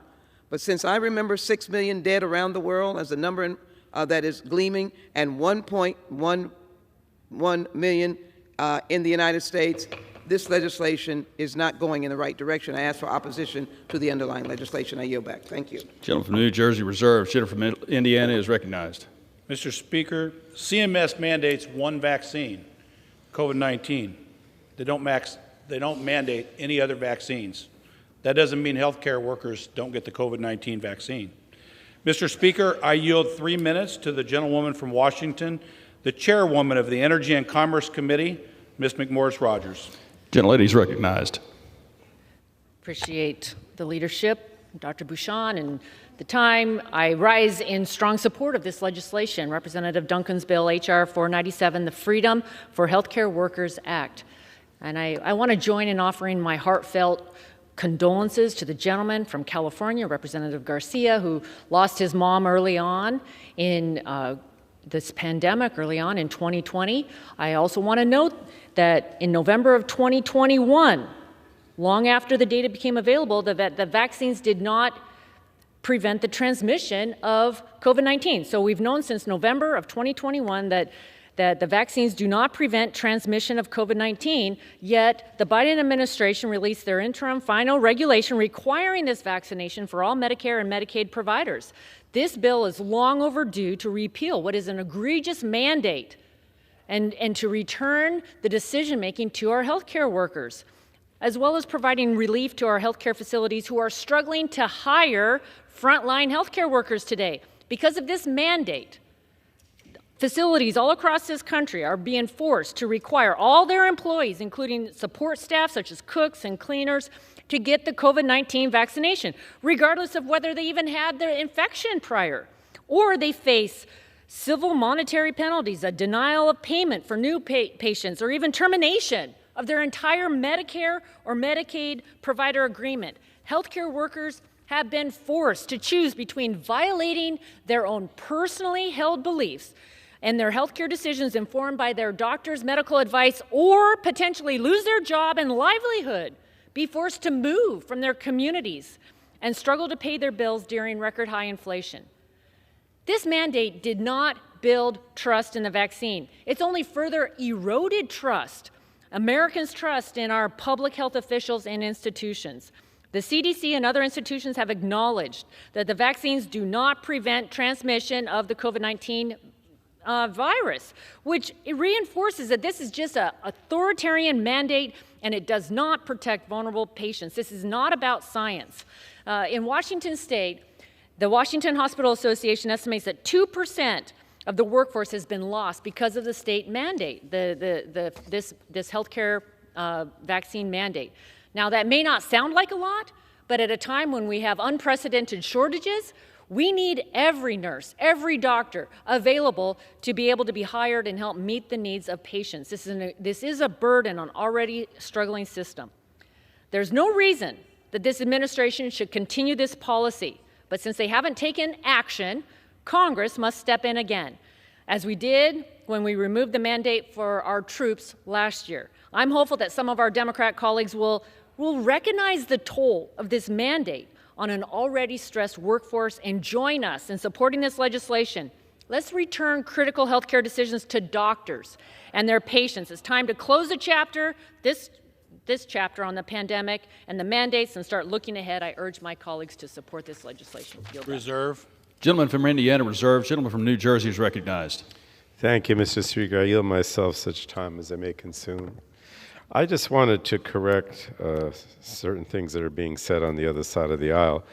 First of all, the fact of the matter is that the healthcare workforce has grown since the vaccine requirement. There are more healthcare workers now than there were before. But the other thing I keep hearing from my colleagues on the other side of the aisle who are arguing that the COVID-19 vaccines don't help prevent infection from the disease, and that's just factually incorrect. Although breakthrough infections do occur, especially with more transmissible variants of the disease, COVID-19 vaccines still help in preventing infection and reduce transmission. In fact, according to a study released just this month, confirmed that vaccinated individuals were likely to be less infectious than unvaccinated individuals, and the likelihood of transmission fell by 11% for each dose of the vaccine. Moreover, we know that vaccination and continued upkeep with boosters continues to protect the public from infection. According to CDC, the most recent COVID-19 boosters cut the likelihood of infection by more than half in those who have gotten them. And as I hope none of us will dispute, even when there is breakthrough infection, vaccines are safe, effective, and dramatically reduce the risk of serious disease and illness and reduce the length of illness. That matters for healthcare workers because we still have thousands of people hospitalized every day with COVID-19, cancer, and other grave illnesses, and without COVID-19 vaccines, we would have fewer people there to take care of them. So COVID-19 vaccines reduce infections, they save lives. We can't let misinformation dictate our policy choices in this debate. We have to refer to the science. And I reserve the balance of my time. Gentleman from New Jersey reserves. Gentleman from Indiana is recognized. Mr. Speaker, viral diseases like measles have been around for centuries. COVID-19 likely will also be persistent. So when do my Democrat colleagues propose that this federal mandate ends? I propose that we pass this legislation and end it. Mr. Speaker, I yield 2.5 minutes to the gentlewoman from Florida, Ms. Kamick. Gentlelady is recognized. Thank you, Mr. Speaker. I rise in strong support of H.R. 497, the Freedom for Healthcare Workers Act. This bill would repeal the federal CMS mandate imposed on healthcare workers nationwide. So on December 4th, 2020, then President-elect Joe Biden was asked point blank if he would mandate COVID vaccines for Americans. His answer? No. I don't think it should be mandatory. I wouldn't demand it be mandatory. Well, as we came to find out and have since learned, you can't take him at his word. By September of 2021, the president's tone and position on vaccine mandates did a complete 180. He said he was, quote, getting impatient and frustrated with unvaccinated Americans, went so far as to call it a pandemic of the unvaccinated. Mr. President, I hate to break it to you, but the American people do not exist to please you, or any president for that matter. We don't simply comply because you are, quote unquote, frustrated. Yet it was his impatience that led to this vaccine mandate. And I don't know about you, but I'm not sure where in the Constitution the government's powers over one's personal health decisions can be found. But apparently, those signs that we see so often, particularly outside the Supreme Court chambers in bold letters screaming, "My body, my choice," are only applicable when it is a certain political agenda. But what we do know is that the Biden administration's authoritarian COVID-19 vaccine mandate on our dedicated medical professionals is an absolute abuse of power. It is an attack on the personal freedoms of our frontline workers and has certainly unnecessarily exacerbated the healthcare workforce shortage. And this bears repeating. We are not anti-vaccine. We are anti-mandate. If you want the vaccine, great, take it. If you don't, don't. It shouldn't be mandated. Now, as many of you in this chamber know, my husband serves our local community as a firefighter paramedic, and at the height of COVID, as he was showing up, not staying home, continually responding to 911 calls of folks who were getting sick, not once did a patient ask if he was vaccinated. Not once did they demand that the firefighters show up, be vaccinated. And when they did answer the call, they went with honor and diligence, and they continued to do their job. Not once did they ask if that patient was vaccinated. Not once did fellow firefighters ask my husband, was he vaccinated? Likewise, as the hospitals filled out, doctors, nurses, medics, EMTs, they were working double, triple overtimes, taking care of the sick, comforting people who had been left to take their last breaths alone as families were left outside. They never once demanded a vaccinated doctor, never once asked for a vaccinated nurse. They were doing their jobs, taking care of them, because that's what they do. These are the frontline workers, and it's time that we stand up for them.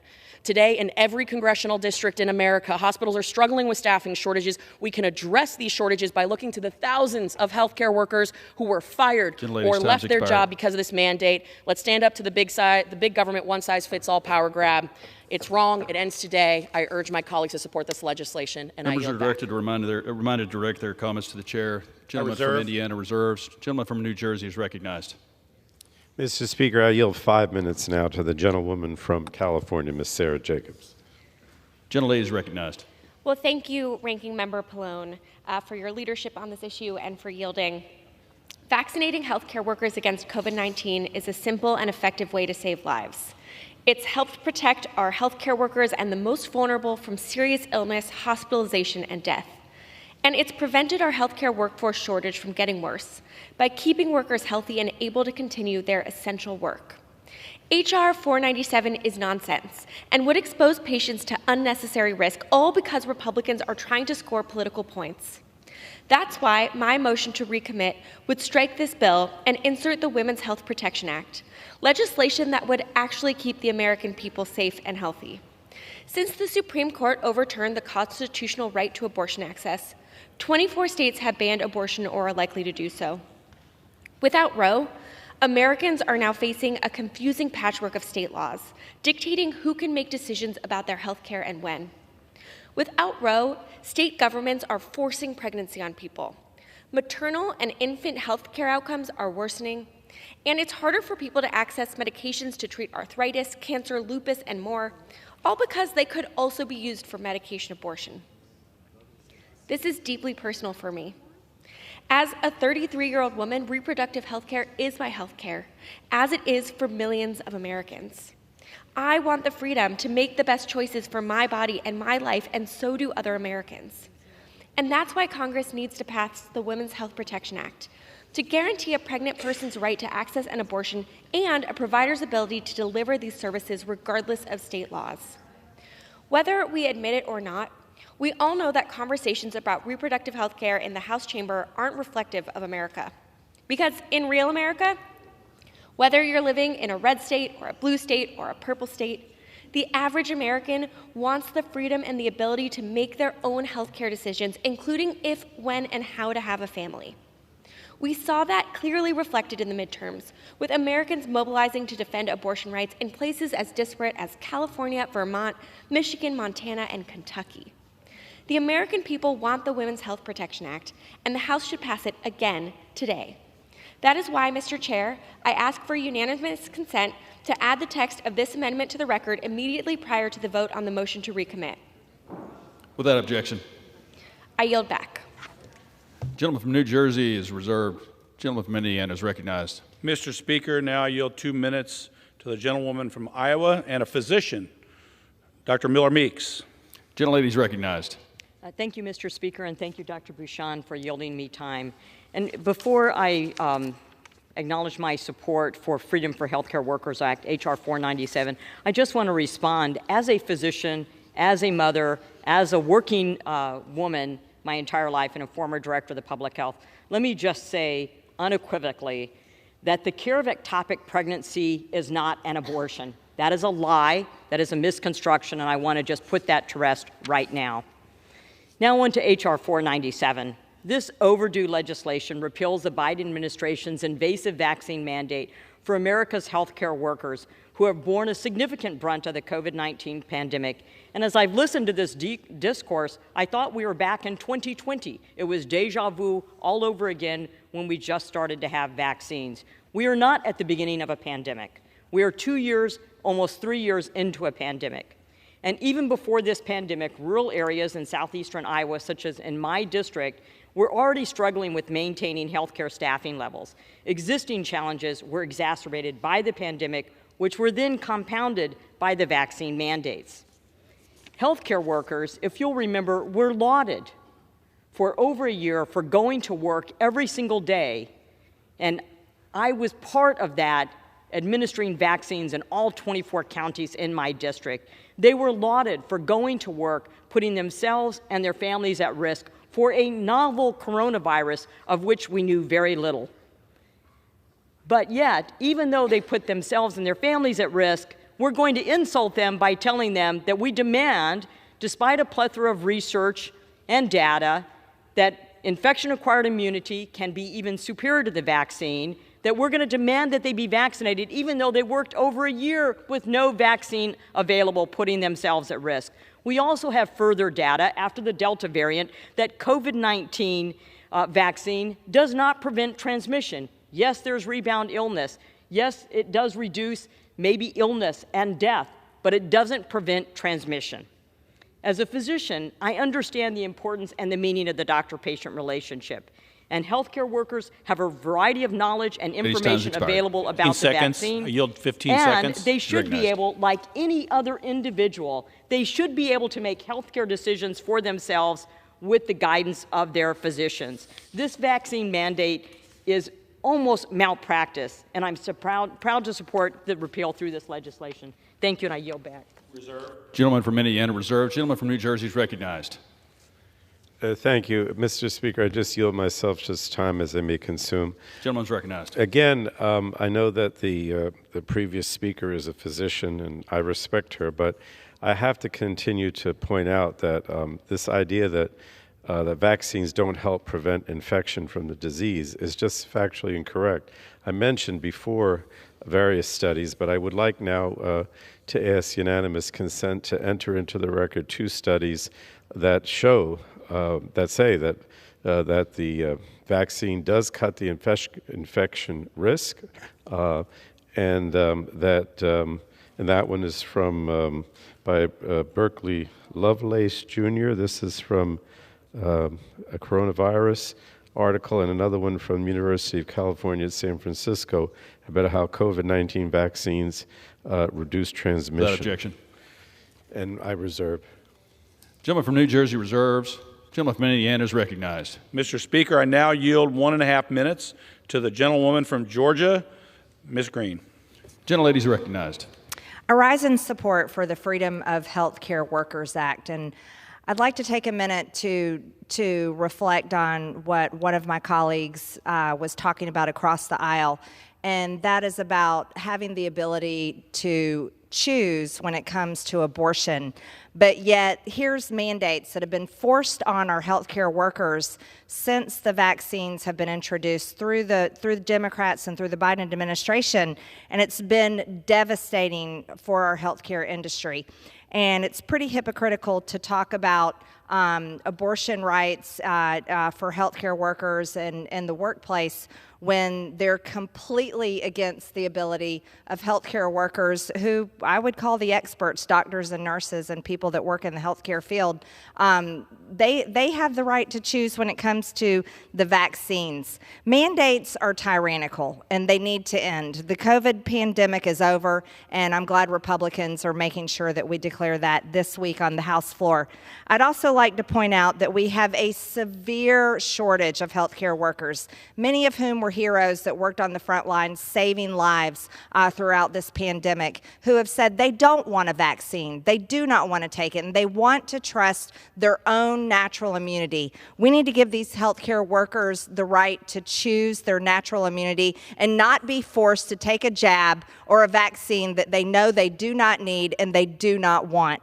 We believe in freedom here in the Republican conference. We believe in freedom for Americans. We believe in freedom for the healthcare workers of this country, and I yield back. Gentleman from Indiana reserves. Gentleman from New Jersey is recognized. I'll continue to reserve because I believe you have more speakers on the other side. Gentleman from New Jersey reserves. Gentleman from Indiana is recognized. With that, Mr. Speaker, I yield 1 minute to the gentleman from Missouri, Mr. Alford. Gentleman's recognized. Thank you, Mr. Speaker. I rise today in support of H.R. 497, the Freedom for Healthcare Workers Act. This is not about political points, ladies and gentlemen. Mr. Speaker, this is about freedom. Our workers in the healthcare industry fight every day on the front line for us. These precious workers should never have been placed in this position to choose between a forced medical procedure and losing their employment. So today we're going to vote on this bill, and I'd like to recognize and tell you the story of Melissa Thomas from our district. Melissa lives in Cass County, Missouri, and she's a nurse who served for more than 40 years. When CMS, a government bureaucracy, implemented the vaccine mandate, Melissa was presented with the outrageous choices, 3 different choices: to fight for her job, to comply with the mandate, or be forced out of the medical field entirely. Well, ultimately, Melissa fought. She was granted an exemption, but Melissa's story does not hold true for thousands of frontline workers, workers who were forced out of their jobs, where they worked for years to protect us. Today, I urge my colleagues to pass this bill, to end this mandate, to take a stand. This is a stand for freedom. Thank you. I yield back. Gentleman reserves. Well, I just would I yield reserve myself 1 minute. Gentleman from New Jersey is recognized. You know, one of the things that hasn't come up, and it didn't come up in rules last night as well, is that if someone has we have exemptions for this mandate for people who have serious religious convictions or medical reasons to grant an exemption. And, you know, no one has mentioned that, but I think that it is important that that exists. The mandate exists, but at the same time, if people have serious religious reservations or they have medical conditions that would result in having an exemption, those do exist. And I think everyone should understand that. I reserve the balance of my time. New Jersey reserves. Gentleman from Indiana is recognized. Mr. Speaker, I now yield 1 minute to the gentlewoman from Texas, Ms. Van Dyne. Gentlelady is recognized. Madam Speaker, I rise today in strong support of H.R. 497, the Freedom of Healthcare Workers Act. The people of North Texas have expressed their opposition to President Biden's authoritarian COVID-19 vaccine mandate for a variety of reasons. Today, I'd like to highlight the concerns that I've heard from firefighters and EMTs back home. The Biden administration COVID-19 vaccine mandate is not only an overreach of government power, it's also become a public safety threat.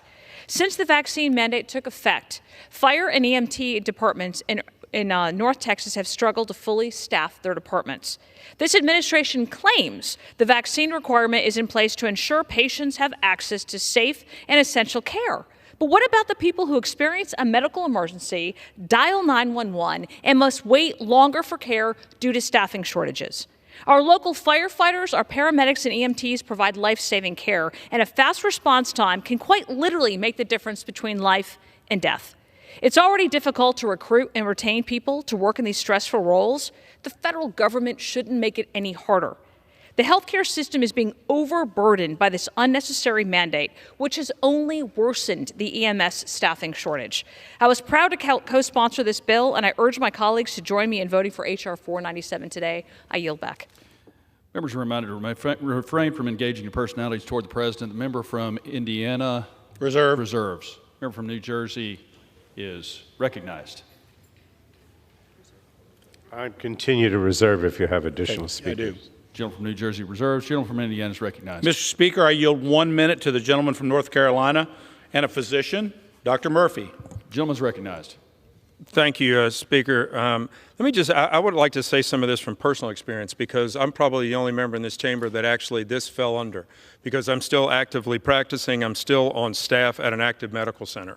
I've practiced at this one institution for 30 years, and I don't know how many calls I got from nurses, people on the floor taking care of COVID patients, pleading with me to not be forced to take this vaccine.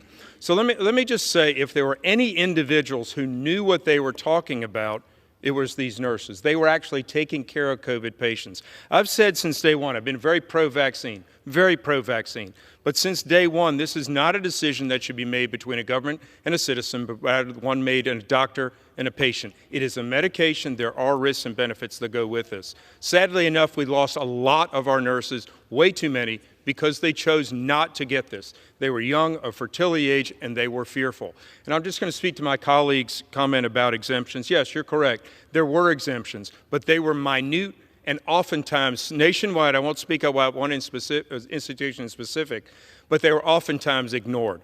30-year-olds who desired not to get this vaccine based upon fears about fertility don't have pre-existing medical conditions. I think this is the right thing. I think that I am pro-vaccine, but I do not believe this is the avenue of forced vaccination, and ask my colleagues to support H.R. 497. Thank you. I yield back. Gentleman from Indiana reserves. Mr. Speaker, may I inquire as to how much time we have on each side? Gentleman from Indiana has 4.5 minutes. I reserve. Gentleman from New Jersey has 7 minutes. Gentleman from Indiana reserves. Gentleman from New Jersey is recognized. Mr. Speaker, I yield myself such time as I may consume. Gentleman is recognized. Thank you, Mr. Speaker. Look, I want to stress again that for people who have serious religious reservations, for people who have medical conditions, they can get exemptions from the mandate. In addition to that, I know that the previous gentleman on the Republican side talked about risks and side effects. You know, FDA and CDC have been transparent that there are rare side effects that may happen to some individuals when they take the vaccines. But they and independent health experts all agree that the benefits of being vaccinated far outweigh the risk of any side effects. Arguments from the other side of the aisle insinuating an inflated risk of side effects also ignore the risks associated with contracting COVID-19 as an unvaccinated individual. I mean, COVID-19 is a dangerous disease that has killed over 1 million of our fellow Americans, and the vaccines are safe and effective, and they're strongly protective against severe illness and death. So I'm very concerned that some members use the floor to, and I'm not saying the people who spoke here have, but last night I certainly heard it in rules that some members use the opportunity to fan the flames of misinformation when describing the risks of side effects, when the risks of being unvaccinated are so grave. And I just think that this is dangerous and opposed by virtually every public health and medical organization. They're saying that they recommend the vaccine. So again, there may be some rare side effects. There may be some people that would seek to have exemptions. Let's try to understand that this is often a difficult situation, but the bottom line is that vaccines have saved millions of lives, and we can't give the impression that that's not the case. I reserve the balance of my time. Gentleman from New Jersey reserves. Gentleman from Indiana is recognized. I yield myself 2 minutes.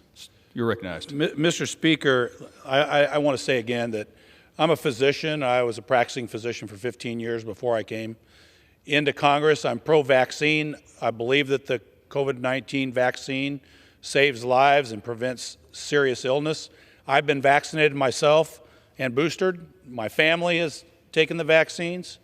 That's not what this is about, Mr. Speaker. What this is about is a federal mandate to force medical decisions on individual American citizens.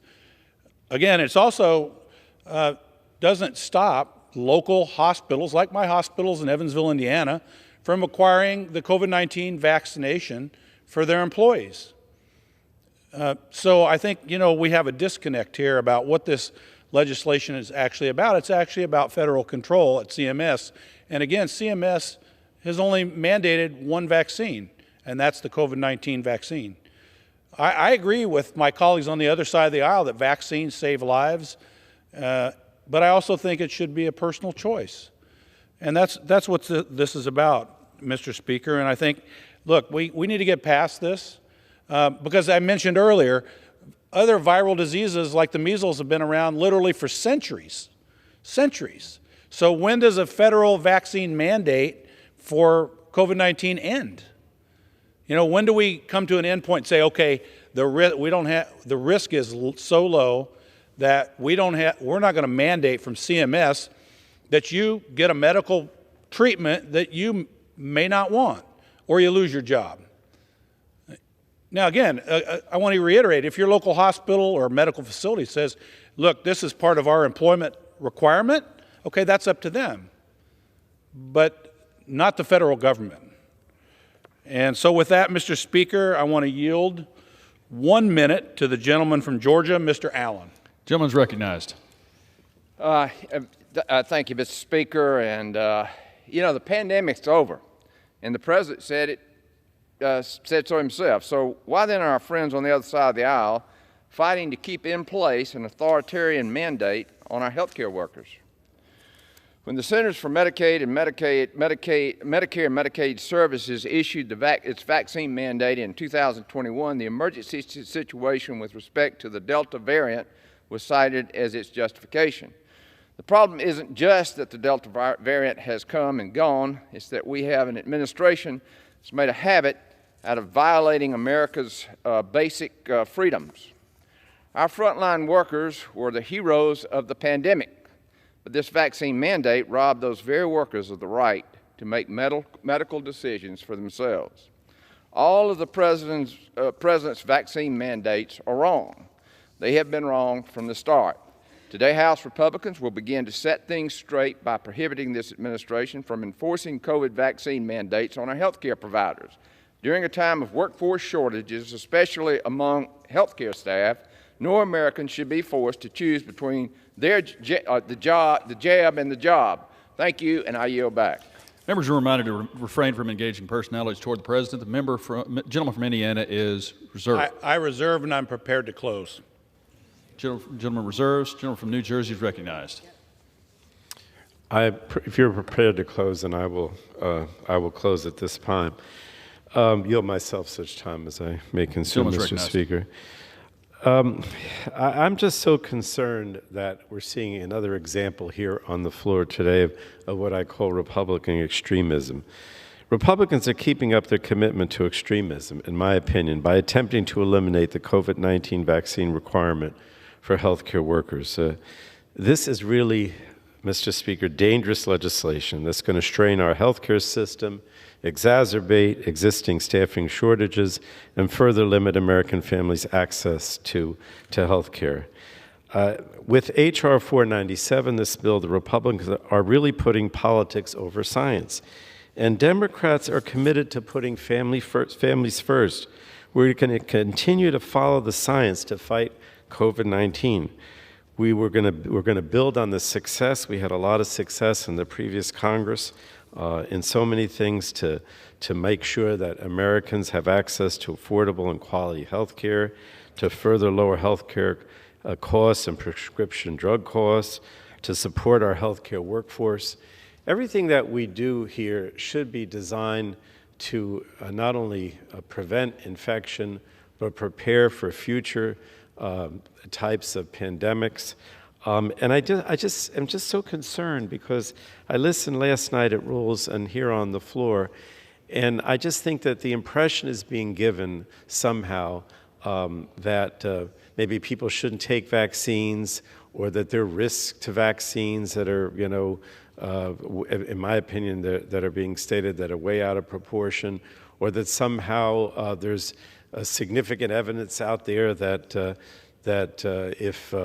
if you don't, that it doesn't matter if you get vaccinated or not, because that's not going to cause more infection.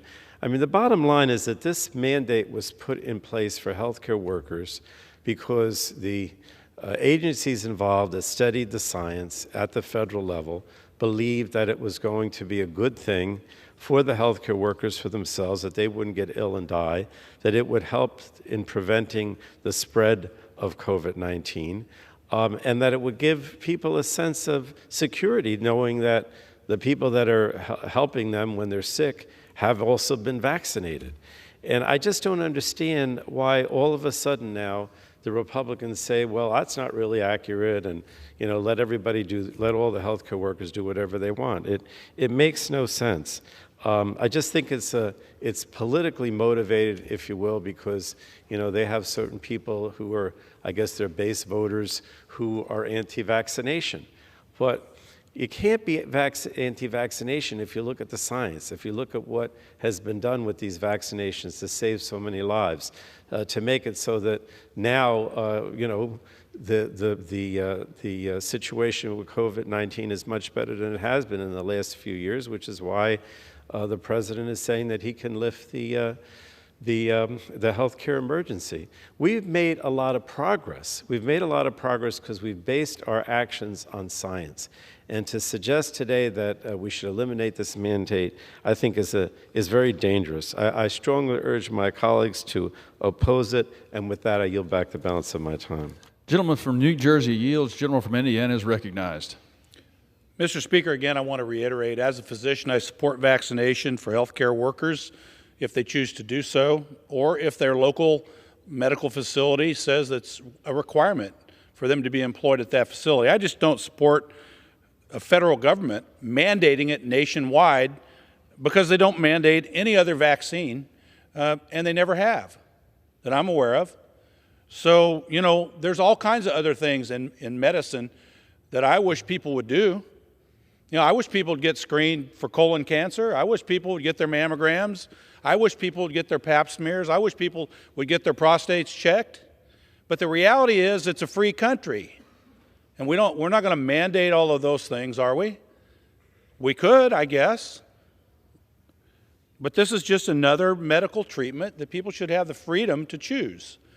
And the federal government shouldn't be mandating it. Again, I can't be more clear, and other doctors that have spoken today have said, we believe in vaccination. In fact, we did public service announcements supporting it. But we just don't believe that CMS should be mandating this for healthcare workers, and that this should end, that this mandate should end. So I urge all of my colleagues to support H.R. 497, and I yield back the balance of my time. Gentleman yields. All time for debate has expired. And pursuant to House Resolution 75, the previous question is ordered on the bill. The question is on engrossment and third reading of the bill. Those in favor say aye. Those opposed say no. The ayes have it. Third reading. Bill to eliminate the COVID-19 vaccine mandate on healthcare providers furnishing items and services under certain federal healthcare programs. For what purpose does the gentlelady from California seek recognition? Mr. Speaker, I have a motion to recommit at the desk. Clerk will report the motion. Ms. Jacobs of California moves to recommit the bill H.R. 497 to the Committee on Energy and Commerce. Pursuant to Clause 2B of Rule 19, the previous question is ordered on the motion to recommit. The question is on the motion.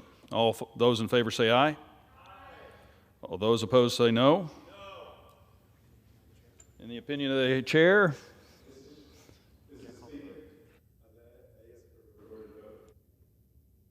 Chair, noes have it.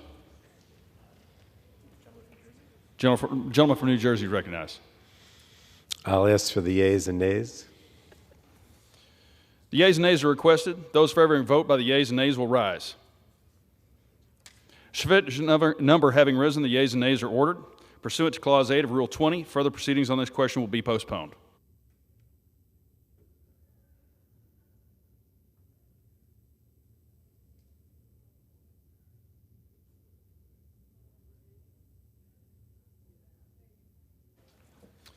Pursuant to Clause 12A of Rule 1, the Chair declares the House in recess subject to the call of the Chair.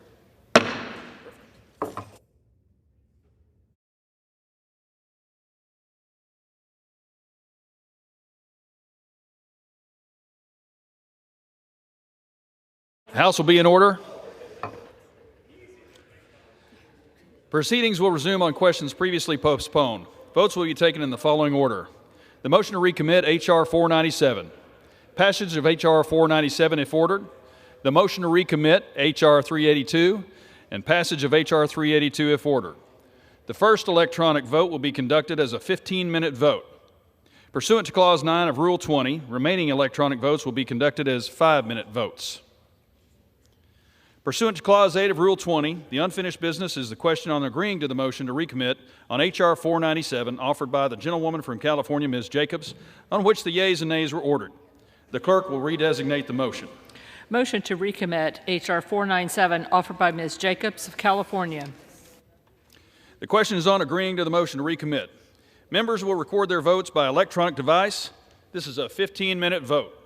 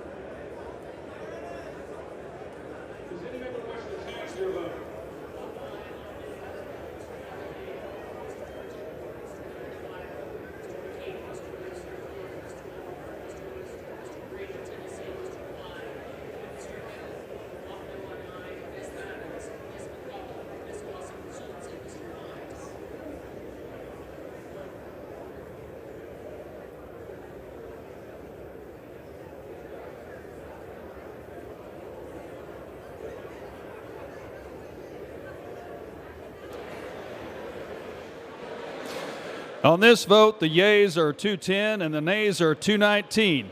The motion is not adopted. The question is on the passage of the bill. Those in favor, please say aye. Those opposed, please say no. The ayes have it. The bill is passed, and without objection. For what purpose does the gentleman from New Jersey wish to be recognized? On that, I ask for a recorded vote. A recorded vote is requested. Those favoring a recorded vote will rise. A sufficient number having risen, a recorded vote is ordered. Members will record their votes by electronic device. This will be a 5-minute vote.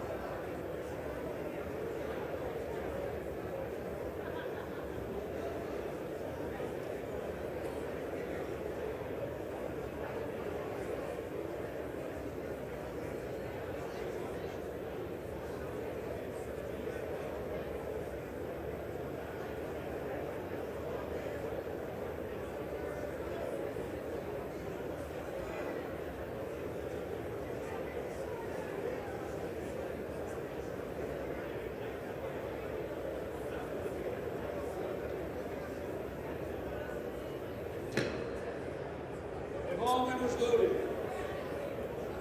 Does any member wish to change their vote?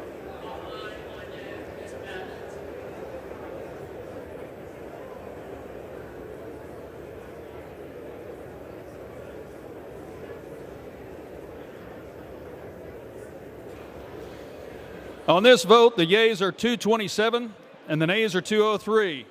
The bill is passed. Without objection, a motion to reconsider is laid on the table. Pursuant to Clause 8 of Rule 20, the unfinished business is the question on agreeing to the motion to recommit on H.R. 382, offered by the gentleman from Florida, Mr. Moskowitz, of which the yeas and nays were ordered. The clerk will redesignate the motion. Motion to recommit H.R. 382, offered by Mr. Moskowitz of Florida. The question is on agreeing to the motion to recommit. Members will record their votes by electronic device. This is a 5-minute vote.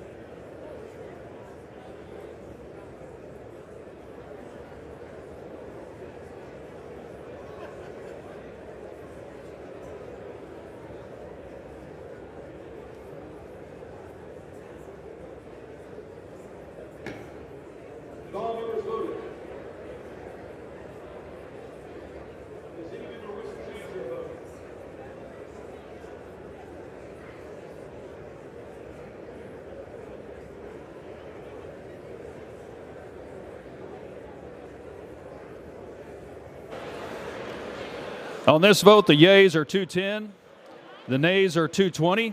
The motion is not adopted. Question is on passage of the bill. All those in favor say aye. Those opposed say no. The ayes have it. For what purpose does the gentleman from New Jersey seek recognition? I ask for the yeas and nays. The yeas and nays are requested. Those favoring a vote by the yeas and nays will rise. A sufficient number having risen, the yeas and nays are ordered. Members will record their votes by electric device. This is a 5-minute vote.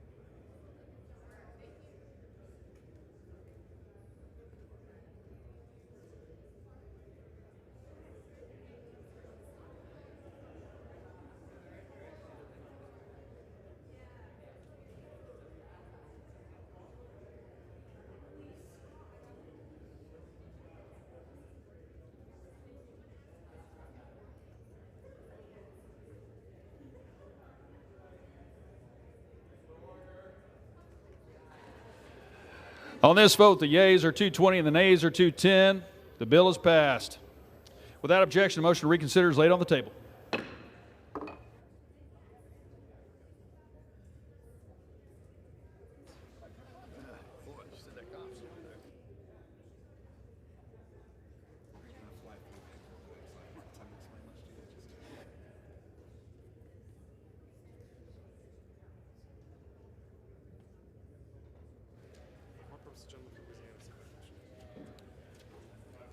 For what purpose does the gentleman from Louisiana seek recognition? Mr. Speaker, I sent to the desk a privileged concurrent resolution and ask for its immediate consideration. The clerk will report the concurrent resolution. House Concurrent Resolution 11, resolved that the two houses of Congress assemble in the Hall of House of Representatives on Tuesday, February 7, 2023 at 9 p.m. for the purpose of receiving such communication as the President of the United States shall be pleased to make to them. Is there objection to the consideration of the concurrent resolution? Without objection, the concurrent resolution is agreed to and the motion to reconsider is laid on the table.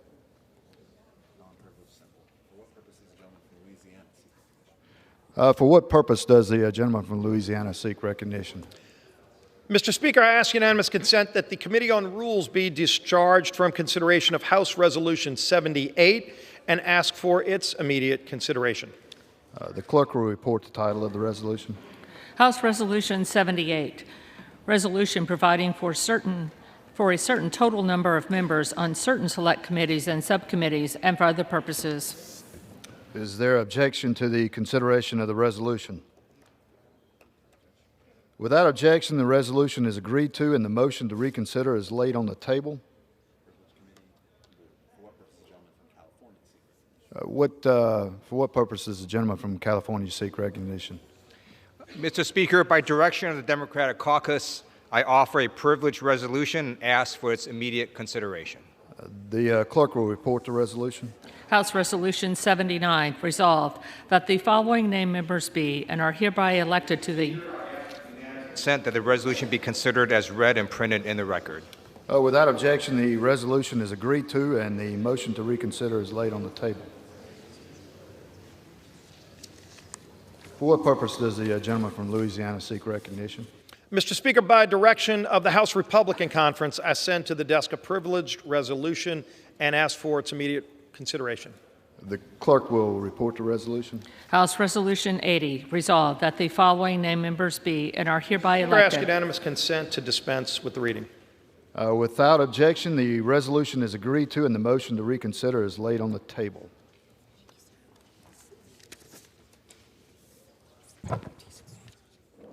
The chair will now entertain requests for 1-minute speeches.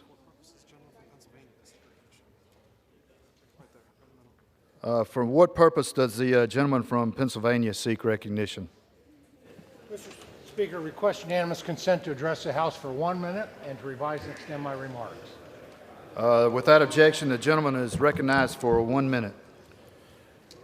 Mr. Speaker, the House is not in order.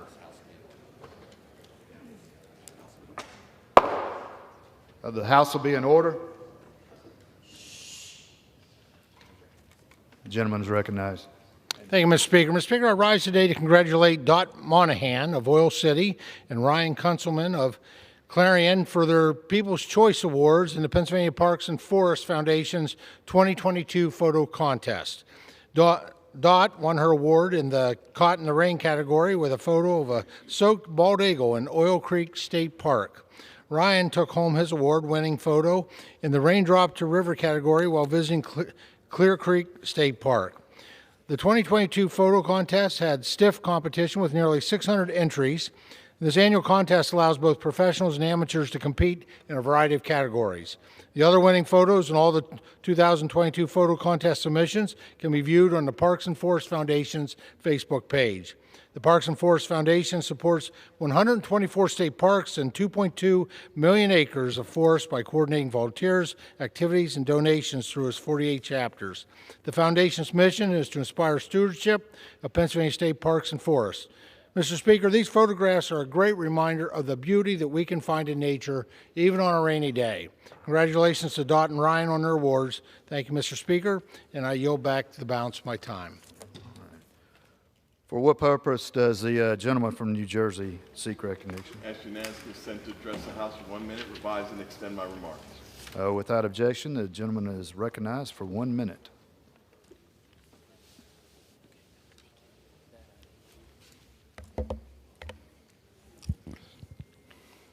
Mr. Speaker, I rise today to thank my Democratic colleagues for selecting me as ranking member of the Subcommittee on Railroads, Pipelines, and Hazardous Materials for the House Committee on Transportation and Infrastructure. I will work to accomplish at least 4 strong railroad priorities in the new Congress. The first is the completion of the Hudson River Tunnel and the entire Gateway program. This is the most important transportation project in the nation, and it will help commuters in my district as well as travelers throughout the East Coast. The second is using the bipartisan infrastructure law funding to improve Amtrak and travel throughout the Northeast Corridor. And the third is more oversight over freight railroads nationwide. The fourth is a promise that I made early on in the Congress to make sure that rail workers finally get the sick time they have earned and deserve. We need to make sure they're operating safely and efficiently across the country. Again, I thank my colleagues for my selection, and I look forward to working with all of them to make these priorities into realities. And with that, Mr. Speaker, I yield back. For what purpose does the gentleman from Georgia seek recognition? Ask unanimous consent to address the House for 1 minute, to revise and extend my remarks. Without objection, the gentleman is recognized for 1 minute.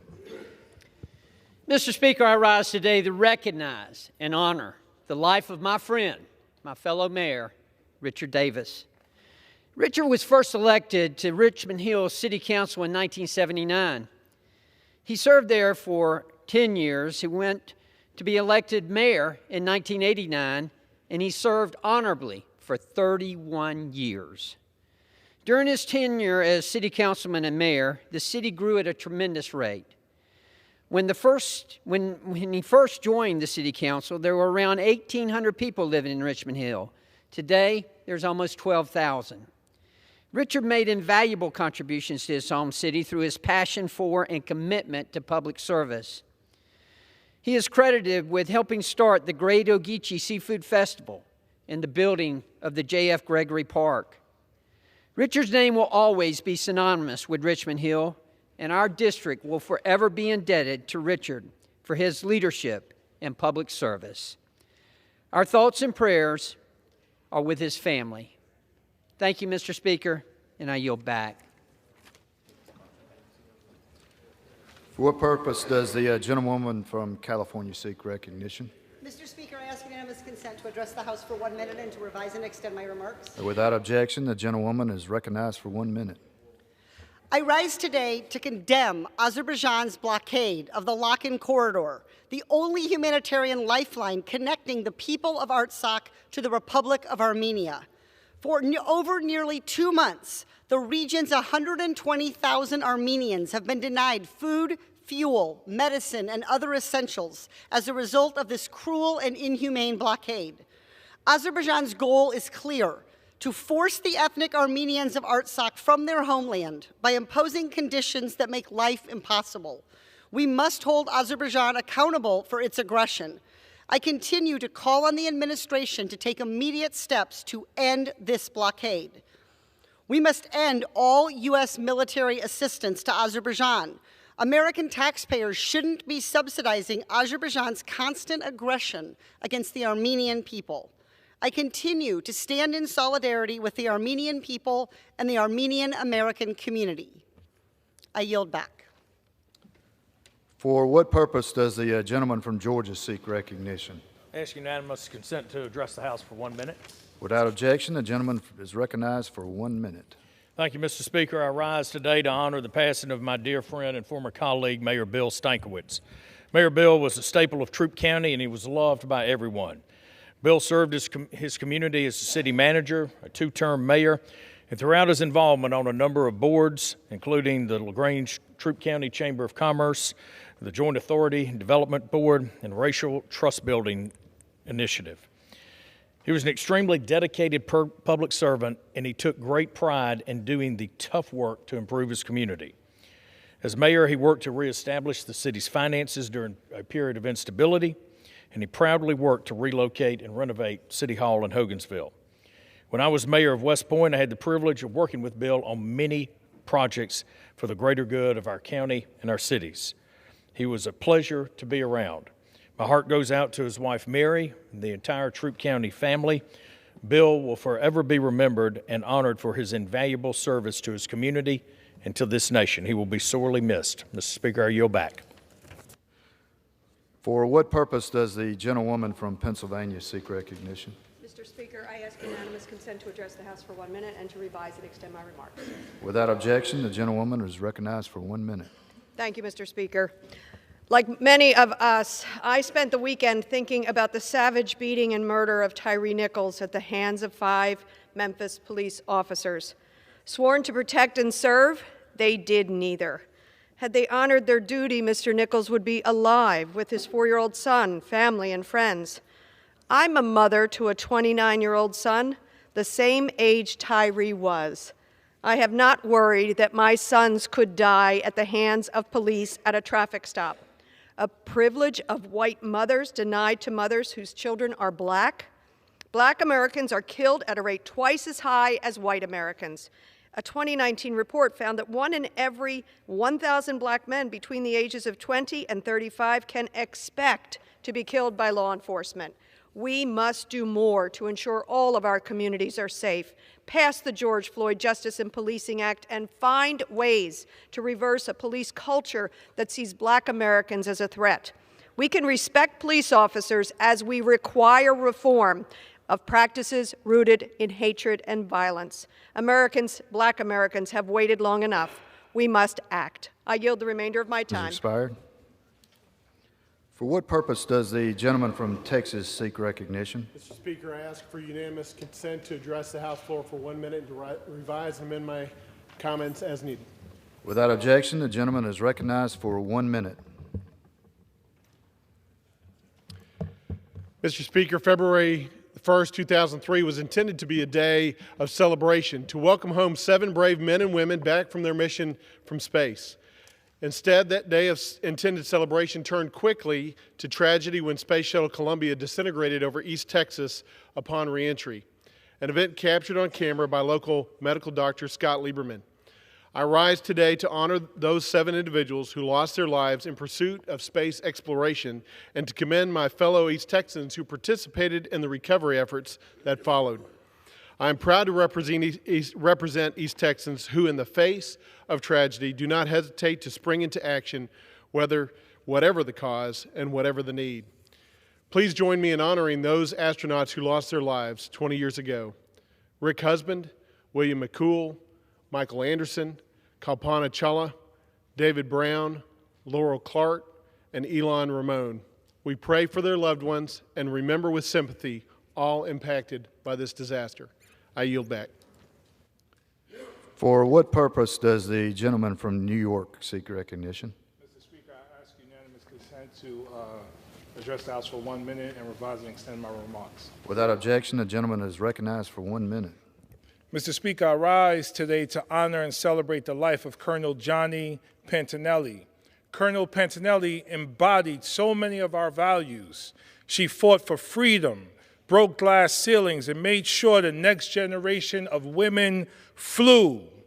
Colonel Pantinelli served in the Marine Corps Reserves in 1944 and 45, and soon after was told her service was no longer needed because the men were coming home. Instead of quitting, she joined the Civil Air Patrol in White Plains and served as a wartime mission observer searching for German subs. After the war, Colonel Pantinelli earned her pilot's license and survived a plane crash during her flight training. She served for decades as commander of the squadron that is now named after her. and in 2011 she earned the rank of colonel. Colonel Pentinelli passed away on January 14th, 2023, and we've been 98, would have been 98 in March. New York 16 and I thank her for her service and send our deepest condolences to everyone impacted by this monumental loss. Thank you, and I yield back. For what purpose does the gentleman from Montana seek recognition? Mr. Speaker, I request unanimous consent to address the House for 1 minute. Without objection, the gentleman is recognized for 1 minute. Mr. Speaker, I rise today in defense of our nation's wildland firefighters. In my role as Secretary of Interior, as Congressman, and as a Montanan, I've seen the devastation that mismanagement and overregulation has brought to our forests. Every year we bear witness to our forests and homes burning in catastrophic wildfires.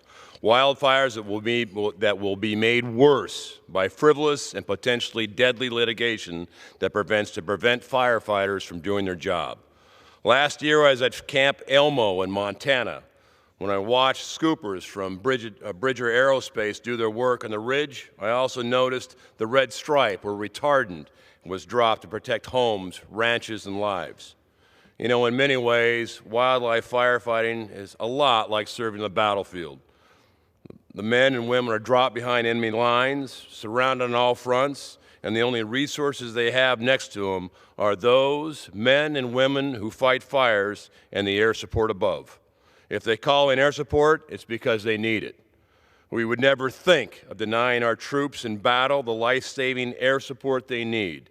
So why would anyone think that our firefighters doing their job deserve any less? Thank you, Mr. Speaker. I yield back. For what purpose does the gentlewoman from Florida seek recognition? Mr. Speaker, I ask for unanimous consent to address the House for 1 minute. Without objection, the gentlewoman is recognized for 1 minute. Mr. Speaker, I rise today in support of the 33,000 veterans that in this country experiencing homelessness and ask for your support for my bill, the Healthy Foundations for Homeless Veterans Act. This bill would make permanent the temporary flexibilities granted to the Department of Veterans Affairs in Section 4201A. Veterans make up 7% of the general population, but represent 13% of adults who are suffering from homelessness.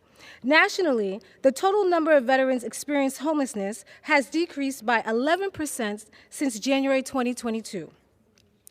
The Department of Veterans Affairs has placed over 40,000 veterans in permanent housing as a result of the temporary flexibilities granted to provide shelter. This is a great start. However, we can make more progress. But it's just the beginning, as there's an estimated 267 homeless veterans in Broward County where I represent. This common sense legislation would authorize the Department of Veterans Affairs to provide shelter, food, clothing, bedding, hygiene items, transportation, communication devices, and other necessary assistance to veterans who are homeless and or using rental vouchers. We will not stop until every veteran... Expired. Mr. Speaker, I yield. For what purpose does the gentleman from New York seek recognition? Without objection, the gentleman is recognized for 1 minute. Mr. Speaker, I rise today to honor the brave men and women of the Nassau County Police Department. Last week, the Nassau PD arrested 8 men in New York's 3rd Congressional District who are said to be part of an organized theft group from South America.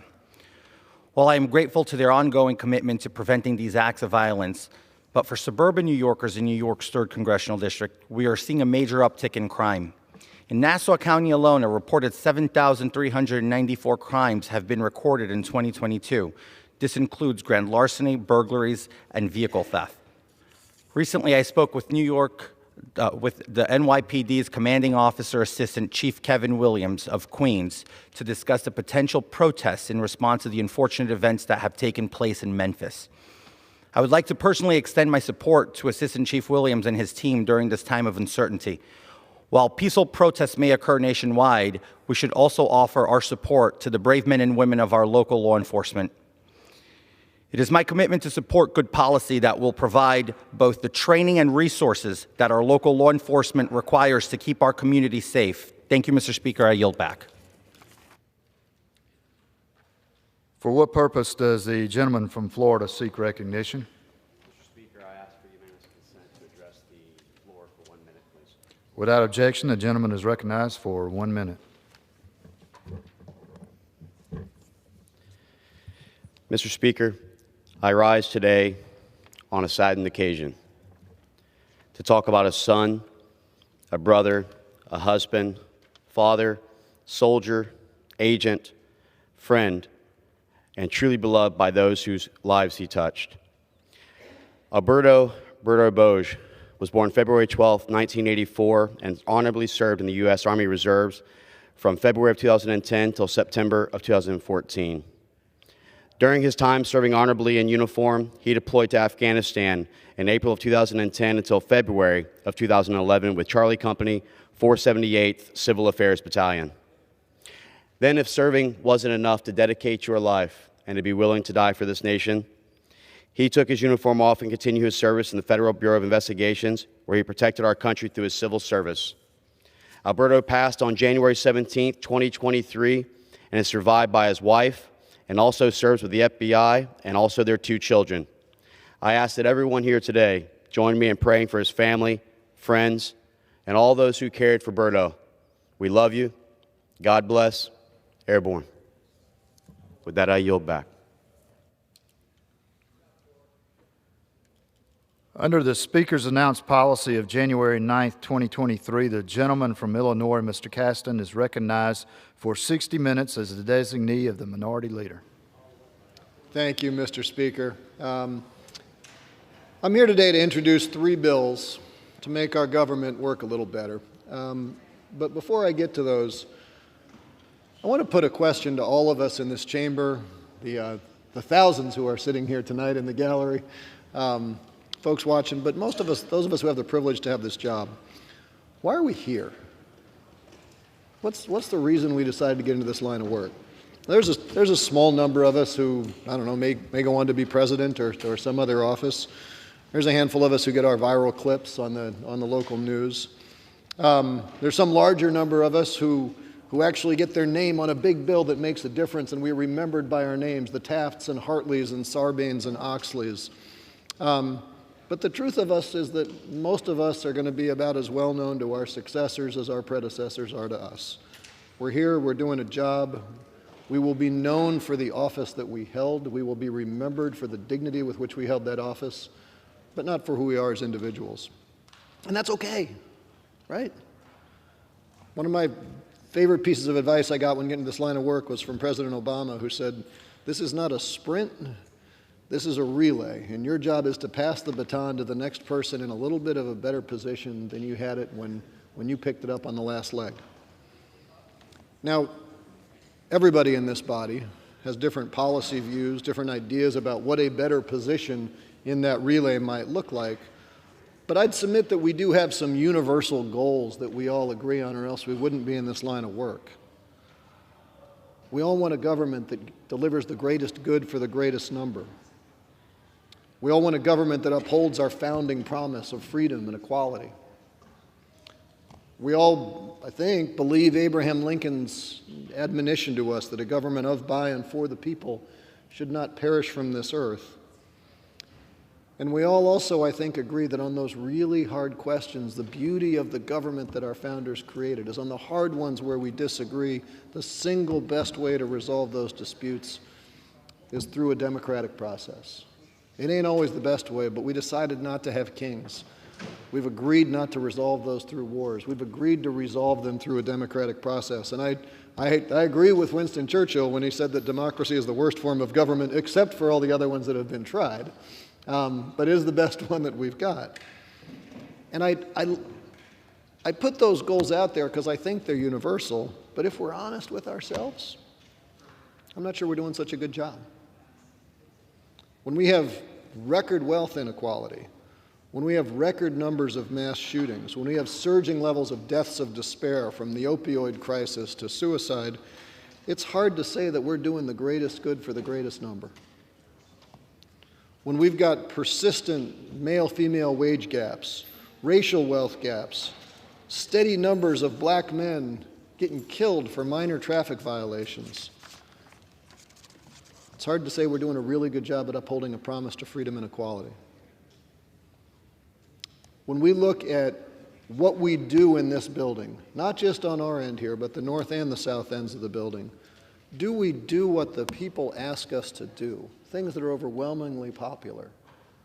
Campaign finance reform, getting rid of gerrymandering, holding ourselves to the same legal and ethical standards that we ask all American citizens to be held to. We can't get those bills sent to the president's desk. Those things are rejected. We don't even get them out of this building. That's a question of whether we really are making sure that we have a government that is of, by, and for the people. Because I know that you all face the same questions I get when I go home.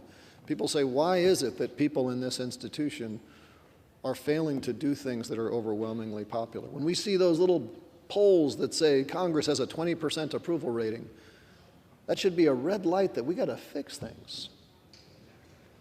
And of course, the refusal of substantially all of one political party, the party of Lincoln, to condemn an attack on the U.S. Capitol that sought to overturn a free and fair election is not a commitment to preserve and abide by the wisdom of the majority.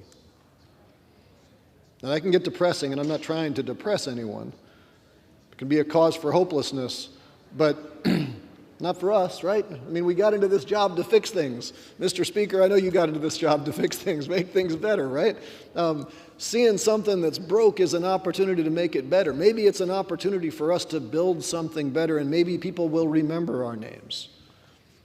But we got to get to work and move the baton forward to do that. And if we are going to do that, we have to first acknowledge some unpleasant, if self-evident, truths. First of all, we don't like to say it around here often, but we should. Our founders actually weren't perfect. They weren't Moses. They weren't Jesus. They were fallible people just like us. One of my favorite descriptions of the Constitutional Convention was Benjamin Franklin. And he was asked about the process, and he said, when you assemble a number of men to have the advantage of their joint wisdom, he should have said in women, but it's with the times. When you assemble them to get their joint wisdom, you inevitably assemble all of their prejudices, their passions, their errors of opinion, their local interests, and their selfish views. He was talking about the Constitutional Convention. Sounds an awful lot like he's talking about all the people we work with every day, right? We've all got our errors of opinion and our selfish views, and that's okay. Trust our founders that they were not perfect and they were just as flawed as we all are.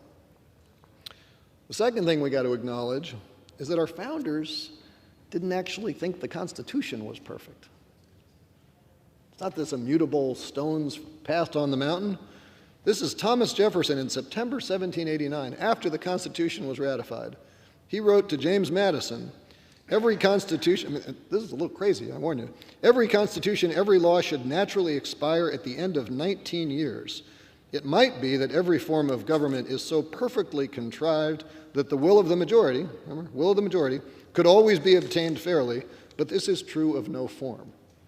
Now, I'm not suggesting that all our laws expire in 19 years, but these are the people who wrote the Constitution saying, I'm not sure this thing is really good for more than 19 years or so.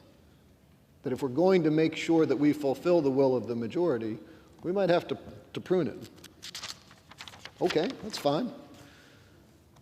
The third thing, and this is the one that I think is most important for us here today, is that our founders did not understand democracy nearly as well as we do. They were an amazing group of people. They did an amazing thing. But we have 233 years of wisdom that they did not have.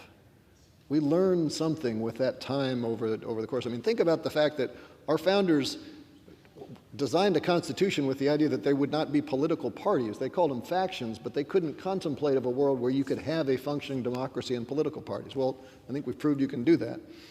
They didn't have standing armies. They didn't have income taxes.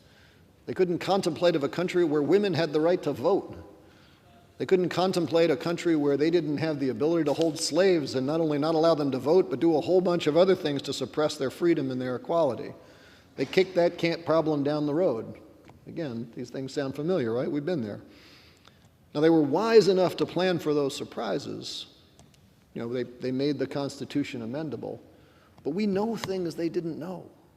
We are governing in a different environment still under those tools. And if we acknowledge that they were no perfect than we are, if we acknowledge that we have a responsibility to move this baton forward, then I think we can be honest about what we can do and not be constrained by our own ambition.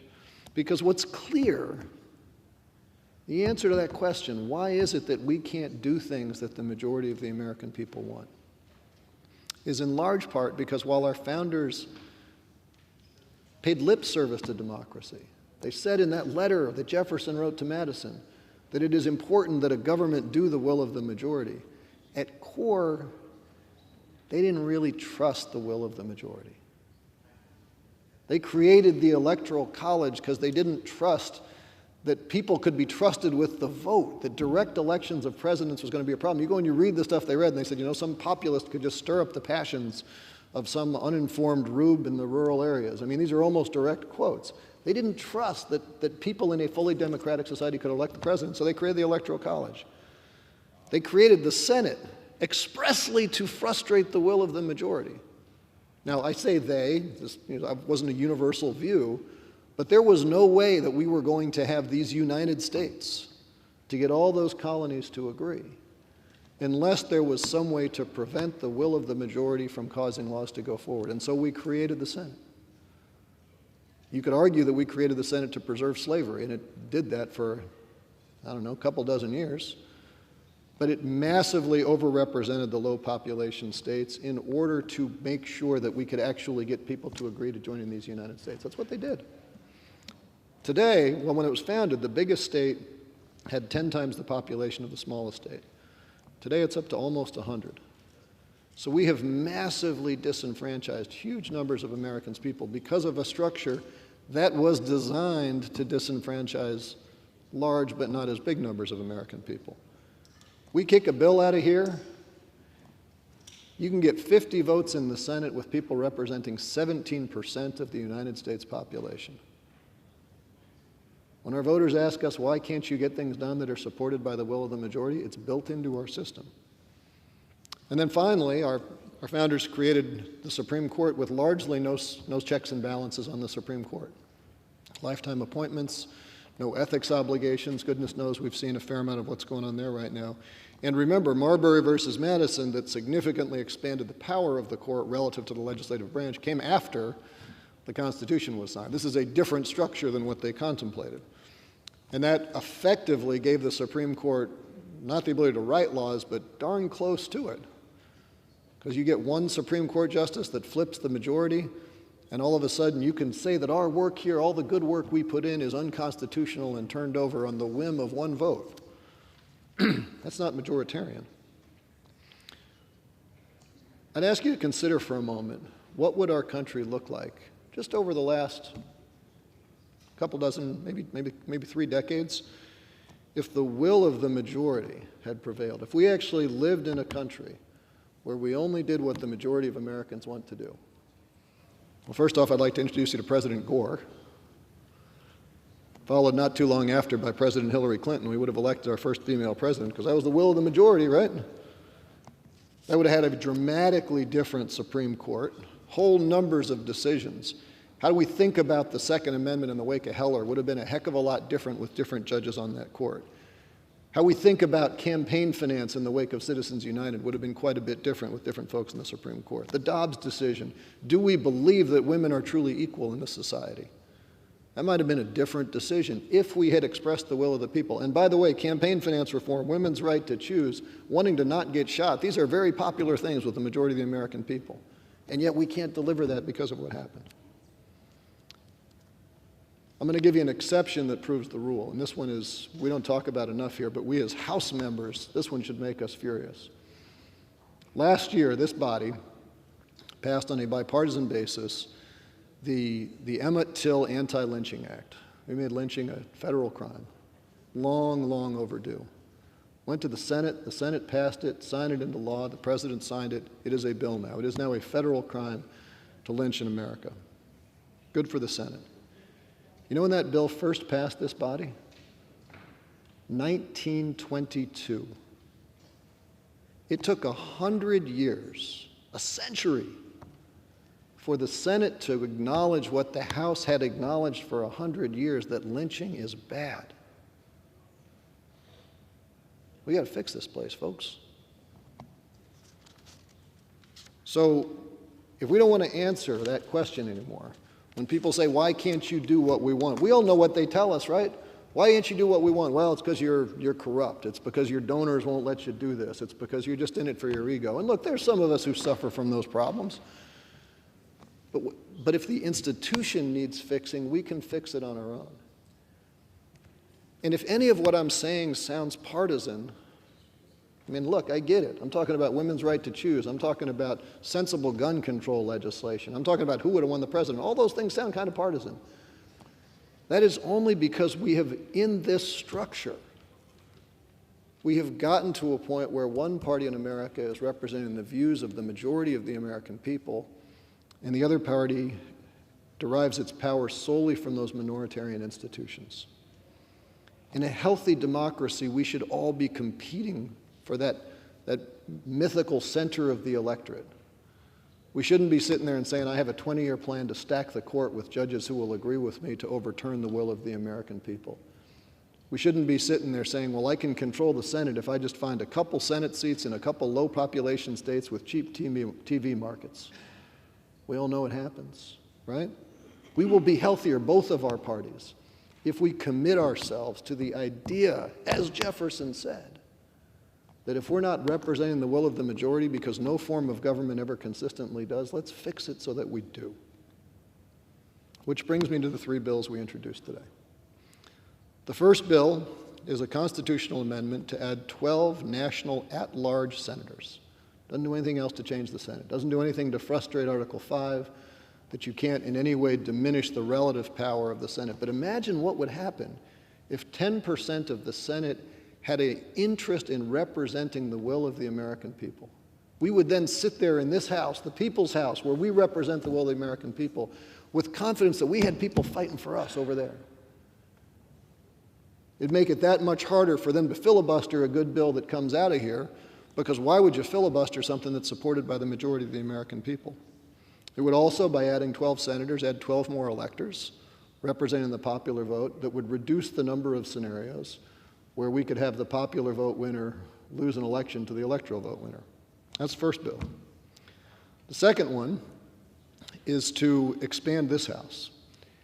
And in the next census, 2030, to say, let's go out and look at the smallest state in the Union and say the size of that state is going to set the size of a congressional district. Because if we are the House of Representatives, we should make sure that all of us represent as close as we can the same number of people. The House hasn't grown since 1911. The population of the United States has grown 3.5 times since 1911. All of us in this room, on average, varies, your mileage may vary, represent 730,000, 740,000 people. 1911, we represented 200,000 people. Imagine how much different our jobs would be if we had 200,000 constituents to represent, to go talk to understand, to make sure that we reflected their views. We'd be better. We'd be more representative. There's only 2 countries in the world in parliamentary democracies that represent more people than we do: India and Afghanistan. We're the crazy outlier, right? So let's expand the House, make us more representative. If we did that based on the last census, that would add something like 130 seats to this House. Again, would add further electors. It would make us more diverse. It would bring in a new group of people, would make us better, make us more representative. And then the third, because I know there's a lot of constitutional originalists in the room, is to restore the Supreme Court to their Article 3 responsibilities. If you haven't read it in a while, I'd encourage you to go read Article 3 of the Constitution that lays out the scope of the Supreme Court. It says that they are responsible for matters of admiralty law, maritime law, matters relating to ambassadors, disputes between the states, and such appellate jurisdiction as the Congress may see fit to provide from time to time. Well, if we have a court that is consistently not fulfilling the will of the American people, if we have a court that is consistently encroaching on our power here in this chamber, overturning our judgments is what we do, it is in our power to perhaps see fit from time to time to reduce their appellate jurisdiction. So what we've said is let's reduce their appellate jurisdiction to the circuit courts, and let's depoliticize judge selection processes by, if the courts are going to say that a law that we passed is unconstitutional, we will select from a pool of circuit court judges, appellate court judges, at random, and it'll take at least 70% of them to overturn a bill that we pass out of here. It takes 2/3 for us to overturn a veto, right? Let's hold them to the same standard. Let's not make this political. Let's get enough people involved in the pool that you can't politicize this. Do it for the good of making this place work. Also would eliminate the shadow docket. Why do we allow ourselves to continue to live in a world where the Supreme Court can just decide to rule on something and not even explain it? How do you work as a lawyer if you don't know that? Let's get rid of the shadow docket. I'm not perfect. You aren't perfect, Mr. Speaker. None of us in this room are perfect. Our founders weren't perfect, but we are perfectible. And we have a job that affords us the opportunity and the responsibility to make our government a little bit better, a little bit more responsive, a little bit more democratic, to move the baton forward. And I would submit to you that that is just an amazing privilege. I'm grateful to have it. I'm grateful to serve with all of you. And I hope I can get the support of this body and my colleagues to redouble our commitments to make our government better, make sure that we honor Jefferson's promise to tune it and tweak it if it's not carrying out the majority will, and to pass that baton forward to whoever follows us up in a little better position than we got it ourselves. Thank you, Mr. Speaker, and I yield back. The gentleman yields back. Under the Speaker's announced policy of January 9th, 2023, the gentleman from Colorado, Mr. Buck, is recognized for 60 minutes as the designee of the Majority Leader. Mr. Speaker, I ask unanimous consent that all members may have 5 legislative days to revise and extend their remarks and submit extraneous materials. Without objection. Mr. Speaker, I rise to discuss the threats facing conservative speech in this country. When members of government take it upon themselves to declare certain speech illegal or undesirable, they effectively silence opposition. This isn't the American way. We've seen this kind of censorship in Saudi Arabia, Communist China, Soviet Russian. We never want to see it in America. Tonight, we're gathered to call attention to a shocking, coordinated attempt by progressives in business and government to suppress dissent, stifle debate, and threaten free speech. Last week, one of the largest satellite TV providers, DirecTV, chose to deplatform Newsmax from their lineup. Newsmax is the 4th highest-rated cable news channel and is watched by more than 25 million Americans. This decision means that more than 13 million homes will lose access to Newsmax programming. 2 years ago, Democratic members of the Energy and Commerce Committee wrote to AT&T and DirecTV encouraging the censorship of One America News, Fox News, and Newsmax. 2 years later, 2 out of 3 of those networks are now deplatformed. 1 year ago, after pressure from Democrats, AT&T and DirecTV removed One America News Network from its programming, and now DirecTV has removed Newsmax. The Energy and Commerce Committee has immediate jurisdiction over the business interests of DirecTV. It doesn't take a rocket scientist to understand why AT&T and DirecTV felt pressured to comply with committee demands. Simply put, Democrats in that committee disagreed with the content coming out of One America News Network and Newsmax and decided they wanted them canceled. This is a clear case of free speech infringement and viewpoint discrimination. Government colluding with telecommunications giants should chill us all. We are facing a concerted, unabashed effort to shrink the limits of debate by corporations in an unholy alliance with political activists and their government avatars. These companies have become willing prosecutors of dissent. Woke corporations are actively interposing themselves between Americans and the conversations they need to have. Why? Because they're afraid. Afraid that the lessons they learned in progressive universities won't stand up to objective scrutiny. Afraid that vigorous debate breeds societies of citizens, not sheep. Above all, afraid that if they cannot anoint themselves enlightened arbiters, their ideas will just have to stand on their own merits, like the rest of us. I urge my colleagues across the aisle to rethink their desire to silence opposition. The people who want to silence opponents are people who can't win debates. I urge American businesses to stiffen their spines and stand up in favor of free speech and open speech. We acknowledge that we may never know the exact mindset of the decision makers who decided to join hand in glove with progressives' drive to silence their opposition. But what we know is more than enough. Democrats asked and DirecTV delivered. Progressives spoke up and One American News was silenced. Newsmax is now on the chopping block. Where does that leave us? Under the lengthening shadow of censorship or at the beginning of a new era when freedom fights back? I know what side I will be on. Which one will you join? I yield 3 minutes to my colleague from the Tar Heel State, Mr. Bishop. I thank the gentleman from Colorado, and he and my colleagues will show in this hour that censorship of conservative voices proliferates among social media and other tech companies, banks and other commercial service providers, and massive public companies and capital markets pursuing ESG policies. But as Mr. Buck suggested, it's worse than that, because the leading and most insidious censors, whose predominant selection of conservatives to victimize, by the way, is only an aside, are the powerful and secretive agencies of federal law enforcement and the so-called intelligence community.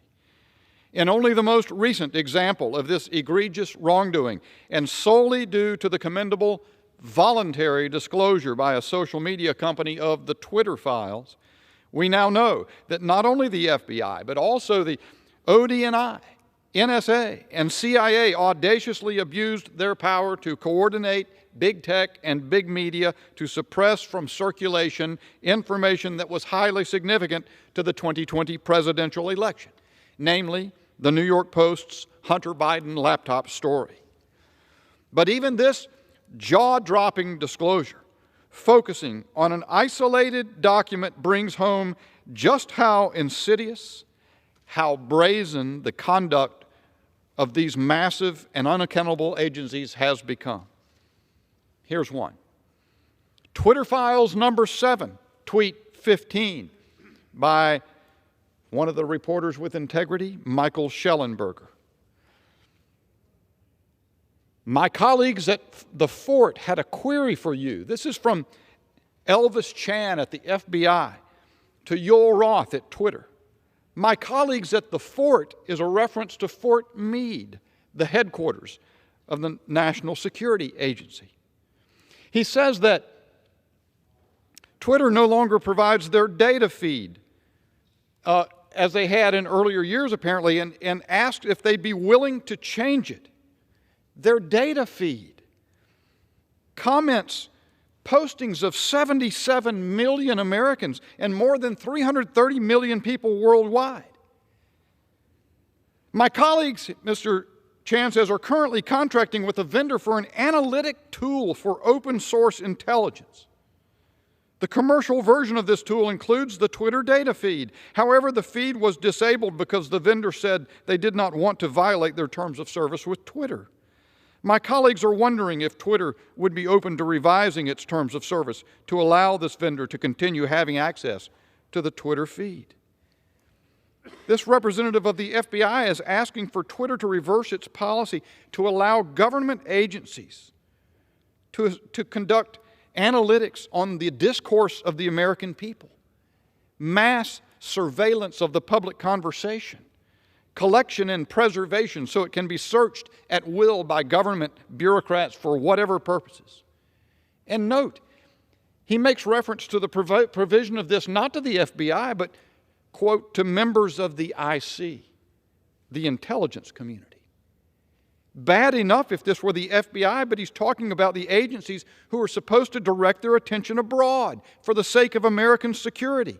And instead, they're seeking mass surveillance on Americans' utterances and those of unsuspecting people the world over. A good Democrat, William Proxmire, said, "Power always has to be kept in check. Power exercised in secret, especially under the cloak of national security, is doubly dangerous." Mr. Speaker, in the Select Subcommittee on the Weaponization of the Federal Government, we will plumb the depths of powerful agencies gone rogue. And then this Congress must act to keep in check power exercised in secret. I yield back. I thank the gentleman, and now I yield 3 minutes to the gentleman from Arizona, the Grand Canyon State, America's favorite Arizona podcaster, Mr. Biggs. I thank the gentleman, and I thank him for organizing this. In years past, I would imagine that this particular issue would draw people from both sides of the aisle to come and protest the marriage of big business, big tech, and big government to silence dissenting voices in this, what once was the freest nation in the history of the world.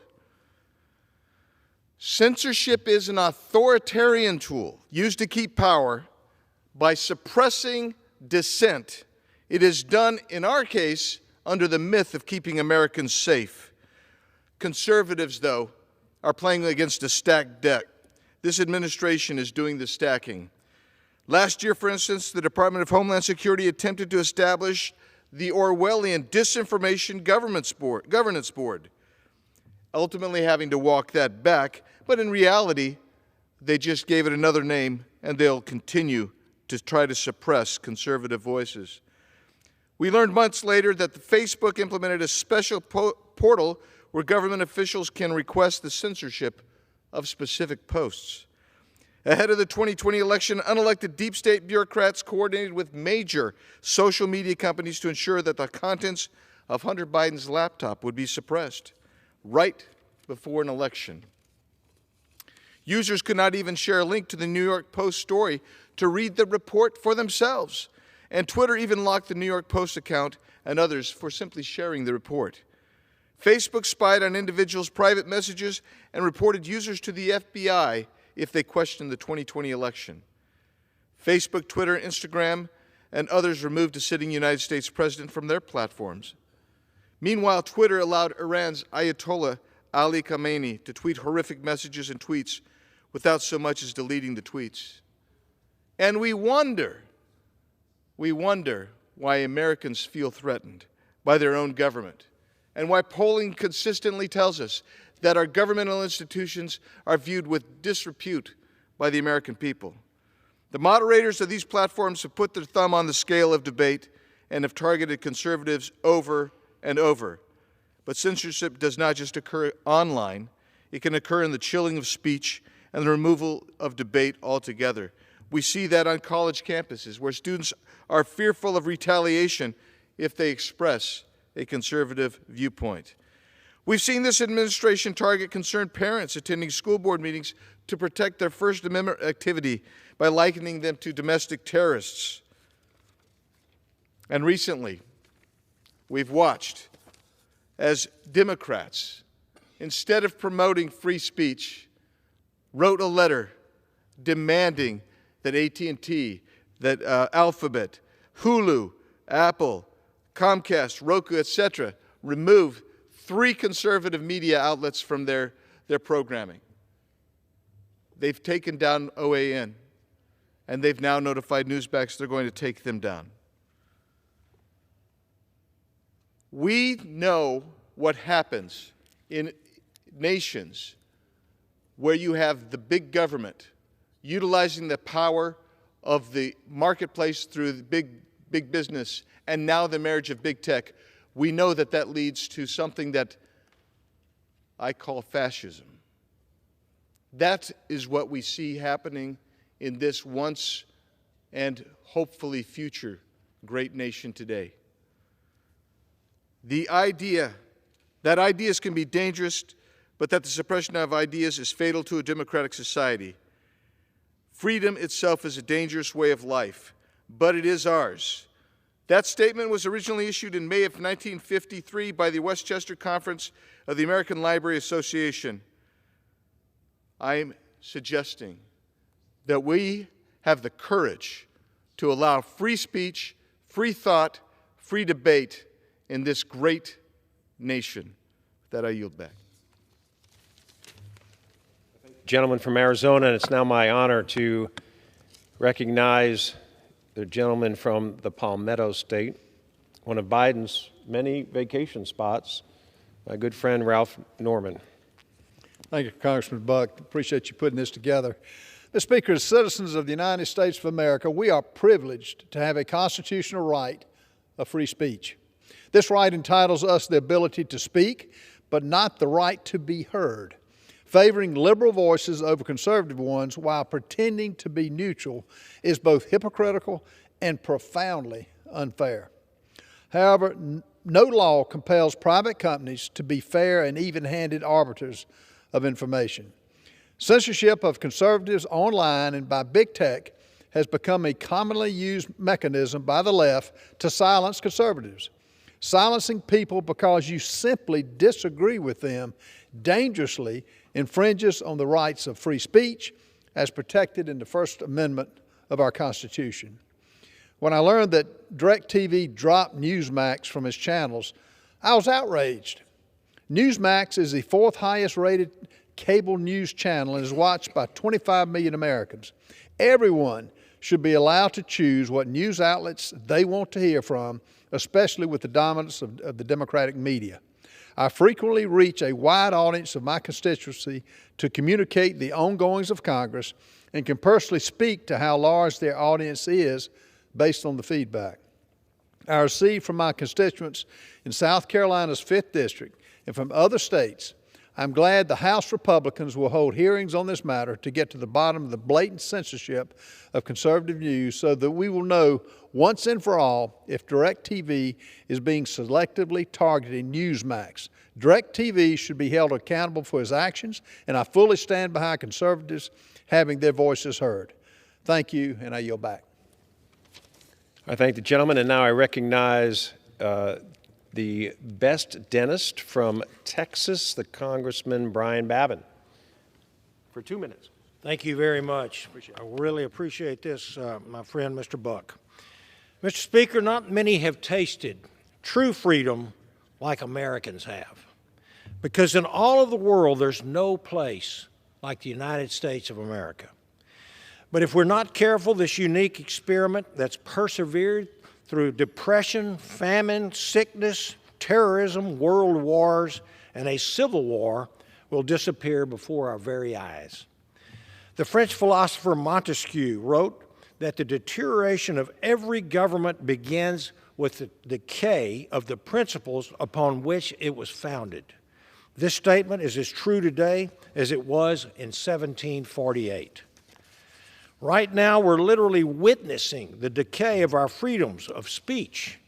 For years, we have watched one political party silence and discredit those they disagree with by deplatforming them, censoring them, shadow banning them, and suppressing their ability to reach the public. We've seen this tactic used against duly elected members of Congress, professionals in countless fields, conservative media outlets like Newsmax and OAN, and even a sitting president. The endless kowtowing to a political faction with an agenda so radical that you either have to bend the knee or be exiled goes against the very fabric of our Constitution. It's un-American and it's a disgrace. The left treats debate, or God forbid, even a simple difference of thought, as public enemy number one. Why is our freedom of speech so threatening to the democratic narrative? We cannot stand idle while our freedoms are being extinguished. As President Reagan said, freedom is never more than one generation away from extinction. I don't want my 17 grandchildren to spend their sunset years telling their children and their children's children what it was once like in the United States when men and women were free. We must ensure that America remains that beacon of hope, the city on a hill, a nation with a dream that anyone can grasp if they only have the courage to dare. Thank you, and I yield back. I thank the gentleman, and I recognize Congressman Bob Good from the Old Dominion State, the state for lovers. Thank you, Congressman Buck. Thank you for your leadership, your continued leadership on this subject. Mr. Speaker, I rise today to bring awareness, more awareness, to the continued censorship of conservative voices. Leftist bias and discrimination continues to threaten a diversity of thoughts and viewpoints being represented in the public arena. It's not hard to find examples of conservative voices being silenced. In fact, we know that Democrats and the White House have been colluding with private companies in recent years to censor and eliminate conservative voices. In fact, back in February of 2021, Democrats on the Energy and Commerce Committee went so far as to write and ask AT&T's DirecTV to censor OAN, Fox News Channel, and Newsmax. Then in January of 2022, AT&T-owned DirecTV complied and dropped OAN from their platform and their channel lineup. Now they're planning to do the same thing with Newsmax, the fourth highest rated cable news channel, or the fourth most popular one, and a top 20 cable channel overall. Meanwhile, DirecTV carries 10 to 12 liberal news channels with a much lesser audience and actually pays them to be on their platform. It's wrong for DirecTV to make non-business decisions for ideological reasons that are in direct conflict with the interests of their customers, their employees, and their shareholders. Worse yet, it's wrong for DirecTVs to utilize their business to suppress conservative voices by infringing on the constitutional freedoms of speech and the freedom of the press. Because Newsmax is actually a media company that's trying hard to hold government accountable. Why else would DirecTV drop one of their most popular channels? DirecTV's actions are just another example of big tech and big media being leveraged to discriminate against conservative voices. Whatever happened to classic liberalism, where we allowed a variety of viewpoints to be heard and let people think for themselves?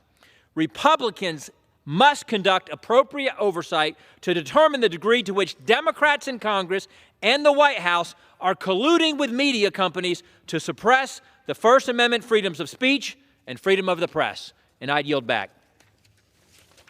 I thank the gentleman. I recognize now Mr. Van Drew from the great state of New Jersey.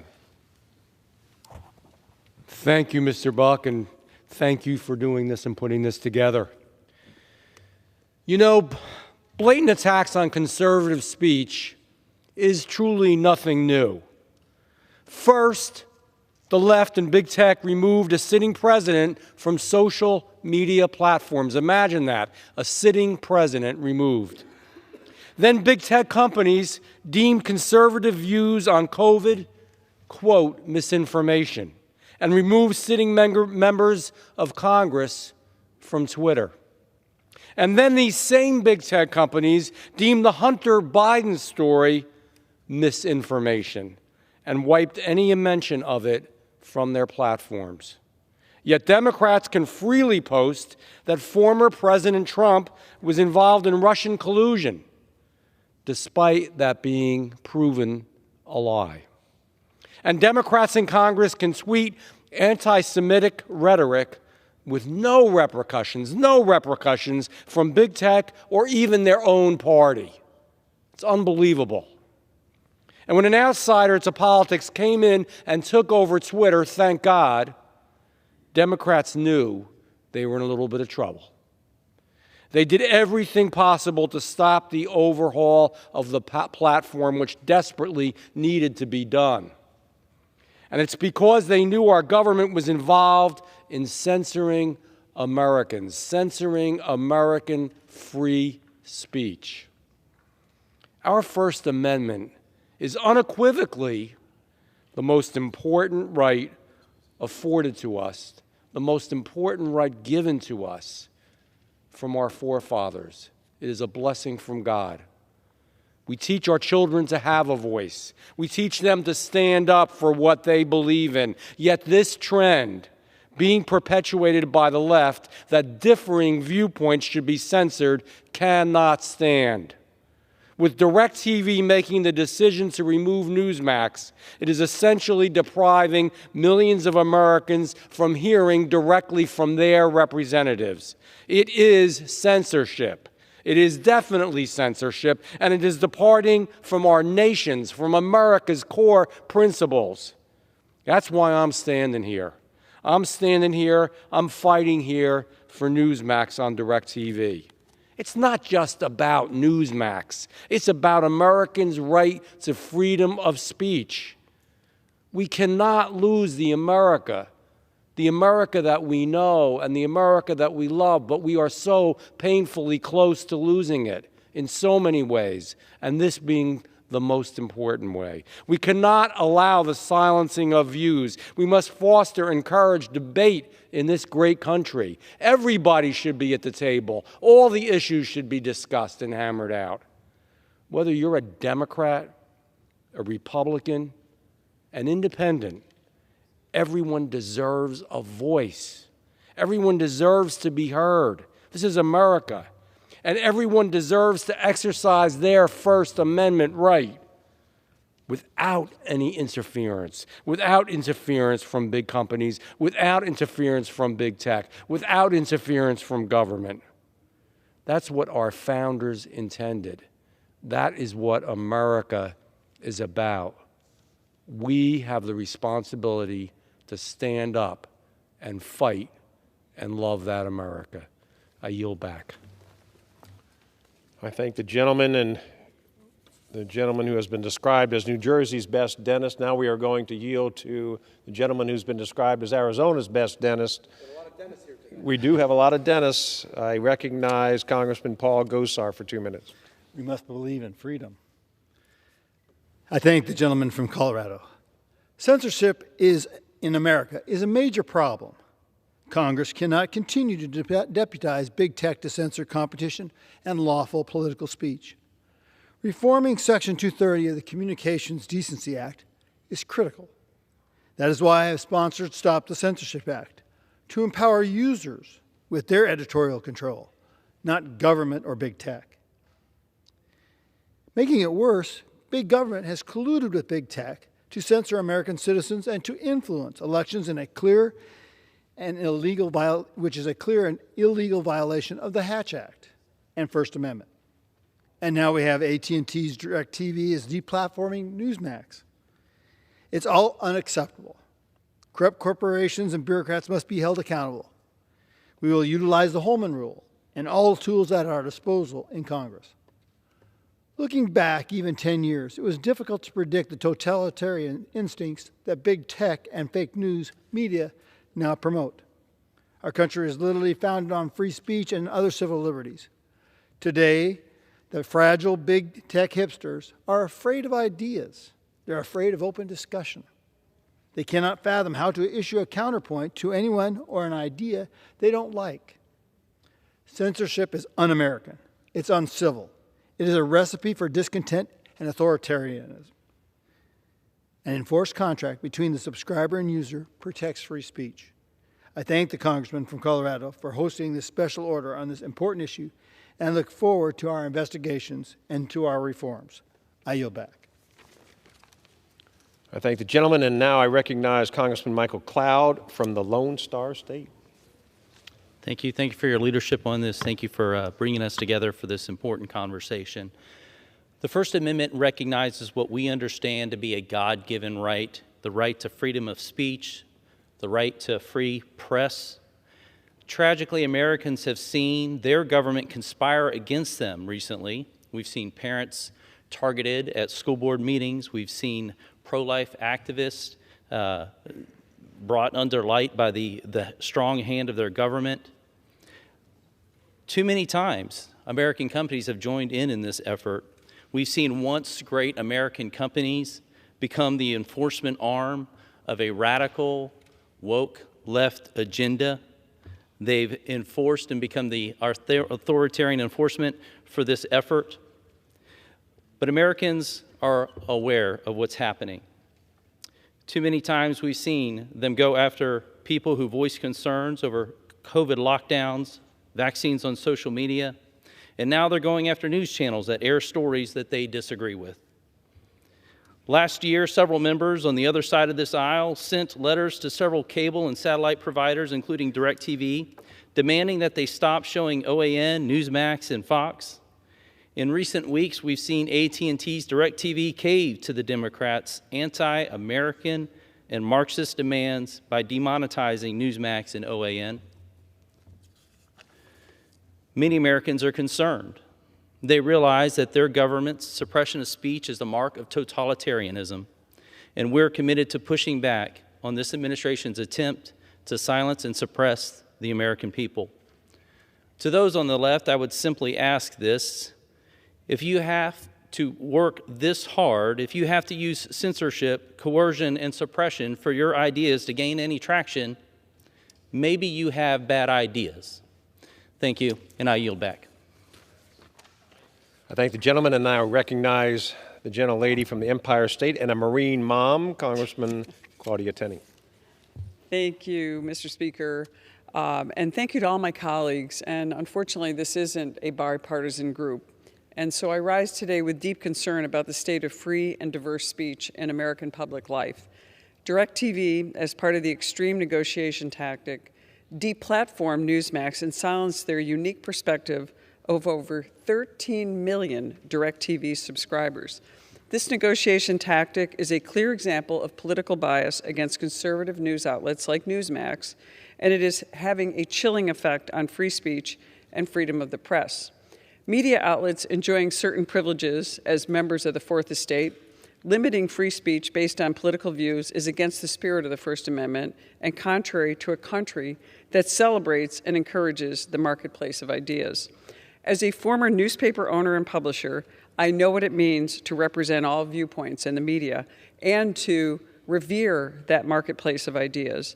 DirecTV has a responsibility to reassure its customers and the American people that it is not silencing Newsmax for political reasons.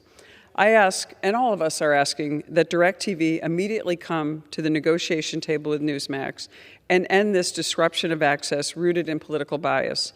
I thank again my colleagues and everyone standing up for this.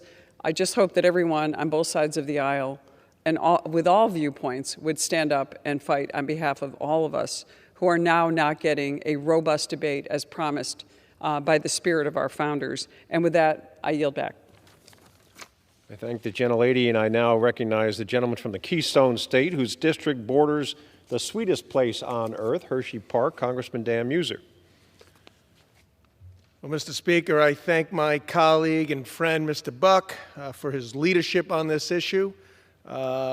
This is quite a somewhat disturbing issue, I think, to all of us, Republicans and Democrats. For the last 2 years, Americans have often been led to believe that anything they see and hear that does not comport with the stance of the Biden administration is somehow misinformation, whether it is criticism of COVID mandates, the fact that our border is not secure, or the authenticity of Hunter Biden's laptop. Thanks to Twitter files, we know that the social media companies actively exploited their ideology and suppressed speech with which they disagreed. Nice, in America. 2 years ago, two of our Democrat colleagues sent letters to every cable and satellite television provider calling conservative news channels Fox, Newsmax, and One American News purveyors of disinformation, and asked specifically, are you planning to carry Fox News, Newsmax, both now and beyond any contract renewal date? If so, why? Last year, DirecTV announced that it was deplatforming One American News, and just last week they deplatformed Newsmax. Over 1 million DirecTV subscribers in Pennsylvania, hundreds of thousands in my district, no longer have access to Newsmax through their TV. Dozens and dozens of my constituents have written or called my office to voice their concern and anger about DirecTV's actions to deplatform Newsmax. This is unacceptable. The Committee on Oversight and Accountability will be, I very much hope, and will be supporting investigating private companies that have circumvented the First Amendment for ideological purposes, and that this investigation should not be limited to social media platforms alone. I yield back, Mr. Speaker. I thank the gentleman, and I recognize the gentleman from the Beehive State, my good friend and Super Bowl champion, Congressman Burgess Owens. Thank you, my good friend Ken Buck, leading voice and demanding accountability from big tech and big media for bringing us together tonight. I'm here to speak against the censorship of conservative outlets by AT&T and DirecTV. On April 16, 1963, Martin Luther King Jr. was confined to thoughts through a letter titled Letter from Birmingham Jail. It gave millions of Americans the opportunity to read the thoughts of reason and one of faith in the Judeo-Christian values upon which our nation was founded. Dr. King was someone who believed in the innate goodness of the American's justice-seeking heart. He once stated in that letter, injustice anywhere in this country is injustice everywhere. We see injustice in the counseling of conservative voices by board members and executives who cowardly hide in secret. AT&T and DirecTV have, in the last 2 years, deplatformed two of the very prominent, successful conservative platforms, OAN and Newsmax. The cancel culture is driven by the insecure, the weak, the intellectual lazy, who work in the shadows to control the American heart. This is because they feel inept and unable through meritocracy to compete and change the American heart. We're standing in Congress today to fight against injustice. It is injustice that literally threatens our future. The power brokers of the early 1900s focused on controlling the marketplace of thoughts, ideas, and communication. In doing so, they steal the American people's opportunity for unity. There will never be American unity without freedom of speech to be heard and our thoughts to be judged by one another. Ignorant and free can never be. Those who seek to keep us ignorant, regardless of how powerful and popular they are not friends of freedom, and they're not friends of the American way. I call on all Americans to join us in this fight against censorship and preserve our freedom. Thank you, and I yield back. I thank the gentleman, and now recognize my neighbor to the north from the Yellowstone State, Congresswoman Harriet Hageman. Thank you, Mr. Speaker. In today's America, conservatives are constantly under attack. Attempts to silence us take many forms and are perpetuated by numerous people, agencies, and corporations. Conservatives are more often audited by the IRS, and conservative organizations are more often denied tax-exempt status than are liberals. This is an indisputable fact and has been happening at least since the Obama administration. This is in part the reason why voting to stop the hiring of 87,000 new IRS agents was so critical. Conservatives are more often investigated and harassed by the Department of Justice than are liberals. The DOJ has even gone so far as to seize the cell phone of a sitting congressman. It has raided residences of conservatives while ignoring liberals whose actions are far worse. And it has aggressively advocated for holding right-leaning Americans in jail without due process. How many liberals have been banned or shadow banned on Facebook, Twitter, Google, and other social and digital media sites? Scores of conservatives have been so banned, including our former president.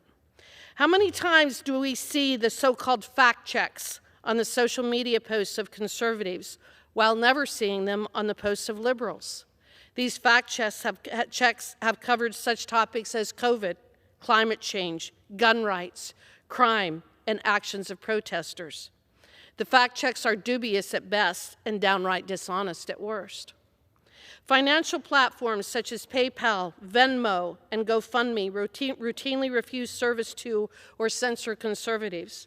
In the past year alone, GoFundMe has taken down fundraisers for Kyle Rittenhouse, conservative students at Arizona State University, and from the Freedom Trucking Convoy after having raised $9 million. Finally, just this last week, we saw that YouTube and Facebook have censored Project Veritas in some of the most important investigative research that we've seen come out of a media company. While all of this sounds like an impossibility to overcome, we must fight to end this bias. Through my assignments to the Judiciary Committee and the Select Committee on the Weaponization of the Federal Government, we will do exactly that. Thank you, and I yield back. I thank the gentlelady, and now it's my honor to recognize the gentleman from the Sunshine State and the best Florida podcaster, Congressman Matt Gaetz. Does it feel sometimes like we're living in a crazy sci-fi movie where powerful entities and interests are trying to control what we see and what we hear and what we read because they ultimately want to dominate what we think and how we behave?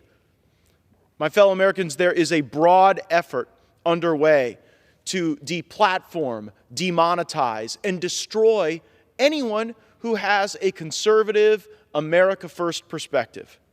We've seen this with Newsmax, with One America News.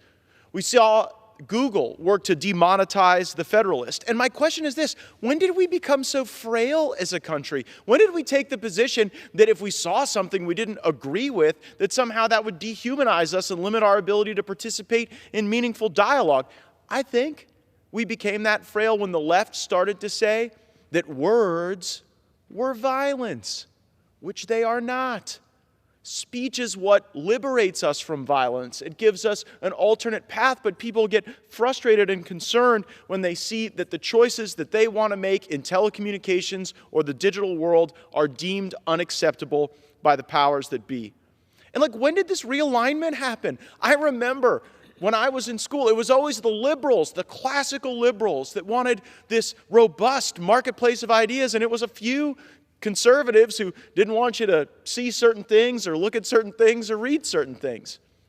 And now it's totally flipped the script because they have such a low view of our fellow Americans. So what are we going to do about it? The Energy and Commerce Committee should be holding hearings on this. The Department of Justice, antitrust entities should be looking into whether or not this is too much of a concentration of power in entities like AT&T and DirecTV that are stifling Newsmax and One America News and even Google's terrible work to try to demonetize the Federalist.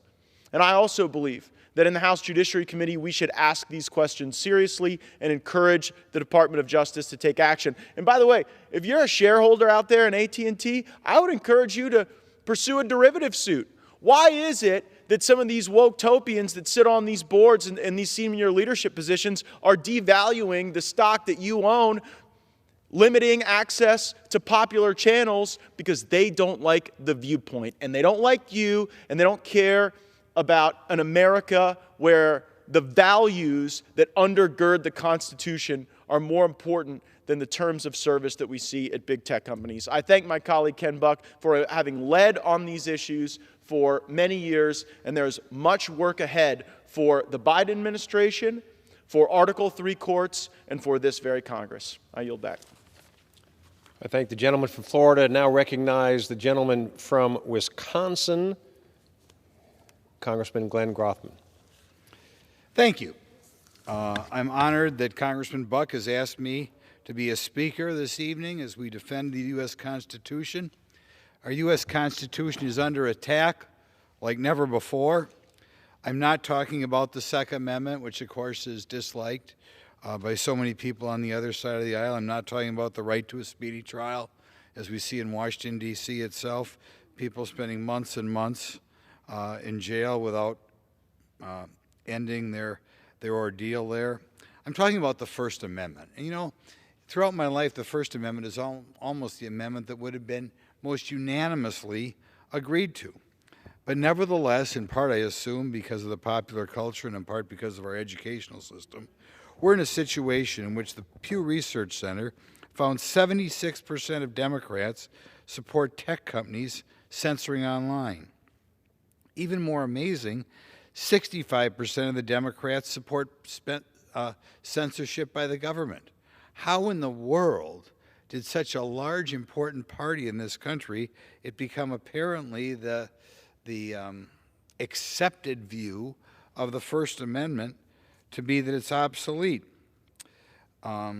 Just last year, the then chairman of the Intelligence Committee wrote to Meta, the parent company of Facebook, threatening congressional action if Facebook did not continue to censor conservative views and maintain bans on conservative figures such as the former president. Can you imagine people in this body saying the way we're going to deal with political disagreements in the future is we're just going to censure one side, but that's what's going on here. Their message is loud and clear. Get in line, or we're going to use the levers of government to silence you. It's a chilling message reminiscent of the practice of communists in China or Russia or Cuba. In China, the Communist Party, as a matter of fact, they even have, surprises me what open criticism of the government you can find in Russia. In China, the Communist Party, though, does exercise complete control of the internet, restricting what its citizens can search for. It's hard to believe people in this country want this country to become more like China. And it's not unfounded. You can even bleed into freedom of religion. In Canada, recent court rulings have held LGBTQ rights trump and individual rights to freedom of religion. Freedom of speech should be a given. Liberal college students, when I was in college, used to pride themselves on defending free speech. Look at Canada, censoring views that come from the Bible. In other words, censoring religion in Canada. That's what it's coming down to in our country. I'd like to thank my friend from Colorado for giving me an opportunity to defend the Constitution, and hope anybody back home listening about this educates their children and grandchildren. We do not have the government censoring free speech. Thank you. I appreciate the gentleman's passion, and now I recognize the gentleman from the Butternut State. That's a new one for me, Congressman Burchett. I believe it's the volunteer state, Buck. Oh. Okay, volunteer state also. The butternut state, I never heard that. You know, dadgummit, Mr. Speaker, here I am again, bringing attention to yet another example of our woke telecom companies targeting conservative speech. I'm very glad, though, that they did not censor my good friend Mr. Buck's new book, Crushed, which is actually on the bestseller list, I've heard, so I'm fired up about that, brother. But this, of course, is they're co-owned by AT&T and TP&G, and they've taken Newsmax off the air, as we've heard. DirecTV says this is purely a business decision. But nobody believes that, Mr. Speaker. Big media corporations don't exactly have the best record of protecting conservative speech. Last year, Democrats in Congress wrote letters to AT&T and other telecom companies demanding they deplatform Newsmax, which is really just a fancy way of saying we're going to deny your First Amendment rights, Mr. Speaker. Along with Fox News and One America News, because of so-called disinformation. After these letters were sent, DirecTV dropped One America News, and now it appears to be doing the same thing to Newsmax. This fits a disturbing pattern, Mr. Speaker, of these woke corporations using their market dominance to censor conservative networks to appease Washington politicians and further their demands on wokeotopia.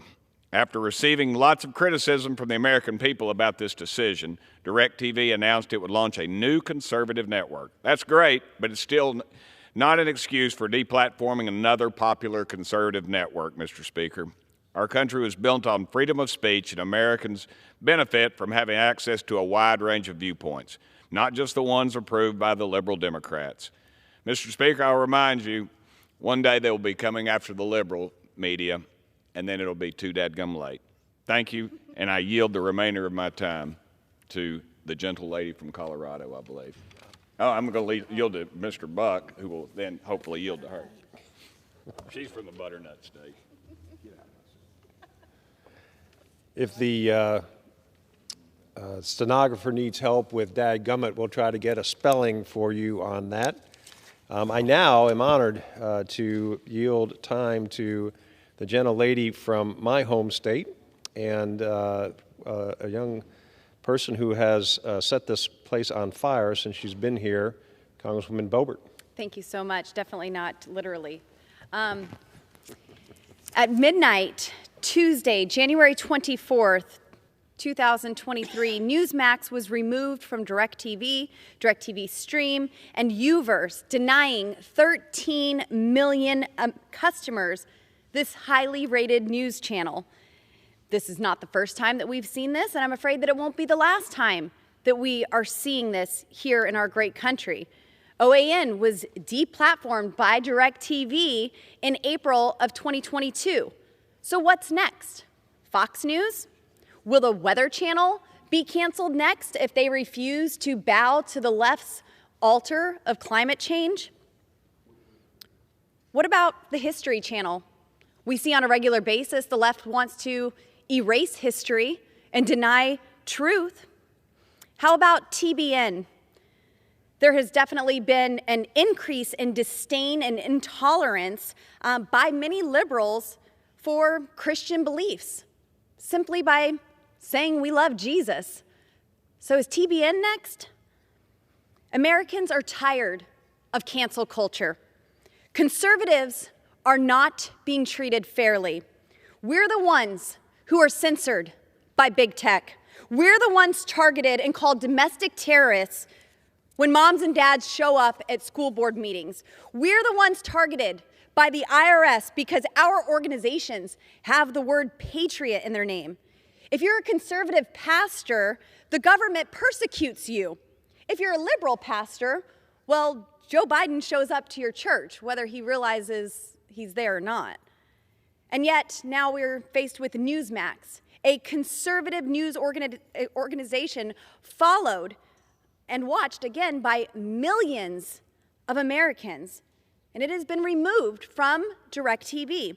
Newsmax is the 4th most watched news channel, but they've been removed for hyper-political reasons. So what can be done? I've been asked time and time again, what do we do to rein in the censorship and the oppression of conservatives? Because free and open speech is worth fighting for. The First Amendment in our Constitution defends our freedom of speech. And that's something that we will continue to pursue, to preserve, and never let the left take away from us entirely. So here's where we will start. AT&T, as long as you continue to censor conservatives and attack the press, I will make it my personal mission to strip the wasteful, ridiculous federal subsidies you receive. AT&T, DirecTV, and to all the woke corporations, this isn't a threat. It's absolutely a promise. If you continue to stifle free speech in this great country and muzzle the press corps, Congress will have no choice but to hold you accountable. And I promise you, my colleagues and I are happy to take you on to preserve free speech for all Americans. Congressman Buck, I thank you for organizing this tonight. Thank you for being a defender of free speech and the censorship that is going on. Thank you for fighting against that. And sir, I yield back to you. I thank the gentlelady, wish her safe travels back to our great state. I now recognize a hunter, a fisherman, a great American, Congressman Burleson. Thank you, Congressman Buck. My friend from Colorado. I'm from Missouri, the Show Me State, the home of Harry Truman, who said, once a government is committed to the principles of silencing the voice of opposition, it only has one way to go, and that is down the path of increasingly repressive measures until it becomes a source of terror to all of its citizens and creates a country where everyone lives in fear. This sounds like a nation we see in China or in Russia, but sadly, it's something that could happen in the United States if we are not vigilant here. You see, the First Amendment is this country's foundation. The diverse and competitive marketplace of ideas is the heartbeat that keeps this republic alive. You see, people need to be able to debate, to be able to challenge one another. And yes, it means, free speech means that people have the right to sometimes be wrong.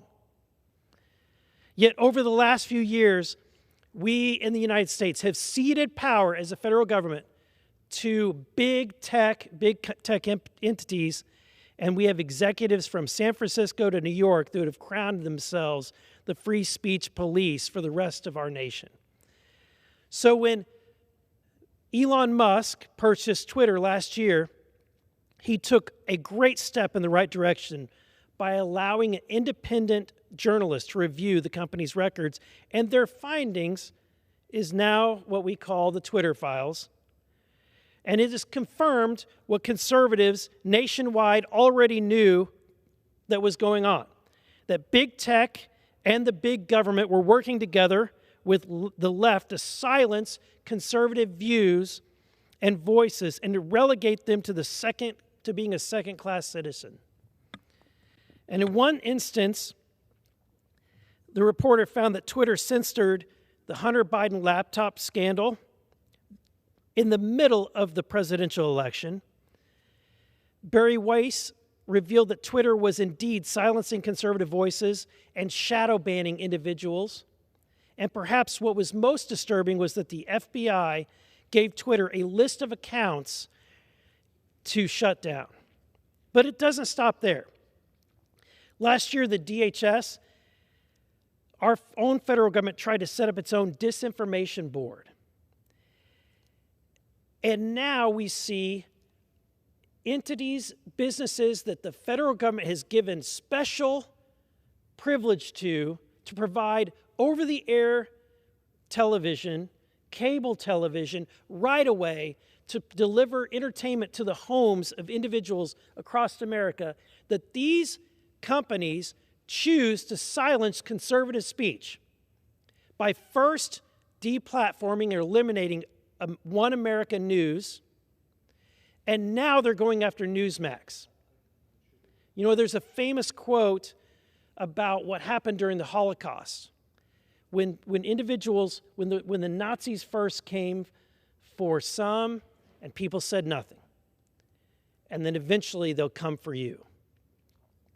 And I say this not as a Republican or a Missourian, but as a concerned citizen for a country who has these rights that were here because of the blood that was shed by thousands, if not hundreds of thousands, of patriots from the time of the American Revolution until today, who fought and died so that you and I would have free speech.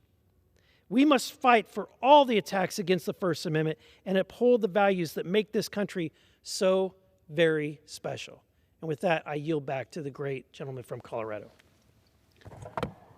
I thank the gentleman, and I thank all 18 of our speakers, Mr. Speaker, all 18 who felt so strongly that they came here on their evening and dedicated themselves to making sure that a message was heard in America, a message that we will not tolerate censorship in this country, that we will not tolerate the left, whether it owns a corporation or whether it's colluding with the government. We will not tolerate the unacceptable behavior of taking news shows off just because they reflect a conservative viewpoint. And Mr. Speaker, I must say that many of the speakers today, many of the members of Congress who spoke, made it absolutely clear that they are going to dedicate time and energy and staff resources to make sure that we look into this further. Mr. Speaker, I appreciate your patience and the patience of the staff that's here. I very much appreciate being able to speak directly to the American people, and I yield back.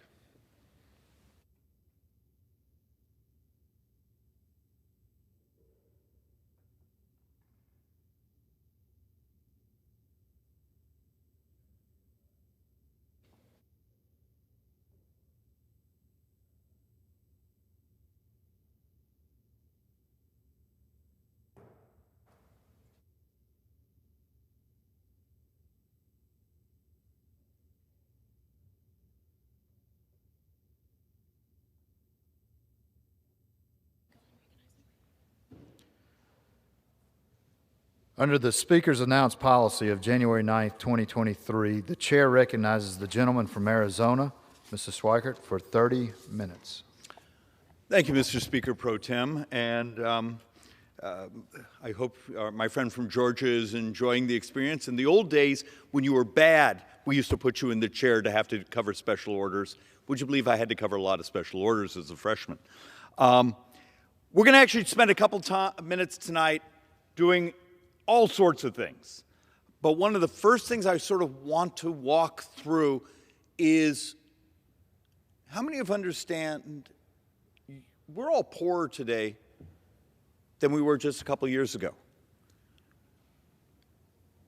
We got to stop this White House, my brothers and sisters on the left, and even others talking about how wonderful the economy is, how well things are going. The fact of the matter is, for the vast, vast, vast majority of the population, you're poorer today than you were in 2019, except for a little bit of a quirk for some population in LA that's actually had some wage prices. And look, to give you a sense, Jason Furman, you all know that right-wing economist, that was sarcasm, real wages are lower today than they were in December 2019 for every industry except retail trade and some leisure and hospitality. And look, that's Jason Furman putting it out on social media because we got some updates today. This is off the Bloomberg terminal from about 20 minutes ago. And one of the reasons I'm also here is I represent the Scottsdale, Phoenix area, one of the greatest spots on earth, particularly during the winter. Please, come visit us. My folks in the Scottsdale, Phoenix area, if you look at the index that's come out from BLS, Bureau of Labor Statistics numbers, their wages, they're 4.5% poorer today than they were just 1 year ago. Don't tell me things are wonderful if you're a family and you're struggling just to figure out how you cover your gas and groceries. Well, David, gas is down. Look, the data's the data. I've had this type of wage growth, but inflation in your area is dramatically higher than that gap. That gap is cruelty. That gap means you're poor. That gap means your savings for your retirement is harder. That gap means taking care of your kids is more difficult. If you go to the grocery store, if you're just trying to buy stuff for your family, and somehow you seem to have a lot more, what's that old saying, month than you do paycheck? And I'm sure I just screwed up the colloquialism, but you know what I'm saying. This is our brothers and sisters out there. Please, please will this body start to give a damn about people trying to survive? We chase shiny objects here all the time that get us on television, that make us look popular, or we can look outraged. This is families in our neighborhood. And look, I accept it's pages of math. But behind this math are people who are out there trying to survive. Have you gone out and tried to buy eggs lately? Now, I accept that's an outlier. But for the majority of our brothers and sisters in this country, you are poorer today than you were at the end of 2019. And in this, you're poorer today than you were 1 year ago. So my brothers and sisters on the left, we've gone through this multiple times. We know you're not going to take responsibility and step up and accept the responsibility that the crazy, crazy spending you pumped into the economy, and then you created incentives not to participate in the labor force, detaching work from the morality of being there, and also the good economics, and then we wake up and people are poor, and then you look at us going, well, we need to subsidize more. We're looking at data on the Joint Economic Committee and Ways and Means that some of this will cascade through us as a society for decades. You remember the whole concept of, we all grew up understanding the elegance of compounding interest. I get a little bit today, but then I build on that, then I build on that. Well, it's the same thing in your life. You build a skill, you get paid a little bit more, you build a skill. What happens when you basically create a barrier to your participation in the labor markets? You've lost that compounding of life, and now we're seeing it in some of the economic literature that our brothers and sisters are going to be poor for the rest of their lives. because of economic policies that set off inflation and then crushed other things such as productivity. But one of the, and I'm going to get to the productivity in a moment. So this chart is very recent. We were just looking at some of the cost of living indexes, and you do this whole deflator calculation. And I'm trying harder to make the charts readable. That's apparently one of the complaints I get on YouTube over the time is, Schweikert, I can't read your charts. I'm trying. But here's 2019. We were hitting this amazing spike in basically your wealth. Pandemic hit, this is where we spent a fortune subsidizing. This collapse here is your ability to buy things, because your wages may have gone up, but they didn't go up as fast as inflation, meaning you're poorer. The dollars you have are less valuable. Who's the beneficiary of this? Who benefited by you getting poorer? Here's the dirty, dirty, dirty little secret here in Washington, D.C. Borrowers. Borrowers benefit when your dollars become worth less. Who's the biggest borrower? Seriously, play with me for a moment. Who's the biggest borrower? Have you seen this thing called the debt clock? United States government sitting around 31.5 trillion. Here's the great scam, and you're all party to it. The dollars we're going to pay back the national debt are less valuable. We stripped it from you. We stripped it from your savings. We stripped it from things you're going to have to buy in the future. We devalued you and your life and your savings. And we're going to pay back the debt in deflated dollars. Biggest wealth transfer in human history. How many people have come behind this microphone and at least attempted to apologize for what we did to working people in this country? And that's why you're going to see some crazy calculations come out over the next few months of debt to GDP, It's because we devalued the dollars we're going to pay back the debt. Now, where you and I are going to get, it's a technical economic term, we're going to get screwed.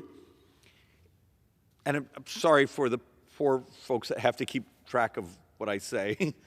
The reality of it is, as in interest rates now, we pay higher interest rates because we've devalued the U.S. dollar functionally through inflation, through, devaluing your savings. So as interest rates go up, we're now looking at some data that says in 25 years, if interest rates stay where functionally they're going right now, 100% of U.S. tax revenues go just to cover interest. There's no more military. There's no more Social Security. There's no more Medicare. There's nothing left because we're just covering interest. In 10 years, United States functionally has a structural $2 trillion a year deficit. So when our brain trust comes in here and, sorry, I got to stop being so mean. Let's back up a little. When we come in here and we talk about our desires that we're going to balance the budget in 10 years, incredibly noble, absolutely necessary. Well, $1 trillion of that shortfall is interest. We've got to pay our debts. We've got to pay the interest on our borrowing. And $1 trillion is mostly, it's a tiny bit Medicaid, mostly it's Medicare. What are you going to do, not pay for the medical expenses? Now, I'm going to walk you through some solutions, and then I'm going to spend the next few weeks coming behind this microphone every week we're here and trying to give solutions. There are solutions, but I got to get us all to think differently. You need an economy that is growing at a breakneck speed. You've got to grow the size of the economy because that grows tax receipts. It grows participation in the economy. It grows Social Security. And then we need to change the single biggest component in debt: healthcare costs. The punchline I'm going to show over and over and over and over and over. Medicare, the shortfall in Medicare is 75% of the next 30 years shortfall. And it's $114 trillion. It's going to be reset. We're going to get new CBO numbers in a couple of weeks, and I bet you it's closer to $120, $130 trillion in today's today's valuation, so constant dollars, we're going to add 75% of that is just the shortfall in Medicare. And the brain trust here keeps saying, well, let's do Obamacare. Obamacare was a financing deal. It's subsidize this group, make this group pay. And we're sinners too on my side. Those of us on the conservative side, we tried coming up, now it was a much more efficient and much better distribution, but it still was a financing solution. Make this side pay and this side will be subsidized. Medicare for all is just a financing bill. None of those things change what we pay. If we don't change the structural costs, the future's pretty dark. So look, you're poorer today than you were a year ago. Even according to Jason Furman, you're poorer than you were 2 years ago, 3 years ago. So how do we fix it? Well, first, I'm going to give you a little bit more of how deep the problem is. And this chart, I would have done it differently, but we were doing this in a rush because we were trying to do updated numbers. But why this is important is productivity growth is crashing. You all remember your high school economics class. What are the two things that functionally are your paycheck? The rise in your paycheck is functionally two things. It's inflation. Well, that doesn't get you anything. When you get a bigger paycheck for inflation, you're just trying to keep up. The second thing is productivity. You get paid more because you got better, faster, more efficient, more expert in what you do, or the capital equipment you're making something on or you're using made you more productive.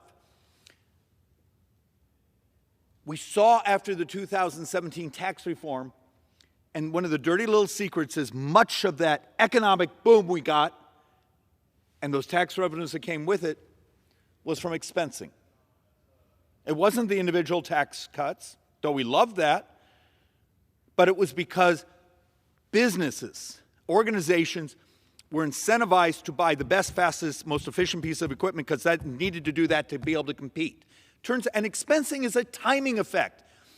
This may be a little geeky, but let's say you go out and buy a piece of equipment and you make widgets. Remember, we all talked widgets. And you get to depreciate it over 7 years. And we changed the tax law, so now you get to depreciate it this year. Well, it's still depreciation, it's just a timing effect. Whether you depreciate it over 7 years off your taxes or you take it off in this year, it's a timing effect when we get the taxes. The elegance of the expensing side was I bought the capital equipment, I got more productive. 2 years later, my competitors are doing the same thing. I need to buy the next piece of capital equipment. Well, now I need to buy the next piece of capital equipment. And if you look at it on a horizon of time, it makes the entire economy, the entire society healthier, wealthier, more productive. And by doing that, you actually get tax revenue growth. So think of that. You get tax revenue growth over the horizon because you let businesses say, I made a capital investment to become more effective, more productive. And over the horizon, we end up with a bigger economy, meaning we have more tax receipts. So why wouldn't we stop the reductions that are happening right now in expensing? Because when you look at this chart, you realize we got a productivity crisis. We have flatlined. A few years ago, well, we were running a 1.5 productivity growth, meaning every year we basically got about 1.8% more productive than the year before. Then we hit the 80s and through the mid-2000s, and we were less than 1% productivity growth, real problem. We're falling below 0.6% productivity growth since 2010. And the only spike we had is that time after the December 2017 tax reform, where suddenly for that little time before COVID, we saw that investment in capital goods, and if we could just have kept it going. But we went through the pandemic, and now, this year, there's no more 100% expensing. Now I think you get to expense 80%. Next year it's 60%, it goes down. We're going to lose that tool that incentivized that capital equipment. And why that's important, I'll do this in the coming weeks. The demographics of the United States is the primary driver of future debt. Remember I was talking healthcare? It's also one of our greatest headwinds in productivity. If we're getting older as a society, we got to figure out how to encourage our older populations. Would you be willing to stay in the labor force? What incentives can we do? And we have this freakish thing that I can't figure out. Males under 35 aren't entering the labor force as they should. And we can see it in our productivity numbers. We got to deal with the reality. And a lot of this makes people unhappy when I do these presentations. But it's the math.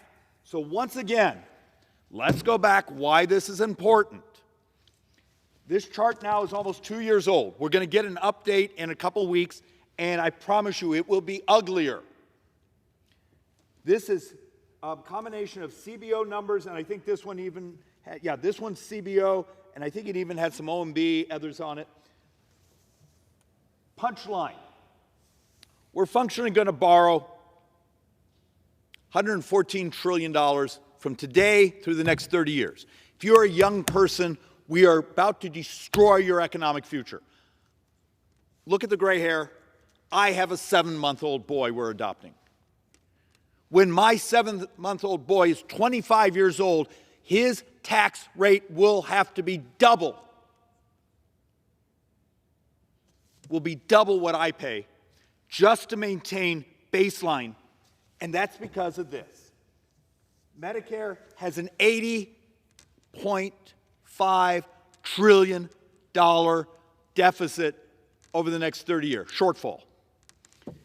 And we do Social Security over here, just assuming that 10 years from now, when anyone bothers to look at even the CBO update from just a few days ago, in 10 years, because they moved up the date because the COLA actually took away a year of actuarial life. You got a 23% cut, and if you read it, every year the cut gets a little bigger because of the demographic mismatch, because Social Security exists on today's receipts. So is this place also ready to allow senior poverty to double in the country? Because that's what this is talking about. But yet I was so, what's a nice way to say angry last week when I came behind the microphone? I was trying not to curse here. Because the left and the press, Republicans are talking about cutting Social Security. No, we're talking about trying to find some way to save it. Do you understand? You can't pretend the math isn't there, because the math will win. Does anyone care? This is the math. In 10 years, according to CBO from just a couple days, Grandma's going to take a 23% cut in her check, and year after year it's going to get bigger unless we do something big. And we're talking, there's one actuarial report. Now, you look at Social Security. Up until last week, I was the senior Republican over Social Security, so I'm pretty good at the math. We have one actuarial data set that if you do the 75-year life, which is how you actually look at Social Security, it's like $500 trillion short over the 75-year window. It's more than the wealth of the world. And every day we don't do something here because it's politically distasteful, because you're going to walk out the door and the press are going to run up to you and say, well, Democrats are saying a rumor that you Republicans intend to cut it. We're trying to find a way to save it, but you've weaponized it. And then you want to know why this place runs away from the issue? This is one of the things where if we don't hold hands and jump off the cliff together, you've just screwed over Grandma and everyone else heading towards retirement. These numbers aren't fake. This is your future. And then I got up here last week and I want to double check. There was someone very smart. I do look at most of the comments on, and this one has had 300,000 views on YouTube since last week. Thank you for those who are insane enough to watch this. Because a year ago, I would have like 12 people, and I couldn't even get my family to look at this stuff. But when we look at this is for the average, the couple that pays into Social Security, they will pay in over a lifetime. So you just use I think it's based on the 40-quarter formula, about $625,000 you will pay in. You're going to get back about $698,000, and that's in constant dollars. So you get a little spiff. You'd make a hell of a lot more money if 20 years ago, 30 years ago, we had allowed workers to take a little sliver of their Social Security and put it in the markets. You'd been much wealthier, but that became politically war. Remember, AARP, the Democrats, beat the crap out of President Bush for even talking about it. And yes, this is both. So the question we had on YouTube was, is this both sides? Is this the employer contribution and the workers' contribution? Yes, it's both sides. So when we look at this numbers, it's the total in.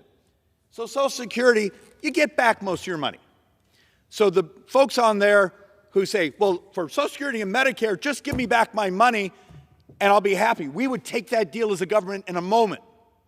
We'll give you back every dime if you promise never to take another dime of Social Security and Medicare. And here's the punchline. Because on Medicare, remember 3/4 of Medicare comes out of the general fund. The tax portion of your FICA is just the little portion we call Medicare Part A. It's a hospital and some doctor there. So the average couple in a lifetime will only pay about $161,000. This is someone who's retiring right now. $161,000 in Medicare taxes, and they're going to take out $522. See the 1-to-5 ratio? This right here is the primary driver of U.S. sovereign debt over the next 30 years. It's healthcare costs. How many members of Congress are stupid enough to get behind this microphone and tell the truth?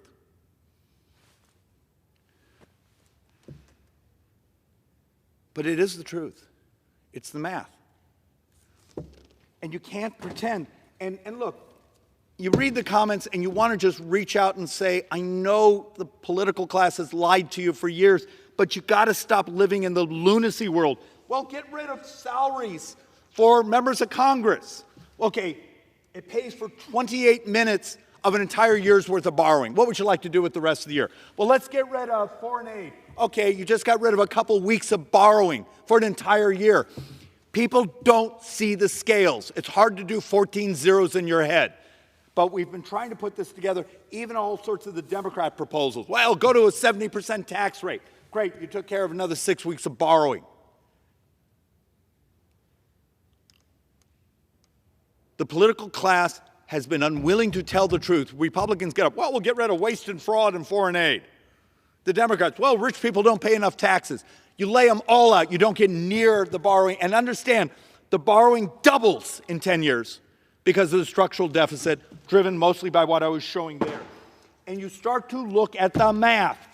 This is all the entitlements. Yes, there's other crap that are mandatory spending. These are earned entitlements. You earned it. You worked a certain number of quarters. You hit a certain age. But you see the chart. It's everything. And these over here, okay, this is federal retirement. This is veterans benefits. Those are also earned. We call them mandatory because it's a fixed formula. But you can't pretend this isn't real.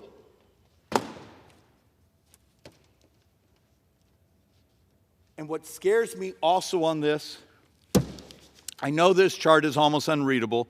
We mapped out Congressional Budget Office's modeling. And it would just show you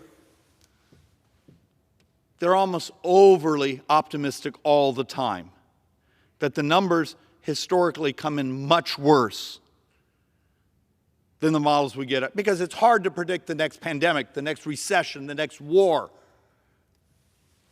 So be careful, because often the congressional budget numbers we get are the best case scenario.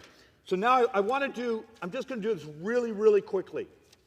If I came to you right now and said, okay, healthcare is the vast, vast majority of all future debt. Change the price of healthcare. Well, the moral thing is legalize technology. Legalize the type of technology where you can take care of yourself, but also cures. There are amazingly wonderful things happening. I'm going to do more of this over the coming weeks. The optimism that if we would actually understand, instead of just moving the pieces around on the table, oh, we'll cut this, but we'll shift it to the state. We'll cut this, and we'll shift this to the individual. That's not a cut. The spending stays the same as the size of the economy.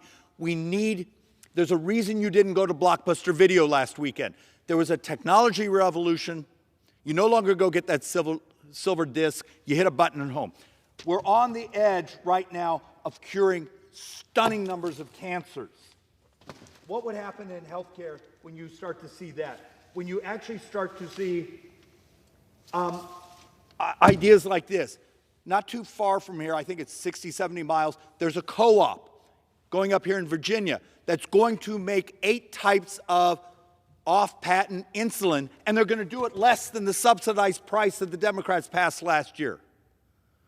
Matter of fact, what the Democrats did almost screwed up the co-op's model. How do we encourage more competition? If you want to crash the price of pharmaceuticals, get everyone and their cousin making pharmaceuticals. Remember, the vast majority of drugs you and I consume as pharmaceuticals are off patent. Humira is off patent, most expensive drug in our society.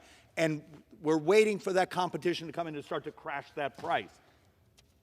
The other things that are happening around us. When we start to see early phase ones that there are paths that are having remarkable opportunities to cure our brothers and sisters.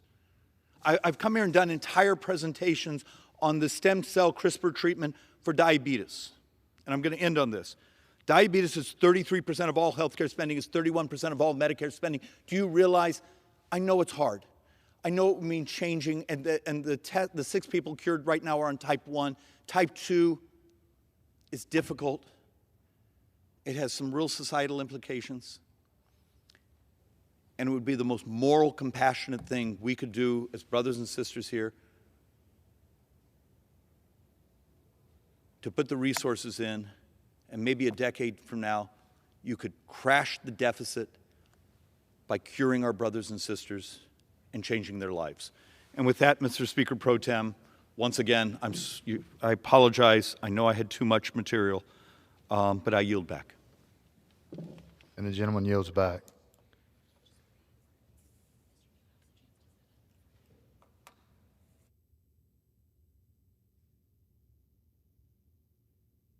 All right. Under the Speaker's announced policy of January 9, 2023, the Chair recognizes the gentleman from Washington, Mr. Newhouse, for 30 minutes.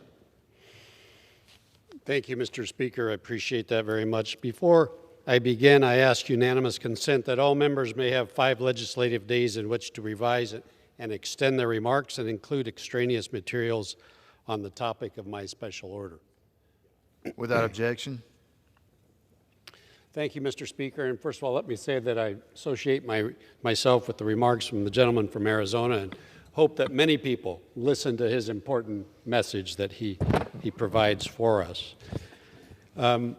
Standing here in front of what some would say a beautiful picture, this is a photo of a fire that occurred near Grand Coulee Dam in my district about 2 years ago, a year and a half ago, to help depict something that I want to bring some attention to this evening in this special order. My friend from Montana, Mr. Rosendale, and I and several others will be talking about something that is critical to the people in the western United States, the communities across this country who will be absolutely devastated if a radical environmental group gets its way in a courtroom in the state of Montana. Now, for those of you who may be unfamiliar with the western part of the United States, let me just tell you a couple things. In many parts of the West, it gets very, very dry. And in the summertime, that dryness is coupled with extreme heat. And this can, although it makes for some gorgeous, beautiful days, but you may have heard, often leads to catastrophic wildfires that devastate forests and can destroy lives, property, and even full communities. Now, fire in the forest is a natural occurrence, and it's an important part of that forest's life cycle. But as many of us have been saying for many years, and many of you know, much of our forest has been poorly managed, if managed at all. There are decades of buildup of dead trees and brush that are on our forest floors, so that fires in recent years have been truly catastrophic, leaving swaths of our national forest nothing but ash, dead trees, blackened trees laying all over the earth, scorched earth that cannot produce another crop of trees.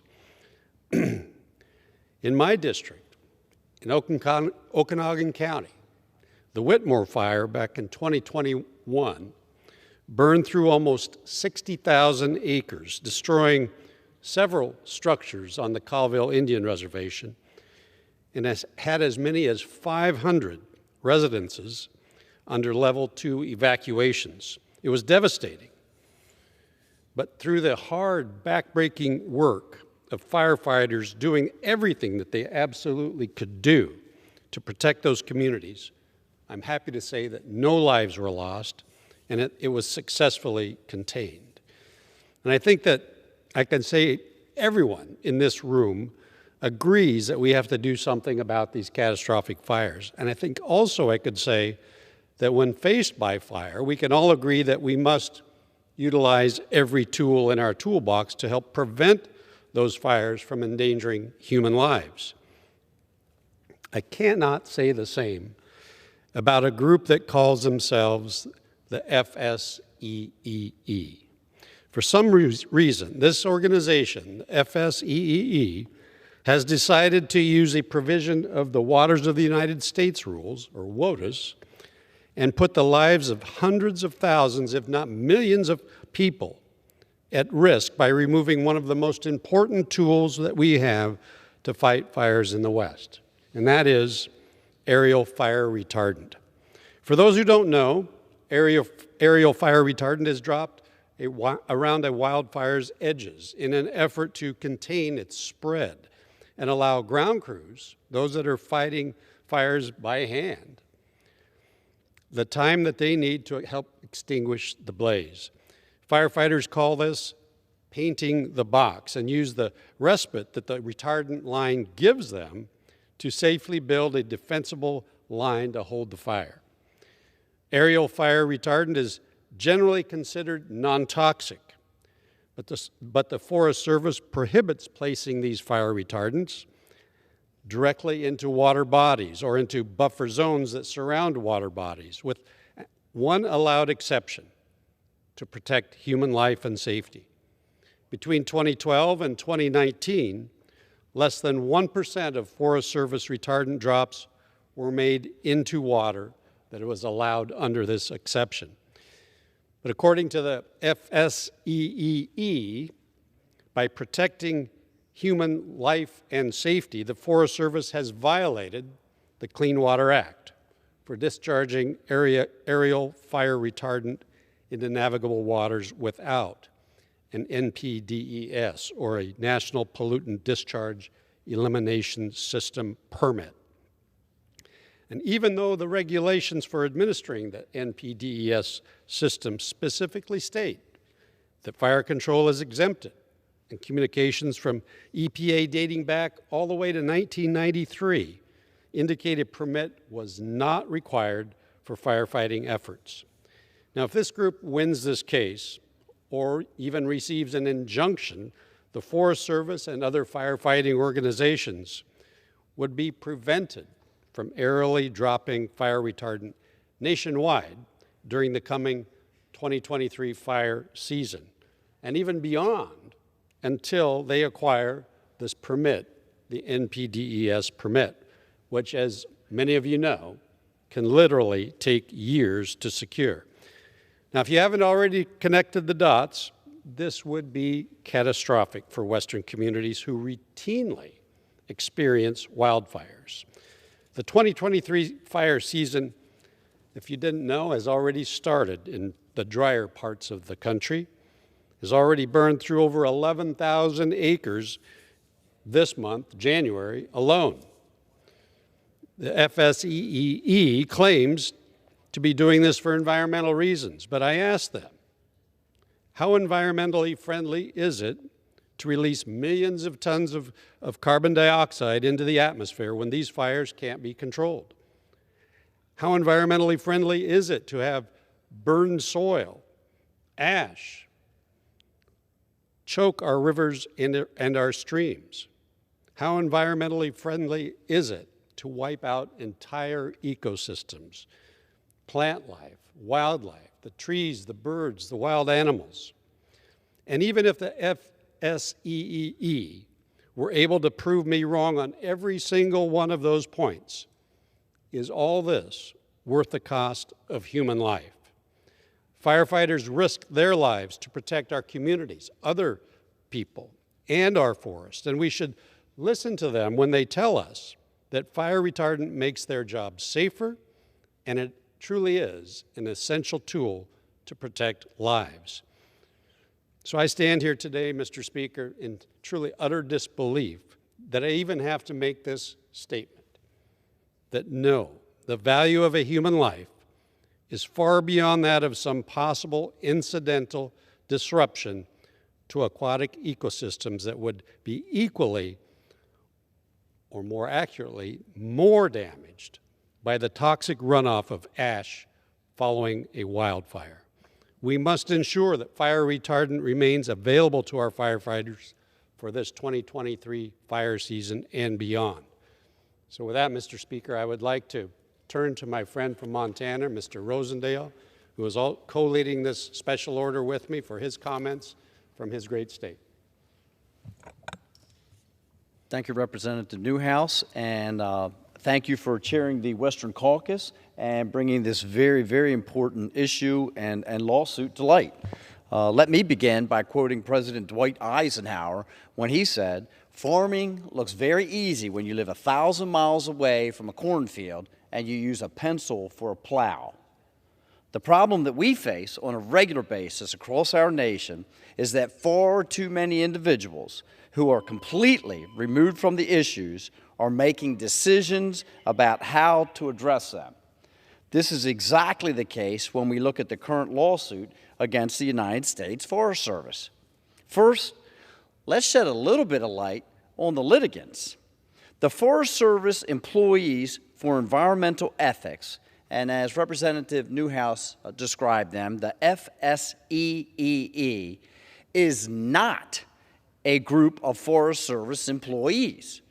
They are a radical group out of Oregon whose goal it is to stop humans from properly managing forests while lining their own pockets with taxpayer dollars after a settlement. The result? Severe air and water quality degradation and the risk of thousands of lives and livelihoods. Fire retardant is a vital and effective tool for Montanans and rural communities, slowing the spread of fires and minimizing damage. Wildfires burned more than 7.5 million acres across the United States in 2022. This number could easily be doubled or tripled if not for the use of safe and effective fire retardants that the litigants are suing to prohibit the use of. Anyone who has visited the site of a wildfire, even years afterward, recognizes the devastation and the destruction they cause, both short and long term. The soil is rendered sterile because of the immense heat generated, resulting in no productive vegetation growth for years after the fire. This lack of vegetative cover then leads to major erosion problems and a dramatic reduction in water quality, severely damaging the fisheries and the elimination of food for habitat for wildlife.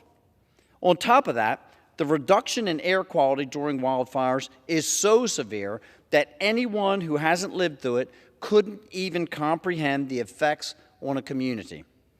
I have driven through these smoke-choked areas in broad daylight and had to use my headlights because the visibility was reduced so dramatically because the smoke was so thick. I have spoken with young and old alike who have been hospitalized due to severe respiratory conditions as a direct result of the smoke and the particulate that's produced by these wildfires. In Montana, we see thousands of acres burn every single year, and these wildfires pose a major threat to our way of life. We see property destroyed and crops decimated. It cripples our economy and slows our tourism. Montana is proud to have a dedicated team of first responders and pilots who fight tirelessly to contain these wildfires, utilizing these retardants. Because of their ability to utilize this tool and mitigate fire risk, ways of life in rural communities are preserved, and those who choose to live in remote areas are able to do so safely. Wildland firefighters work to protect communities and forests from the spread of wildfires, and the aerial application of fire retardant has proven to be the most effective method of containment. This method is crucial at a time when government regulations tie our hands in regards to proper forest management. If it were not for these draconian regulations, fewer fires would be burning, and much of the retardant complained about would not even be necessary. Montanans have a proud tradition of responsible stewardship of our land and water resources. A simple review of state and private land conditions as compared to the federal lands of Montana will prove that.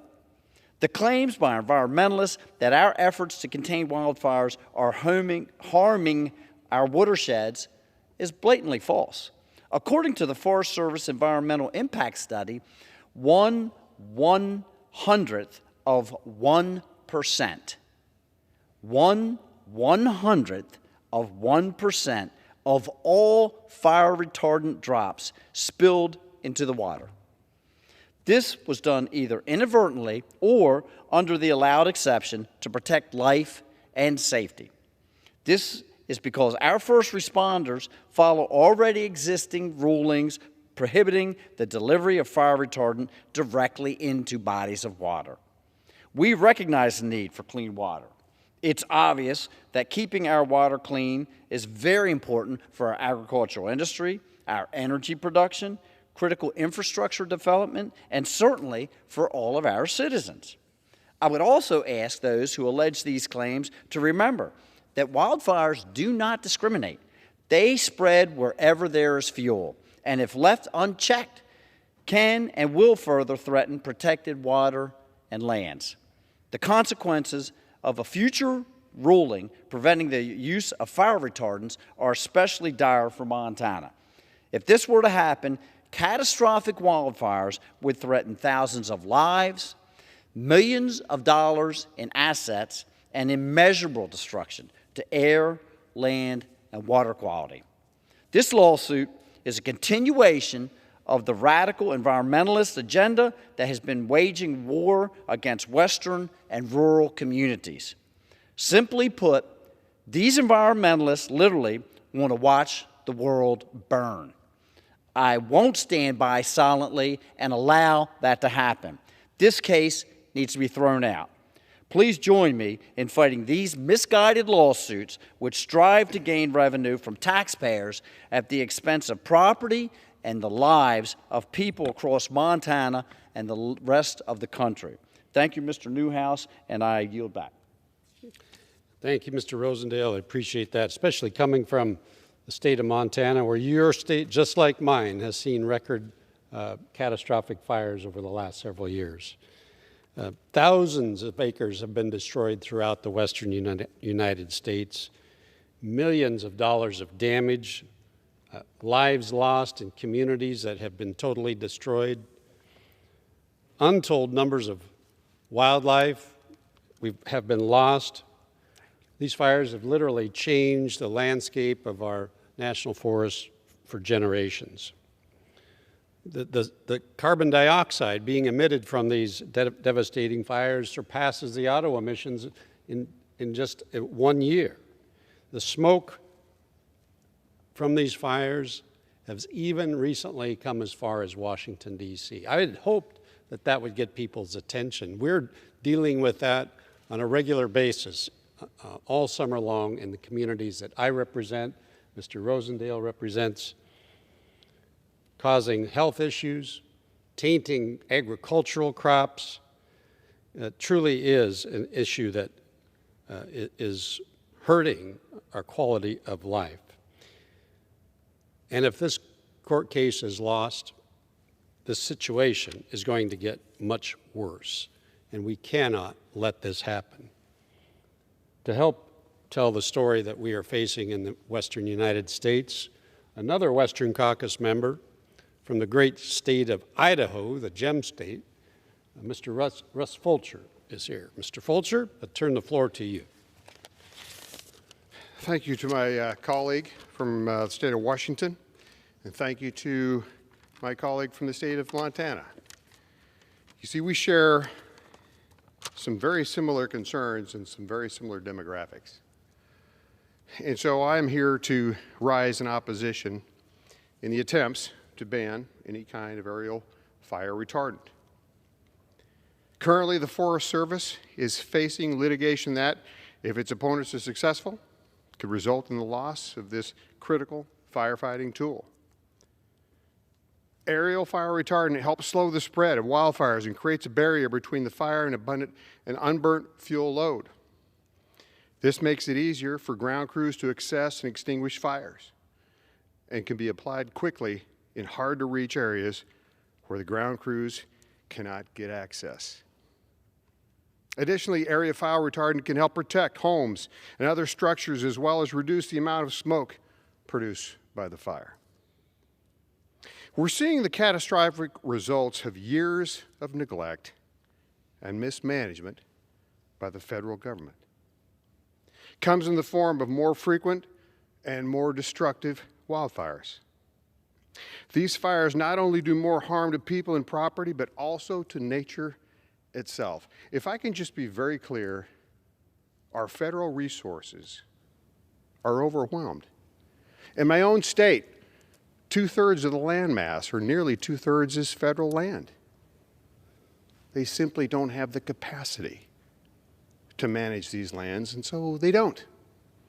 That results in wildfire, and we need every tool in the toolbox we possibly can get access to fight it.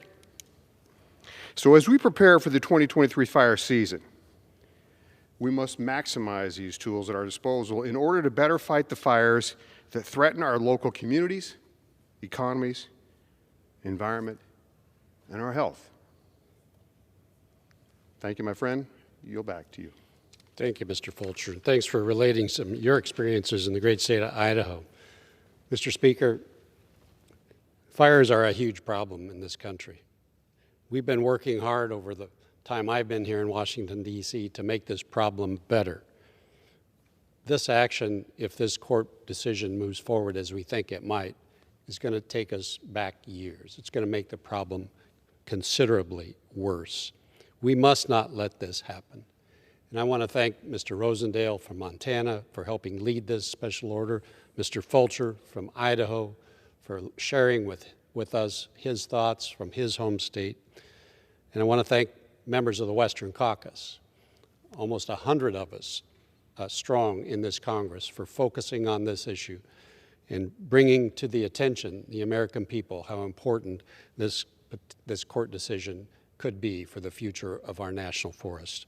With that, Mr. Speaker, I yield back the balance of my time. The gentleman. Does the gentleman seek recognition? Mr. Speaker, I move that the House do now adjourn. Question is on the motion to adjourn. Those in favor say aye. Those opposed say no.